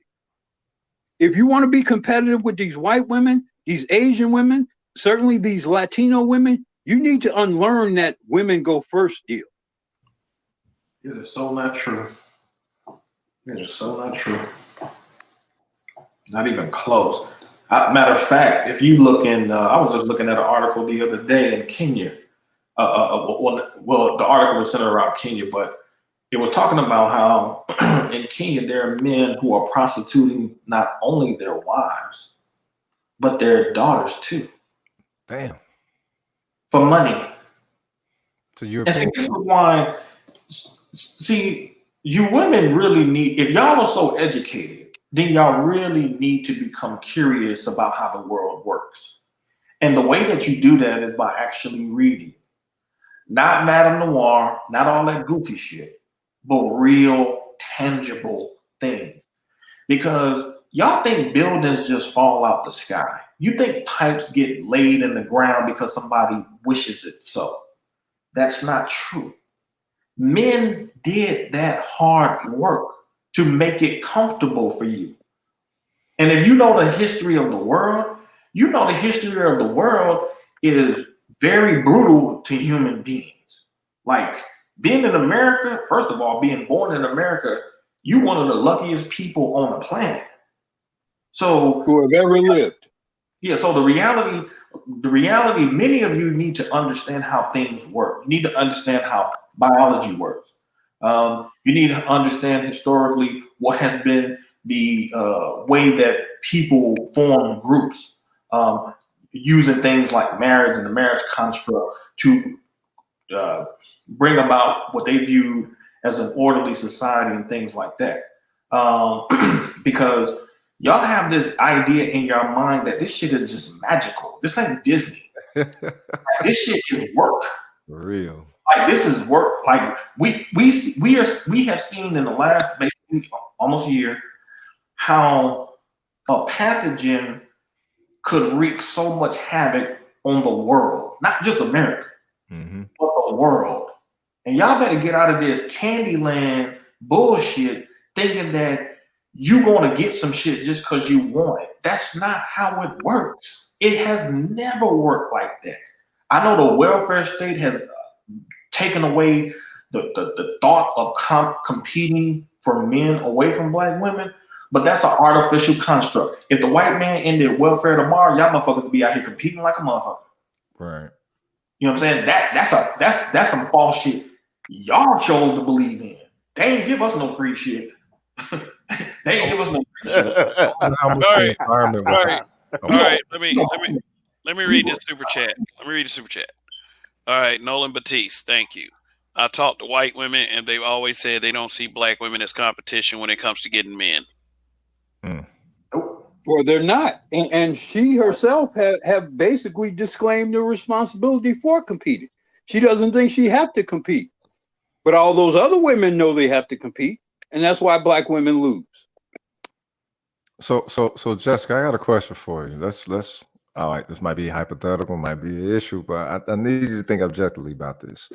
Say the environment, which is wherever you see it as, shift to something that's a whole lot more drastic in an aspect to where Black men become, top commodity in such an environment and situation. You having to compete would then become an essentiality, as opposed to it being perhaps maybe, an elective or selection or something. The thing is, why do you think that y'all trust so much in the environment maintaining, being able to provide for you as you've been, let's say inadvertently entitled to receive, do you not think it could shift to where you would actually have to compete and it wouldn't be as a choice of selection or not? Yeah, definitely.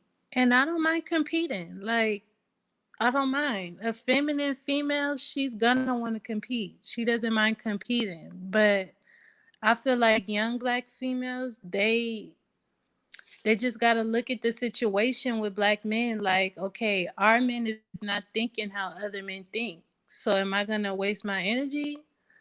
Am I gonna like put myself out there So you're to, not gonna compete. like So which sometimes it means just feel like a waste.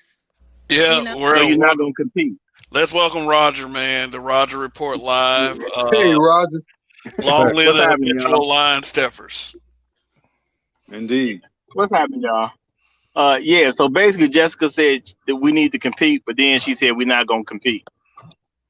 Yeah, that's what it sounds like. No, She I literally, didn't say it was that. the next sentence. Yep. I Yes, didn't say you know, feminine. She said a feminine woman will compete, but she really said feminist, even though she was trying to say feminine, but feminist is on her mind so much. But then she said a feminist woman, but she meant feminine would compete, and she literally said that because of black men, we shouldn't compete. She literally No, said that as don't the next twist sentence. my No. words. Yes, you did. You gave a reason why you should not compete because black men in your mind ain't doing enough to mean you should be competing for them, as if you're competing for anybody. That was the No, I next didn't say sentence out of your mouth. nope. The very next one. It wasn't a long diatribe or anything. It was the very next sentence. No. Mm-mm. So you're the problem, Jessica. You're the problem. I can You're hear the you. problem. You twisting my words, man. You are 22 years old and have no reason at this point in your life why you should not have a man who's thinking about marrying you. Because you're not old yet. You ain't got a bunch of kids yet. You could be fat, but that's something you doing personally if you are. And then as far as the attitude goes, that's you again personally. You got no excuse to not be out here winning. But you're not winning. None, no excuse. Especially after hearing all these old Because she's entitled and she don't have to compete. She feels entitled, so she don't have to do anything. Don't twist my words. I never said that. Not twisting your words. You literally said that. If that's the stance that you make, that's You what, just- you didn't want to compete. that's what it resonates as to those who take in what you share. You might not be saying that, but ultimately that's what it means. No, she has repeatedly said explicitly that black women should not have to compete for black men. Right, She said I know that, This but I is was what trying I to reach said. at her Can level and I let her know that restate saying myself? she was Because saying you it or guys are not. twisting my words. I didn't say that. This is what I not at all. literally said. Your words are not being twisted. Your words are not being twisted, Jessica. Jessica, This you've been is what saying I the literally same said. thing. You've been saying the same thing since I first peeped you. It ain't changed yet.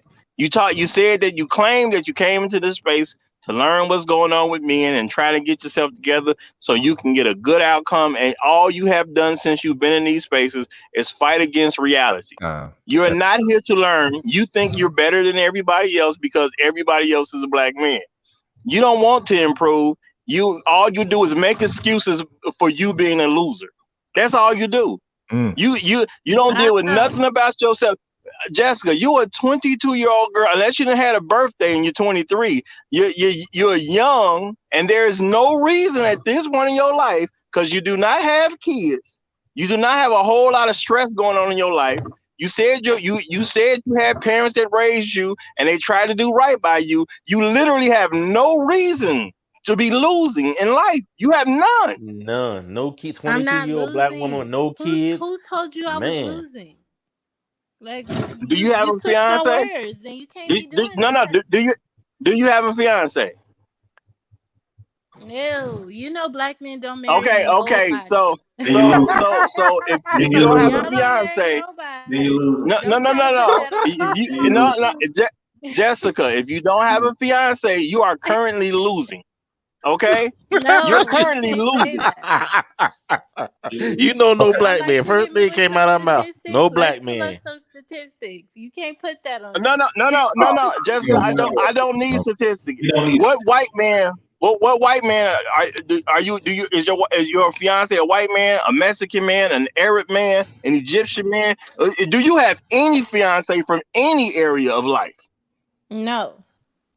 then you're Are you currently married? losing. Losing. Are You're you married? currently 'Cause you love to losing. tell me No, you I'm watch not. my age. Are I'm you not. married? I'm I not. know you're not. I'm not. I know half And you these know what, men are not Jessica? married. Jessica, if we didn't have so many women like you that are losers, I would be. Yeah, Okay? right.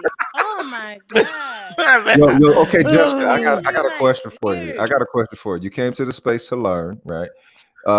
Remember I said you were combative. This is my first time engaging you. I didn't know that. I'm saying you've been, battling recurrently, whatever. But the whole thing is, what have you learned from this space that you think is good to know? Because we understand what you're against, but you came here to learn, and you've been repeatedly coming here. What have you learned? And I'm not just talking about today in this encounter. I'm talking about whenever you showed up on Cast Panel. What is something that you've surmised out of these many encounters with these different brothers? Okay. Okay, I'm not sure who said it, but he was dropping some jewels. He was basically saying like, oh, like other men, they do certain things when it comes to their women. They like they put the men first. And I agree. Like that's how it should be. I agree. I've learned that. So why Like haven't you that's done it? important. Why haven't you done it? Huh? So why haven't you done it? I just heard him say that, sir. Well, but He just said Roger, it like 2 minutes prior ago. to my saying that, she believed that the women should go first. Yep. Black Hole, She's been living this whole time operating with that mentality, which is why she's been losing at getting a man. She's been sniffing around in space for about a year now. She came on my first show before my first show got knocked. So you know what I'm saying? Jessica has a history. Hold up. Yeah, Jessica Roger, has a you put history. my words. Yeah, she used to be on BGS for women. Like you can't quote somebody and then misquote them. No, You can't do that. no. I didn't misquote anything. I said exactly what you said. Period. And you know what? If you understand English, you should have been smart enough to pick that up. Now, if you don't understand English, that's your fault, not mine. I ain't playing no games with you. You've been in this space for about a year, and you talking about you just learned something that somebody just said. Well, so Jessica, to clarify, Jessica, prior to my comments, you actually believe that other groups of men put women first? No, you actually that's not believe what I that? said. Well, no, that's exactly what you said. No, I said you said prior. I said let me they put the men prior first, to right? let me please. You said initially that other groups of men put the women first, and I provided to you several examples of how that was not true. Do you recall that? Yes. Okay, so my point is that prior to my commentary, you operated under the premise that women should go first, and that it has been the failure of Black men because we have not put women first. And by the way, I would categorically disagree with that. I would argue one of the biggest mistakes and weaknesses that Black men have had for generations now is that we have mistakenly put women first. Yeah, that is one of the fundamental reasons why we're losers. On that Jaheim shit. Soon as I get home. Let me give y'all a little bit of context too. Jessica has literally been on panels, not just with me, with Edward and BGS too. Like I believe it was Artie Edmore as well. Y'all already know the range of information she done got. Right. Now when I asked her, when Rogues asked her what has she learned, she's saying something that was just said to her tonight, and she been creeping over here for around a year. Yeah, that's some bullshit, Jessica. You should be laced, Jessica. For real. If you've been visiting a space that's like a good that, point, Roger. You should be laced. You should be well laced by now. And Roger. There should be no pushback. So I guess you'll forget what I said to her tomorrow. So Roger. Yes, sir. I'm glad that you did this, man. Because I guess I'm the oldest one in here because I'm 53. I was just finna, try to talk to her and ask her, did she know Bro, where she I'll was? be 60 in April, bro. Okay, Sorry. you got me. You got me. So anyway, I was just gonna ask her, did she listen to us? Does she understand the position she in? I mean, she's already above the curve because she got 1, 2, 3, 4, 5. You got 6 black men telling you the truth. I mean, telling you all this, and you mean to tell me she been trolling on other platforms and she just, man, come on. I'm glad I'm not finna waste my breath.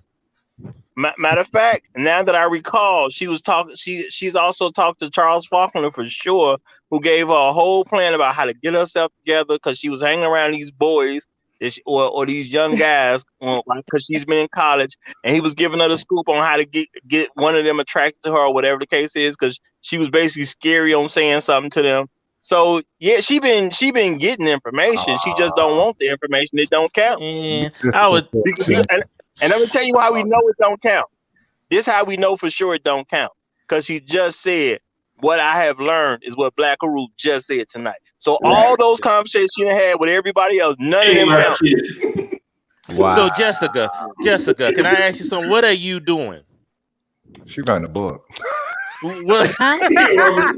No, seriously. What are you doing? What are you doing? I mean, seriously, what are you doing? Tell you exactly what I'm doing. Please Usually these conversations I have with my girls, like we be having our little convos, but I'm like, okay, these black dudes, they're talking about. You don't have these conversations because you're having them with girls. Hop over and see what their, what their perspective is like. Wow. And that's your problem right there. You got men telling you, y'all sitting up there talking about what men want. Because I could give you a perfect example. When I be around a bunch of women sitting there a bunch of women, and they come in there, one girl is sitting up there, and it come with us men sitting up there talking, and the girl asking what they want, what is about, how can I get a man, what do men want? When you got these men telling the one girl what they want, somebody come over there and say, oh, they lying, that ain't what they want, this is what men want. How are you gonna come and bring your ass over here and tell us what men want? I mean, and mess it all up. And see, you saying you doing the same damn thing. All these 1, 2, 3, 4, 5, 6 men trying to explain to you and tell you what they want, but you're gonna go back to some women and tell. I mean, come on now. Come on. After a year being a student in the Jessica, that Jessica looks really, really bad on your intelligence, Jessica. Exactly. Jessica's not interested in what black men want. She's interested in white men and Hispanic men. All right, well, shit. Go get laced I don't think that's true. You need go get with some motherfuckers who you will listen to. That's what she needs. It ain't no brother, but listen to that motherfucker, get laced and get in your right motherfucking head. What the hell wrong with you? She needs to stop trauma bonding with loser black female. See, y'all women been saying this for a long time, and people in general. Birds of a feather flock together. Yeah. Misery loves company. Why do you think these different phrases exist?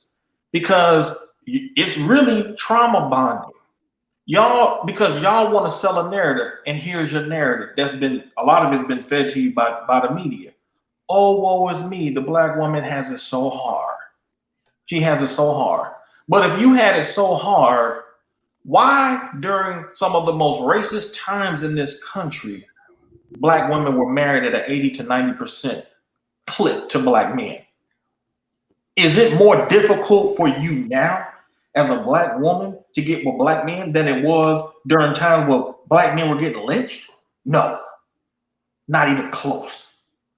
So why is your marriage rate at 20%? When the studies have shown that when they ask black men and black women who is more interested in long-term relationships and marriage is black men and not you black women. Which is why there are more than 500,000 more black men married than there are black women, even though there's almost 3 million more black women than there are black men. That's exactly why that disparity exists. Or when I was her age, 22, in college, in Atlanta, Georgia, with all that ass that was in Atlanta, Georgia, I got married in college. What's your excuse? What she'll get married, it's got to be a white man or a Hispanic man. She don't have no problem getting married. She just got a problem getting married to a black man. And every time she starts disparaging men, she starts bringing up white men and Hispanic men. That's who she worships. So the kid can come out looking cute with good hair. Huh? Right. So go get the motherfucker in. So you in Cali, right? And you in that area of Cali where they rocking like that. All right. So She can't get them.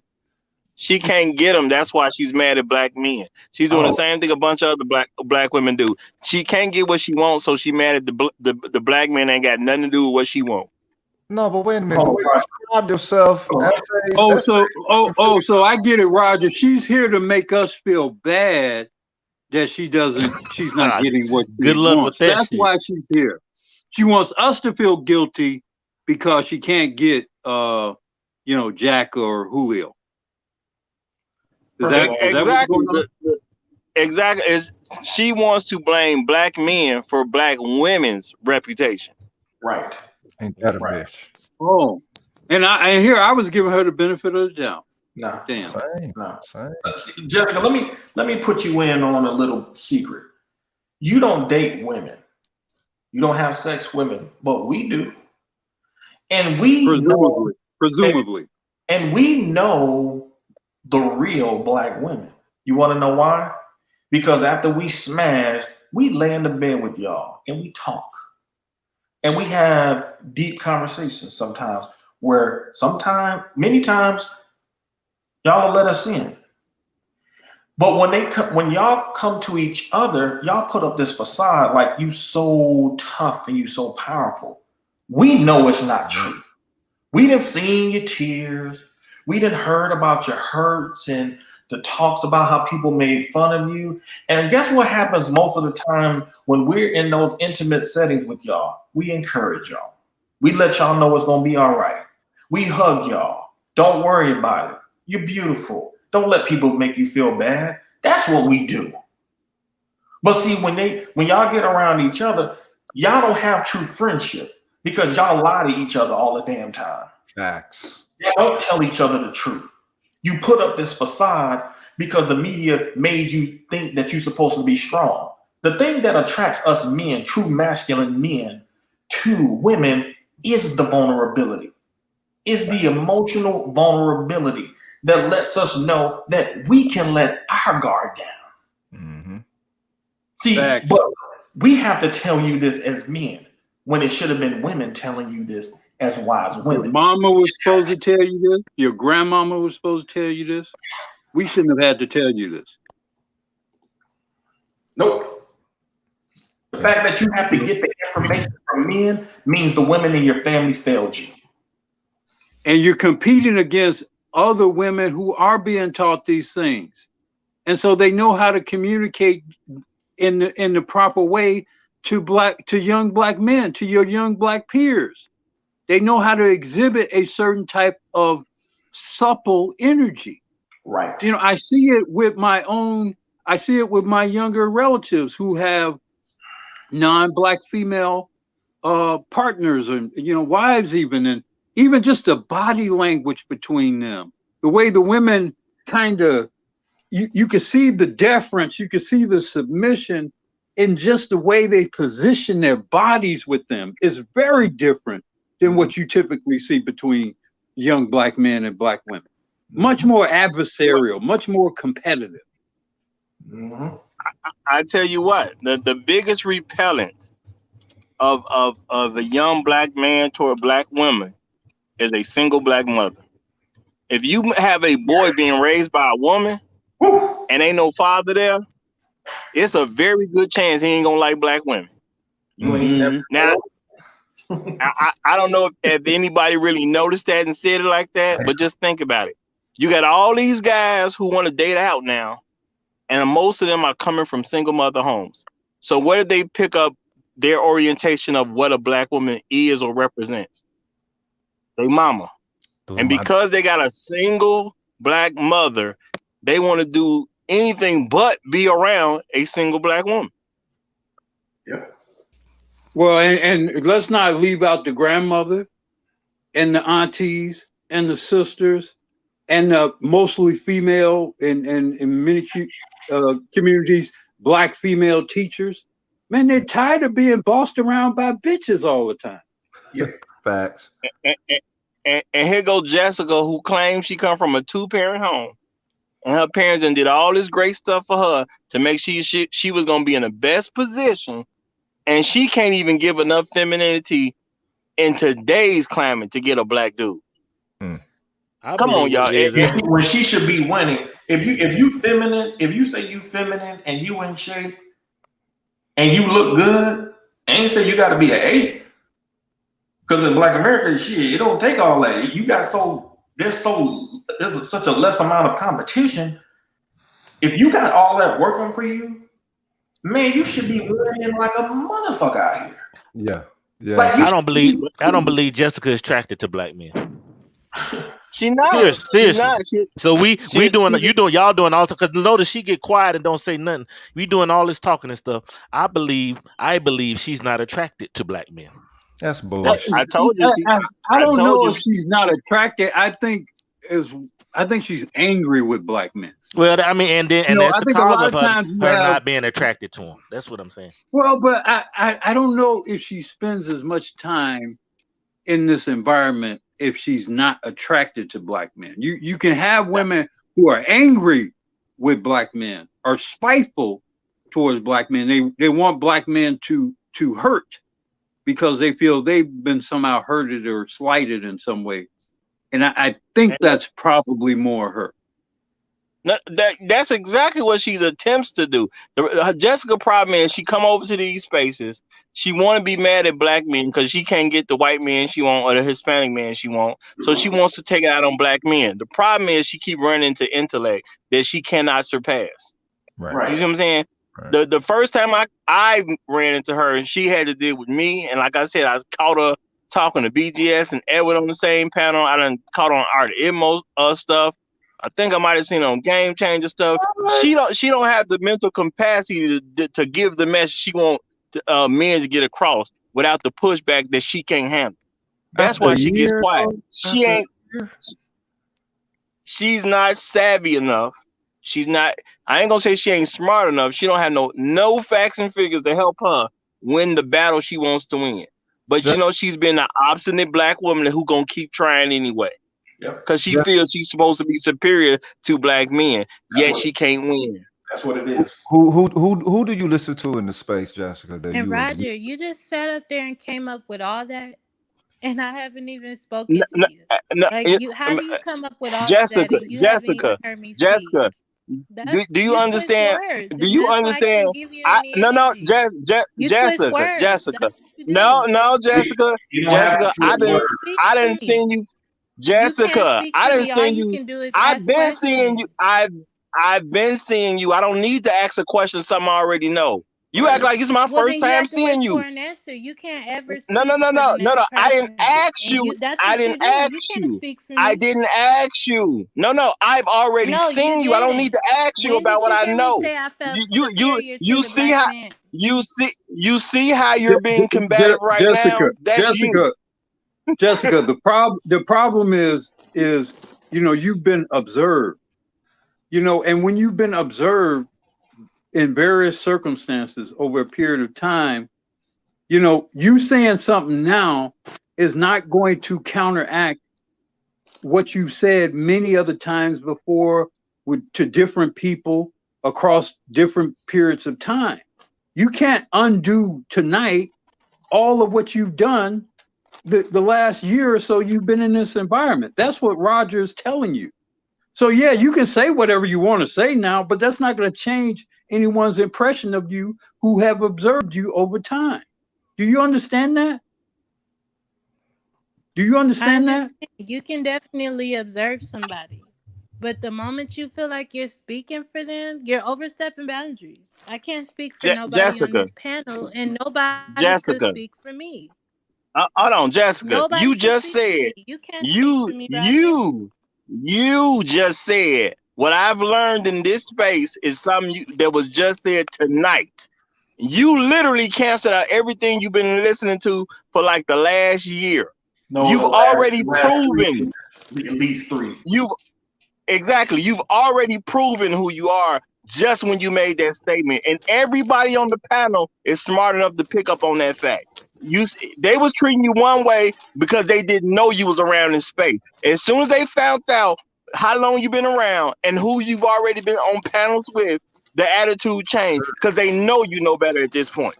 Yep. It's like martial arts. I've been seeing Like her since. Yeah, I mean, you I ever- haven't you observed you as Roger, much. the I attitude was changed I was because you feel prepared like to give you the have benefit of the power doubt, to but speak for somebody.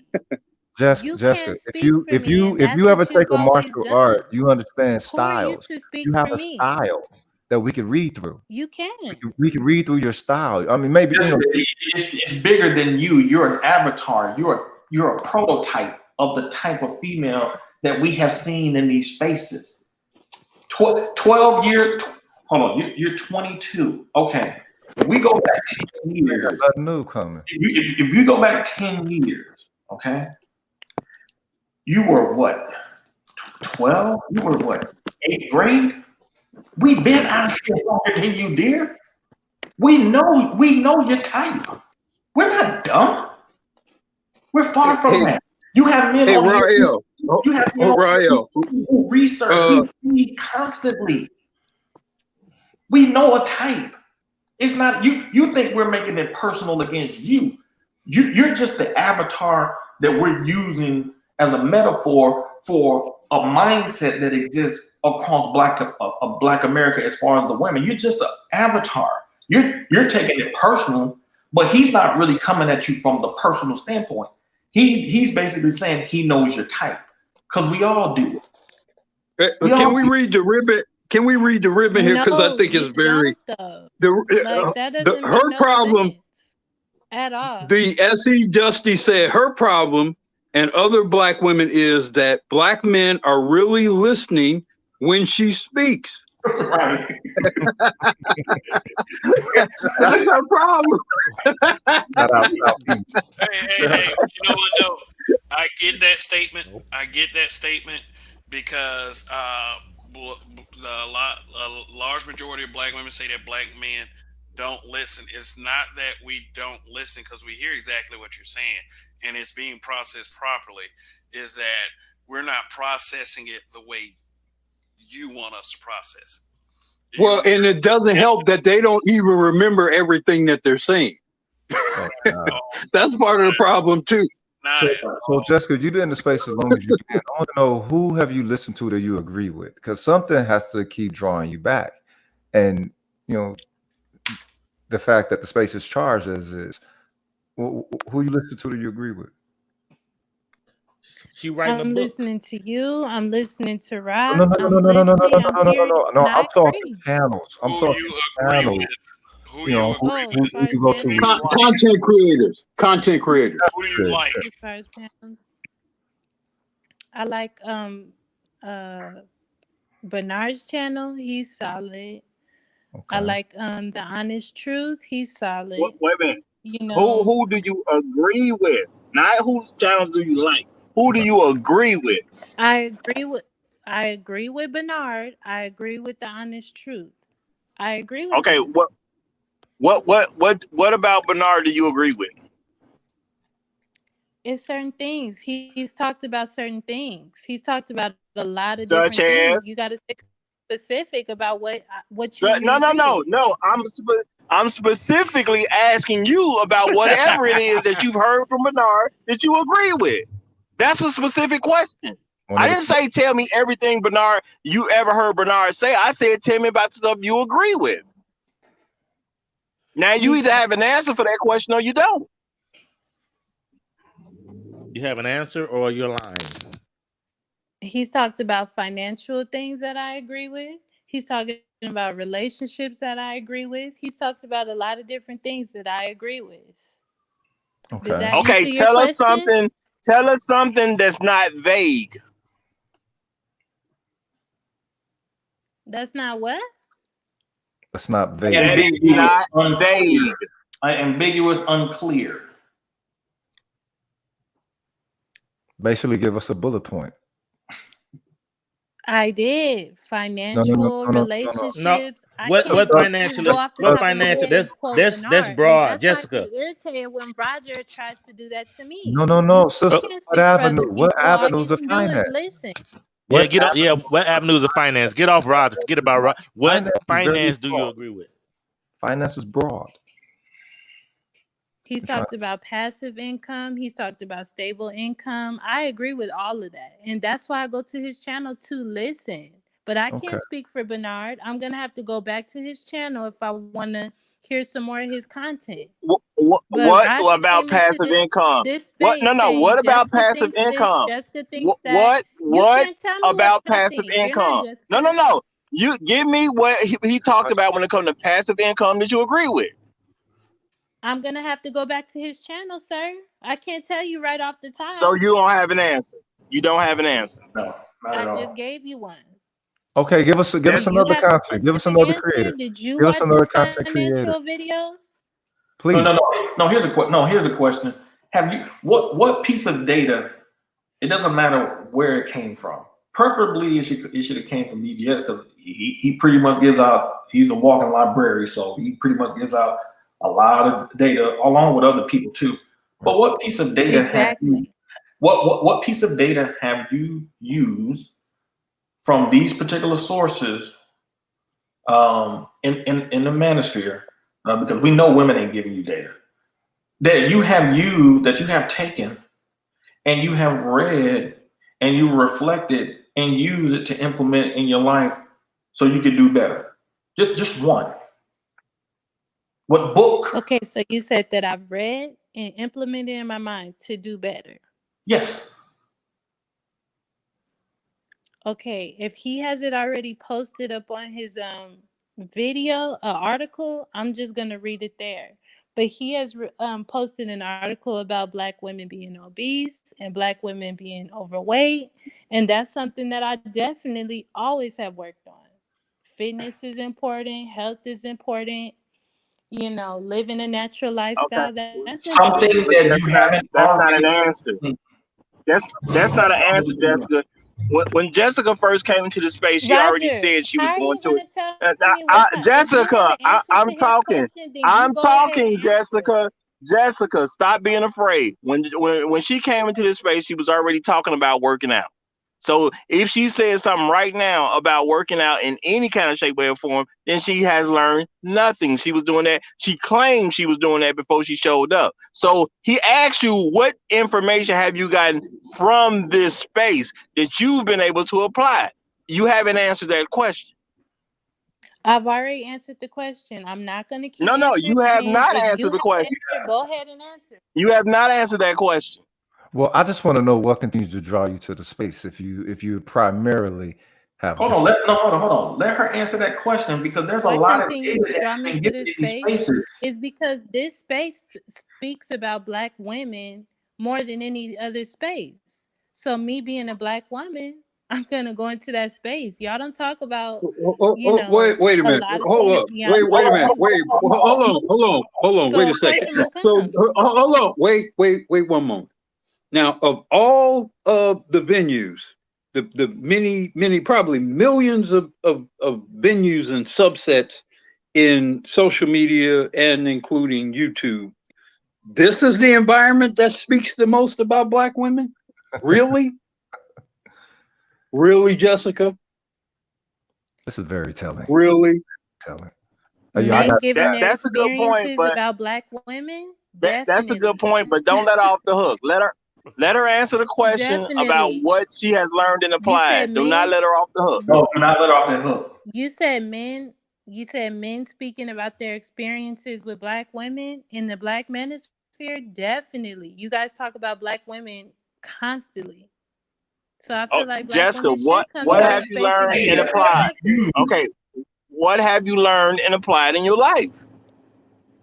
I'm not gonna keep answering that question, Roger. You I haven't told answered you it yet. twice. You have not answered it yet. I already told you twice. No, you did not. You didn't. I'm not gonna answer it again. Nobody heard you answer the question, Jessica. Not just me. Nobody else on this panel has heard you answer that question. So you didn't do it. I said did. financial and I said fitness. Did you not hear You me was say doing that? fitness. You were doing fitness before you got here, so you didn't learn anything about that. Plus, when it comes to financial, you didn't give us anything that's going on with I financial. So told you the are older you saying you gentleman, learned the I agree word with what he financial? said You about haven't other told men us coming anything. first into their You haven't community. told us Stop, anything. Roger, That's stop. what I said. I said other men going first into their community, that's important. That's something that I've learned. You didn't hear me No, say that? no, we said we clarified before tonight. We clarified that for you, and you still trying to use something you heard tonight. You said you've been around here for at least a year. You're probably at least 23 years old. I know you didn't had a birthday since the first time we talked. What have you learned from this space that you've been able to apply in your life? You mean to I'm tell not me? going to keep Hold on, answering hold on. that You mean to question, tell me you've been Roger. in this space for at Sorry, least it's 3 not going to years? happen. Hold on, hold Like, on. I done I'm come to the sorry. I'm app and still heard the same question amazed. from you I'm 10 still amazed times. that the manosphere is the one place throughout all of social media that talks the most about black women. I'm sorry. I can't let that one go. You mean to tell me you've been? I'm really shocked by that. But Jessica, let me ask you this question. If you can recall, Jessica, what Yes. brought you to the manosphere? How did you happen upon? What was the first content creator you encountered, and how and what brought you to him? I don't know. I believe maybe so I be on Crystal and Kerazin's videos. I be on Cynthia G's. Not that I agree, not that I disagree, just to They listen to ain't what they're manosphere. saying. Okay, here we go. There we go. There we go. Okay. They're not the There we go. manosphere. They're not in the black Keep on manosphere. going. Okay, so you came through Crystal and Kerazin or what's her name? And so how did you go from there to here? Because you appear to be more interested now in what's going on over here than you are what's going on over there. That's what I'm explaining to you right now. If Go you ahead. go to different Black women's content creators channels, they have response videos. They have videos where they had certain men from the manosphere on their channels. That leads you to other channels. It's not like I'm just over here. Let me get this. Sometimes Let me I'm get this at the Pink Pill. Sometimes I'm on Crystal Let me get and this one. Kerazins. I even listen to what's his name? Red Supreme. Not that I agree, Kev not is that I talking. disagree. He's the host of But the I'm just show. listening Kev to is their trying to talk. content. Be quiet. Quiet. Kevin is talking. Let me get this. Let me get this real quick. T Riddler, thanks for the super chat. She said all the manosphere talks about is women, but she said she learned about fitness and finances from the manosphere. This is an attention, well, however you want to take that. Yeah. So so my whole thing There's is, only one way to take that. yeah. But it's just like I don't agree with the notion that all we do is talk about women, because it's like one thing that I've learned is that you just don't like the conversations we have because there's not much good to say, but you're not giving us much good to go off of. Period. Number two, you mentioned two names that are very vitriolic toward black men. Period. They have built their channels and their followings off hating black men. And you can sell that to me for a discount. Like seriously, they're highly disrespectful and they preach division. Yet black women seem like in general don't seem to know who these people are, but they know who Tommy is. Right. They know who Tommy is. What I'm trying to say is, what? Go ahead, Roger. No, and I was just gonna say before she even said that, what did I tell y'all? She likes white men and Hispanic men. Now you see who she listening to. Nothing I'm saying is don't go along with the next thing. I done told y'all she been here around at least a year. I done told y'all people I know she's listened to. I've heard her on the panels with them. She's been on panels with me. The woman is on some losing stuff, and she's guaranteed to continue to lose. And what is she do? Roger, are you married? Sorry, honey, but we don't measure men by marriages. We measure women by marriages. Right. And if you can't get married in America, you a loser. That's just what it is. And you being a young 23-year-old with the world as your oyster, and you can't get married in the black community, oh, that's really fella. Me for real. Roger, you done said the same thing at least 10 times. You done And it's answered the been same true question all at least 10 10. times. And when I say it the next 10, it's still gonna be true. It's still gonna be true. Shorty, you a child, man. Not even trying to be disrespectful to you, but you're a child. You really don't understand how the world works. You have no understanding. And as far as I'm concerned, the fact that you grew up with both of your parents, many men who have not grown up with those type of circumstances, they even have a better understanding of how the world works than you. Hey, I like to say stuff like this. When you find women like this who've had both of their parents and they still have that attitude toward black men, that's a failure on your father's part. Yep, sure is. Yep, exactly. And I am not, and I will not. If your father was here, I would tell him. He knows. He would know. He would be mad, but it's the truth. Yeah, it's the truth. Yeah, I would. As a father, I would have to concur. I would say that unfortunately, and there's a phenomenon of black men, boomers in particular, and I mean maybe Gen Xers as well, in the effort to keep the peace and to keep the family together, they relented to things in hindsight they probably would not have relented to. Mm-hmm. And we may be witnessing an example of that tonight. Yep. Well, I got to push back on that just a little bit. If she was a loser that was 17 and down, I blame her dad. But when she became 18 and older, she embraced being a loser on her own. Can't blame the father no more. This is her decision. She's fighting hard to be a loser. She's been given advantages that a lot of people cry because they didn't have. And she's not using them. She's found the black manosphere and she's not even using the information she's getting from here. She is fighting to lose. She hasn't read one thing. Woo! She hasn't read one thing. Not one. Remember when you had that chick on your panel that you had that interview with about a week and a half ago, and you had that about hour-long interview, and she kept blaming black men. You kept asking her why you wasn't interested in any of the productive men at your job. She said she wasn't interested in those men. And then I came on and I read from that book. And as soon as I started reading from the book, guess what she did? She bounced from that stream. Yeah. She bounced. She did not come back and say, hey, I got that book. Man, that stuff you was reading, that was the perfect time for her to say, hey, man, you really, I didn't even know stuff like this existed. Because I can appreciate somebody who doesn't know that the stuff that I was talking about, they didn't know existed. You know what I'm saying? Because this is something that Black America don't want to talk about. Black America doesn't want to talk about the daughters of narcissistic mothers because it's a very touchy issue. Right. But we're going to have to talk about it. And so she didn't come back saying, hey, man, I really appreciate it, man, that guy that was on that panel that was talking about that book, man, because I went and got that book. And since I've been reading, man, I've been having to self-reflect and such and such and such and such. Since women are one of the biggest demographics when it comes to self-help and all that type of shit. She didn't come back doing that shit. You want to know why?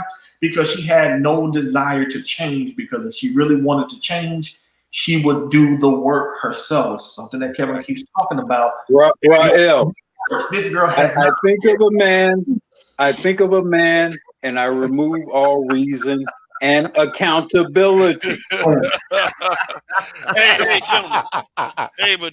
Gentlemen, look, listen up. It's about that time.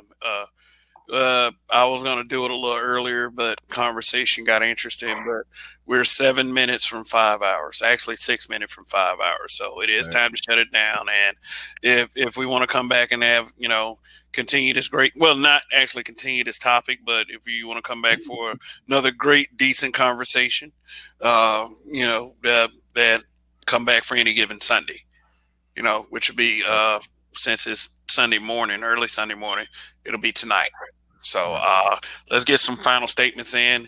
Any of you can jump in. I'll Go ahead. Go ahead. Respect, you know what I'm saying, to the chat, respect to the panel, the traditional line steppers. Thanks for the hospitality as always, Kev. Hey, sister, yeah, golly, it don't look good. It don't look good.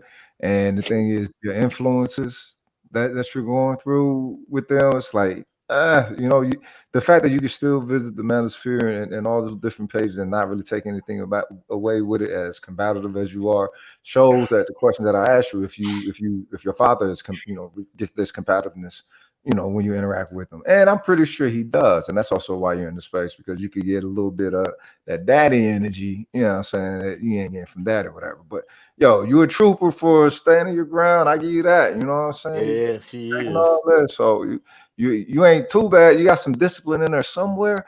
But the thing is, you need to make yourself more malleable to the right shit. You know what I'm saying? Because you be fighting the right shit. And that's going to leave you lost and turned out and alone. You know what I'm saying? Possibly, you know what I'm saying, dying alone if you don't think you think you combative and you got all this experience with these brothers engaging with you. You got some strong issues. You got some strong issues. So I wish you well. You know what I'm saying? Love, peace, hair grease. Y'all take care of yourself. Holla. All right, Rogish, thank you. All right, take it, Rose. Rogish, Yeah. Rogish, and Rogish is always welcome here. He comes here quite frequently, and he's respected on this channel. So, yeah. Well, go ahead. I would say, Andre Lewis, you haven't spoken very much. I mean, you've chimed in. You made yourself matter in this conversation, and I do appreciate it. And I also appreciate you for stopping by. So, take your time, bro. Go ahead. The floor is yours. I enjoyed it, man. This was a deep conversation. I didn't get a chance to say stuff to the sisters because every time I'm about to say something, stuff changed up, and I was just finding more and more and more about her. And then when Roger, he really blew my mind when he told me what was really going on. I was like, oh, okay. So the stuff I was gonna tell and explain to her, tell her, I hope she, listening to these guys, think this like you sitting here with a bunch of uncles. You in a position that a lot of women would probably love would have some sense would love to be in, to hearing from men. But I'm like, oh, she just on some BS. It seems like. So I'm like, you know what? That's all good right now. I'm just enjoying the space. So I'm enjoying this, man. I'm definitely gonna be coming back here and listening, man, because I had a great time tonight, and I learned a lot from you guys, and you guys took me back talking about freak nicks and stuff like that, man. Y'all was really taking me back.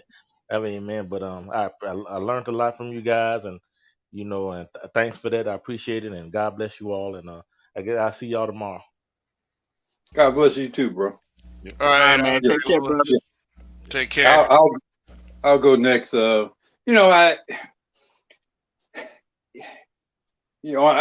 I said before, I've often been somewhat, or have had ambivalent feelings about women being too vocal in this environment. I'm still somewhat ambivalent.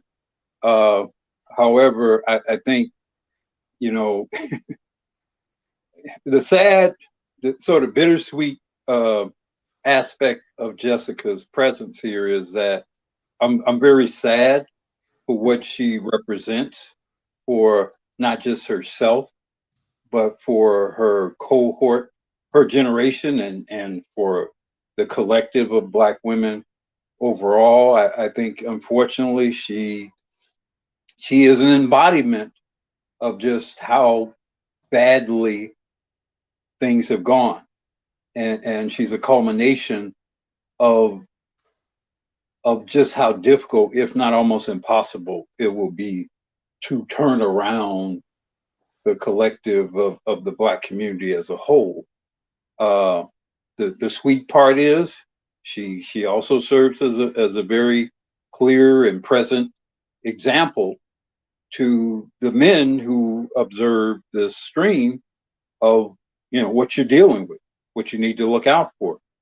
And this entitlement thing that she has, I mean, above everything else, and there's a lot of pathology there, but above everything else, the entitlement thing is what bothers me the most. Because there is no correction to somebody who thinks they are entitled to the deference and really the submission of Black men. And that's what she and most Black women genuinely believe, and that's how they operate. And you know, it's sort of like the Terminator. You know, it doesn't sleep, it doesn't eat. There's no reasoning. You know, it's like it just doesn't seem to be any fixing the entitlement thing. I think their will have to be broken, and the surest and saddest way in which their will be broken is if you all leave them. And I'll leave it at that.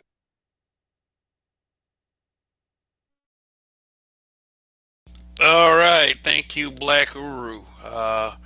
Your presence was made the panel very. It took us up a level, and I really do appreciate that. You know, and you're welcome to come back anytime. So, all right, Rael, Roger, which one of y'all want to go first? You can go ahead, Roger. Right, yeah. Okay. Well, you know what? Unfortunately, I didn't even get a chance to hear much of the show. I was out working. You know, y'all know how it go. But I'm just glad I was able to put some light on what was going on. And to me, everything is great. Jessica serves. I mean, she serves a purpose. There are some women who are going to fight to lose, and that's just what they want. And as men have to understand, some of them are going to fight to lose. And I always say, you don't try to drag people kicking and screaming to the promised land. Jessica may be young, but she's still in the losing position. She in a space where she can get all the information she needs to get, so she can come up with a husband. She got a mama, she got a daddy. She ain't got to worry about nobody saying, well, she ain't had no daddy, so I ain't gonna talk to her. She ain't got no kids, so she ain't got to worry about that. You know what I'm saying? Maybe she fat, probably, but we don't know for sure. But probably fat, but that's something you can get rid of, because guys don't like to deal with fat women like that. But she can get rid of that. Now, when it comes to the attitude, that's something she could also get rid of. But is she electing to get rid of the attitude? No, she just don't like somebody challenging her. Because see, when I showed up and started telling the truth, then it was a problem. But if you've been in this space for more than a year, and I know she's been around for at least a year, because I've seen it myself, and you can't even say anything you learned. All you could do is repeat something you heard earlier tonight. And repeating something you heard earlier tonight does not mean you learned anything. It's just I remembered it because it was said 40 minutes ago. That's all that is. Saying you learned something is saying that I got this information at some date while back, and then I've been able to use this information, or I've been able to apply this information, or I've been able to share this information with other people to show that you've actually learned something. So basically, she confirmed that everything she's heard none of it has been worthy of applying in her life. None of it has been worthy of sharing with her friends. None of it has been worthy to do anything with. And some people say, well, she might be a troll. No, she's not a troll. That's just who she is. And I keep trying to tell brothers, just accept them for who they are. This is who they are. Okay? I only estimate maybe 15 to 20% of them is somewhat between good and great. Accept the rest of them for being the losers that they are. And if we just accept that they're losers, maybe they'll try to win. As much as I want to see us get together, I'm never going to promote men try to get with women that's doing everything they can to lose. You're 23 years old. You are a female. This is not a dude who has to go out and approach women and see who's going to accept them. This is a woman. People approach them. All you got to do is say, you're a winner, I'll take it. That's all a woman has to do. A winner's going to approach them at some point. And all she got to do is say, okay, I'll take this winner that wants me. And if she can't get a winner to approach her, she knows the information on how she can change herself to get a winner to approach her. And if she won't do it, which we already seen earlier tonight, she don't believe that she needs to compete for black men. So what do y'all think her weight is if she already has this concept that I don't need to compete for black men? What do you think her weight is? Okay? But if you got all this information to get everything you need and you're not applying it yet, and you've been around for at least a year, does this sound like an intelligent person? Don't sound like an intelligent person. Now, my thing is, do y'all really think God make people that stupid? Or do you have to try to be that stupid? How do you go where everybody got the winning numbers and yet you can't win the lottery? And people just tell you know tonight is gonna be 3, 5, 8, 6. All you gotta do is play it, and you just refuse to play it. It makes zero sense at all. So accept them for who they are, call them out for who they are, and then they might change. And I'll leave it right there.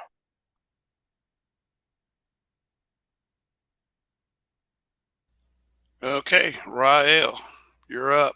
Peace, And then, peace. and then unless somebody slides up here and that'll be their first and final statement, I'm next. Peace, Bear, peace. Roger, peace to the rest of the panel that was here in the chat.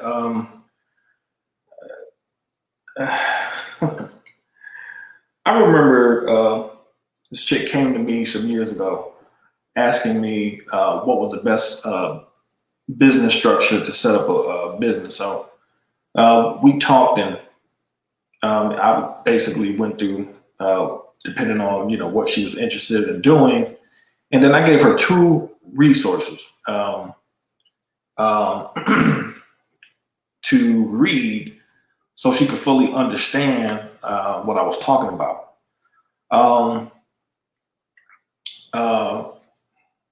And maybe 6 months later, she came back asking basically the same question. Whenever we would talk about business, most of the time we would get into an argument about it because she had a very skewed notion of what she thought business was. She thought being in business and making a lot of money automatically made you an evil person. And I told her, I was like, have you ever lived in the projects? Have you ever lived in the hood? And she was like, no. I said, well, trust me. There are some very evil people in the hood that look like you. And I asked her, I said, because I remembered, I said, did you ever read those 2 books? Because she had pissed me off so much. I remembered that I actually gave her the 2 sources. And I asked her, did she ever read it? Because I already knew she didn't read it based on the question she asked me. Because the 2 references I gave her had the information in there. And she said, no. I said, so let me get this straight. I said, you called me asking me for my input, what you felt was my expertise to help you answer this particular question. You didn't like the way I responded to you because I responded to you in a way that put the onus on you to do something. I said, but I had already given you the answers that you're looking for, and you didn't even take the time out to read 2 sources that were valuable pieces of information that you could have used to actually start you on your journey. I said, but you're getting mad at me, and you're the one that was too lazy to actually read. Now, this woman has been in this space for at least 3 years. And this woman, I specifically asked that question on purpose because I knew she hadn't read anything. I just wanted everybody else to hear that she didn't. And this woman, after all the information that she used to hear from just BGS alone, when she used to go over there to BGS for Women, that woman didn't read not one goddamn thing. She didn't read one piece of literature, nothing. All the links, all he talked about, BGS was constantly throwing stuff out there, even to this day, still does. She didn't take up the time to read anything because she does not want to change. And what's worse, she don't think she's even required to change and be a better person to actually attract a quality black man. She wants to stay exactly the same type of person she is, which isn't much, and think she's gonna get a top quality dude that's black. And this just goes to show you the level of disrespect, the level of insult, because it is insulting to black men to think that you deserve the best types of black men and feel like you don't even have to put any work in to get those men. That's the height of disrespect. And it's just really, it's really sad, to be honest, that these women are this fucking lazy, man.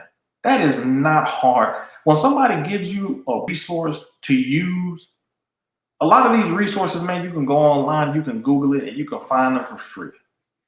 And they can get on a phone and they can be in chats arguing with men, but you give them some data to read, and even BGS has agreed with me when we talked about this before.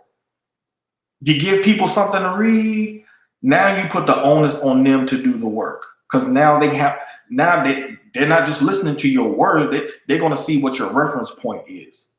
And so now they have to do some work. And these women don't want to do any work. And that's why she said she felt she shouldn't have to compete for a black man. That was the most important statement she made the whole night. She said she didn't feel that she had to compete for black men. And her lazy ass ways showed it by not even taking one piece of literature that black men have given her in this section and use it to, like I asked her, self-reflect and make her into a better person. Because when you actually do research, true research, because reading is a form of meditation. And when you do true research, it forces you to self-reflect. And things that you believe, it forces you to give up things that you believe because you now have new information that counteracts that shit. So the fact that I knew she hadn't read because she's been talking the same way. She couldn't possibly have read any of the things that we've been talking about because it would have forced her to change. And so that's what we have been dealing with out here, fellas.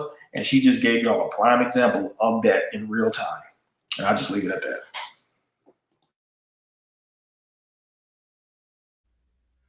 Okay.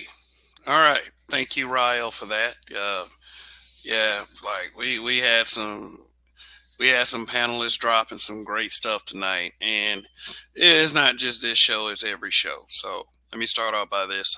D-Rock Ben, thank you for the super chat, telling me great show, BMBBH.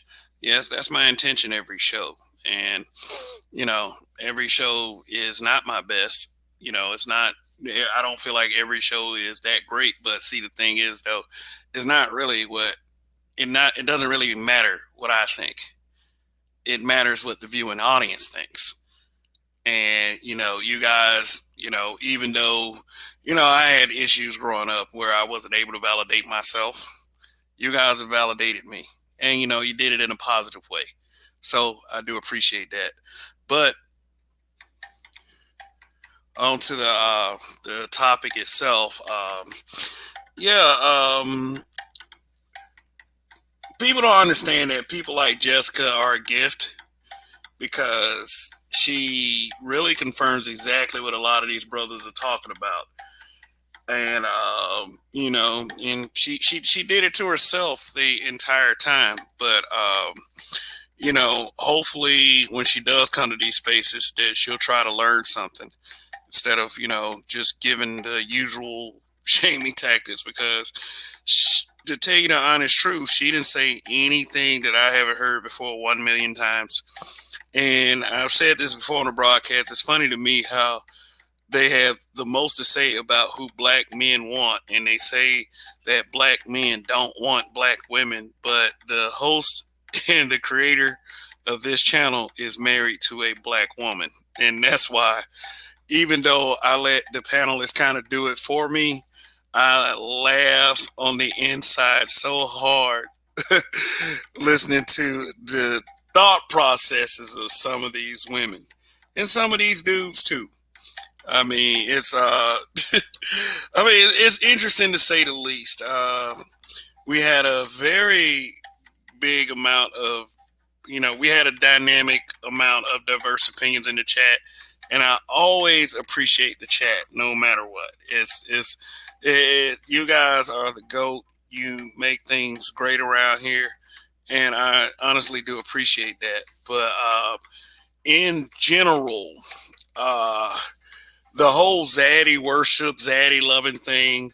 Honestly, at the end of the day, I am learning the art of clickbait titles, but there were so many things that could have been touched on that weren't touched on, but the things that were touched on made the show quite great. And like I said, again, I do appreciate that, but Zaddy worship isn't really just something that is a problem with, how black women view relationships and such. It could be seen as, how you treat your black superiors versus how you treat your white superiors, or how you view life overall. Like, I'll give one very petty example, and then I'm going to end this stream. You listen to a black person say a new word, you're going to ask that black person what it means, and you're going to try to disprove that black person, and you're going to try to demoralize it. When a white person uses a new word around you, you don't say a word. You look it up, you Google the word, you Google the meaning, but you do everything you possibly can not to look dumb in front of that white person. And that's what black men face, is an extreme lack of respect for whatever reason. And all these claims that these women make about us on the daily, elevating white men above us, it comes from a place of a true self-hatred. Now, we as black men that come to this space, I feel like something that we are guilty of is hanging on to hope. And I do see a lot of the comments saying that we shouldn't waste our time with these females, that they are gone. And, I don't holistically believe that, because, I guess that would be the black in me, and that would be the heterosexual in me. So if you are a heterosexual black man, how can you really not want to deal with women black women on a complete level? Although I do understand that some experiences that we've had with our women were bad, but still, for the ones that we're not being intimate with, we still got sisters, and we still have daughters, and we still have mothers. So there would never be a possible way for us to cut black women completely out of the picture. But as you can see, black women, no matter what they say, or what, or how much they express their disdain for us, they are never going to leave us alone, period. Zaddy's not going to save them. He's not. He's going to use them as a fuck piece, and then he's going to throw them back to us. And then what we're going to do, we're going to look at you and we're going to say this. We're going to put hope in the ones that really, that really matter, that really are grasping these messages, that really are learning and really do take our input seriously. And, and my dream, I know it's a selfish dream, but one day I would actually like for an agreeable female to pop up on this panel. They are in the chat. They participate quite frequently. And just because she does make for quite some entertainment. Sometimes I wish y'all could see what's going on in my head when I listen to people like this speak. It's like you're doing the goddamn work for me. You're making what I'm saying and my purpose so easy, because when people like that open their mouths, it confirms everything the black manosphere has been talking about this entire friggin' time. And I will leave it at that. Zaddy ain't gonna save y'all. All it's gonna leave y'all is in the middle of ewhere. We've seen it too many times. And that is it. Thank you for all of the new subs tonight. But I will say this, and I will say this time and time again. And before I say it, I'm going to say thank you for all the super chats. A shout out to Matty Ghost. You come through as always, and I wish you continued success on your stock trading. Because every time you do good, it seems like it's a good thing for me. So I keep hitting them numbers, brother. I wish you all the success in the world. But, thank you to the panel once again. Very intelligent guys. And, they face the same criticisms I face every day. So I completely understand and empathize. But that's it for now.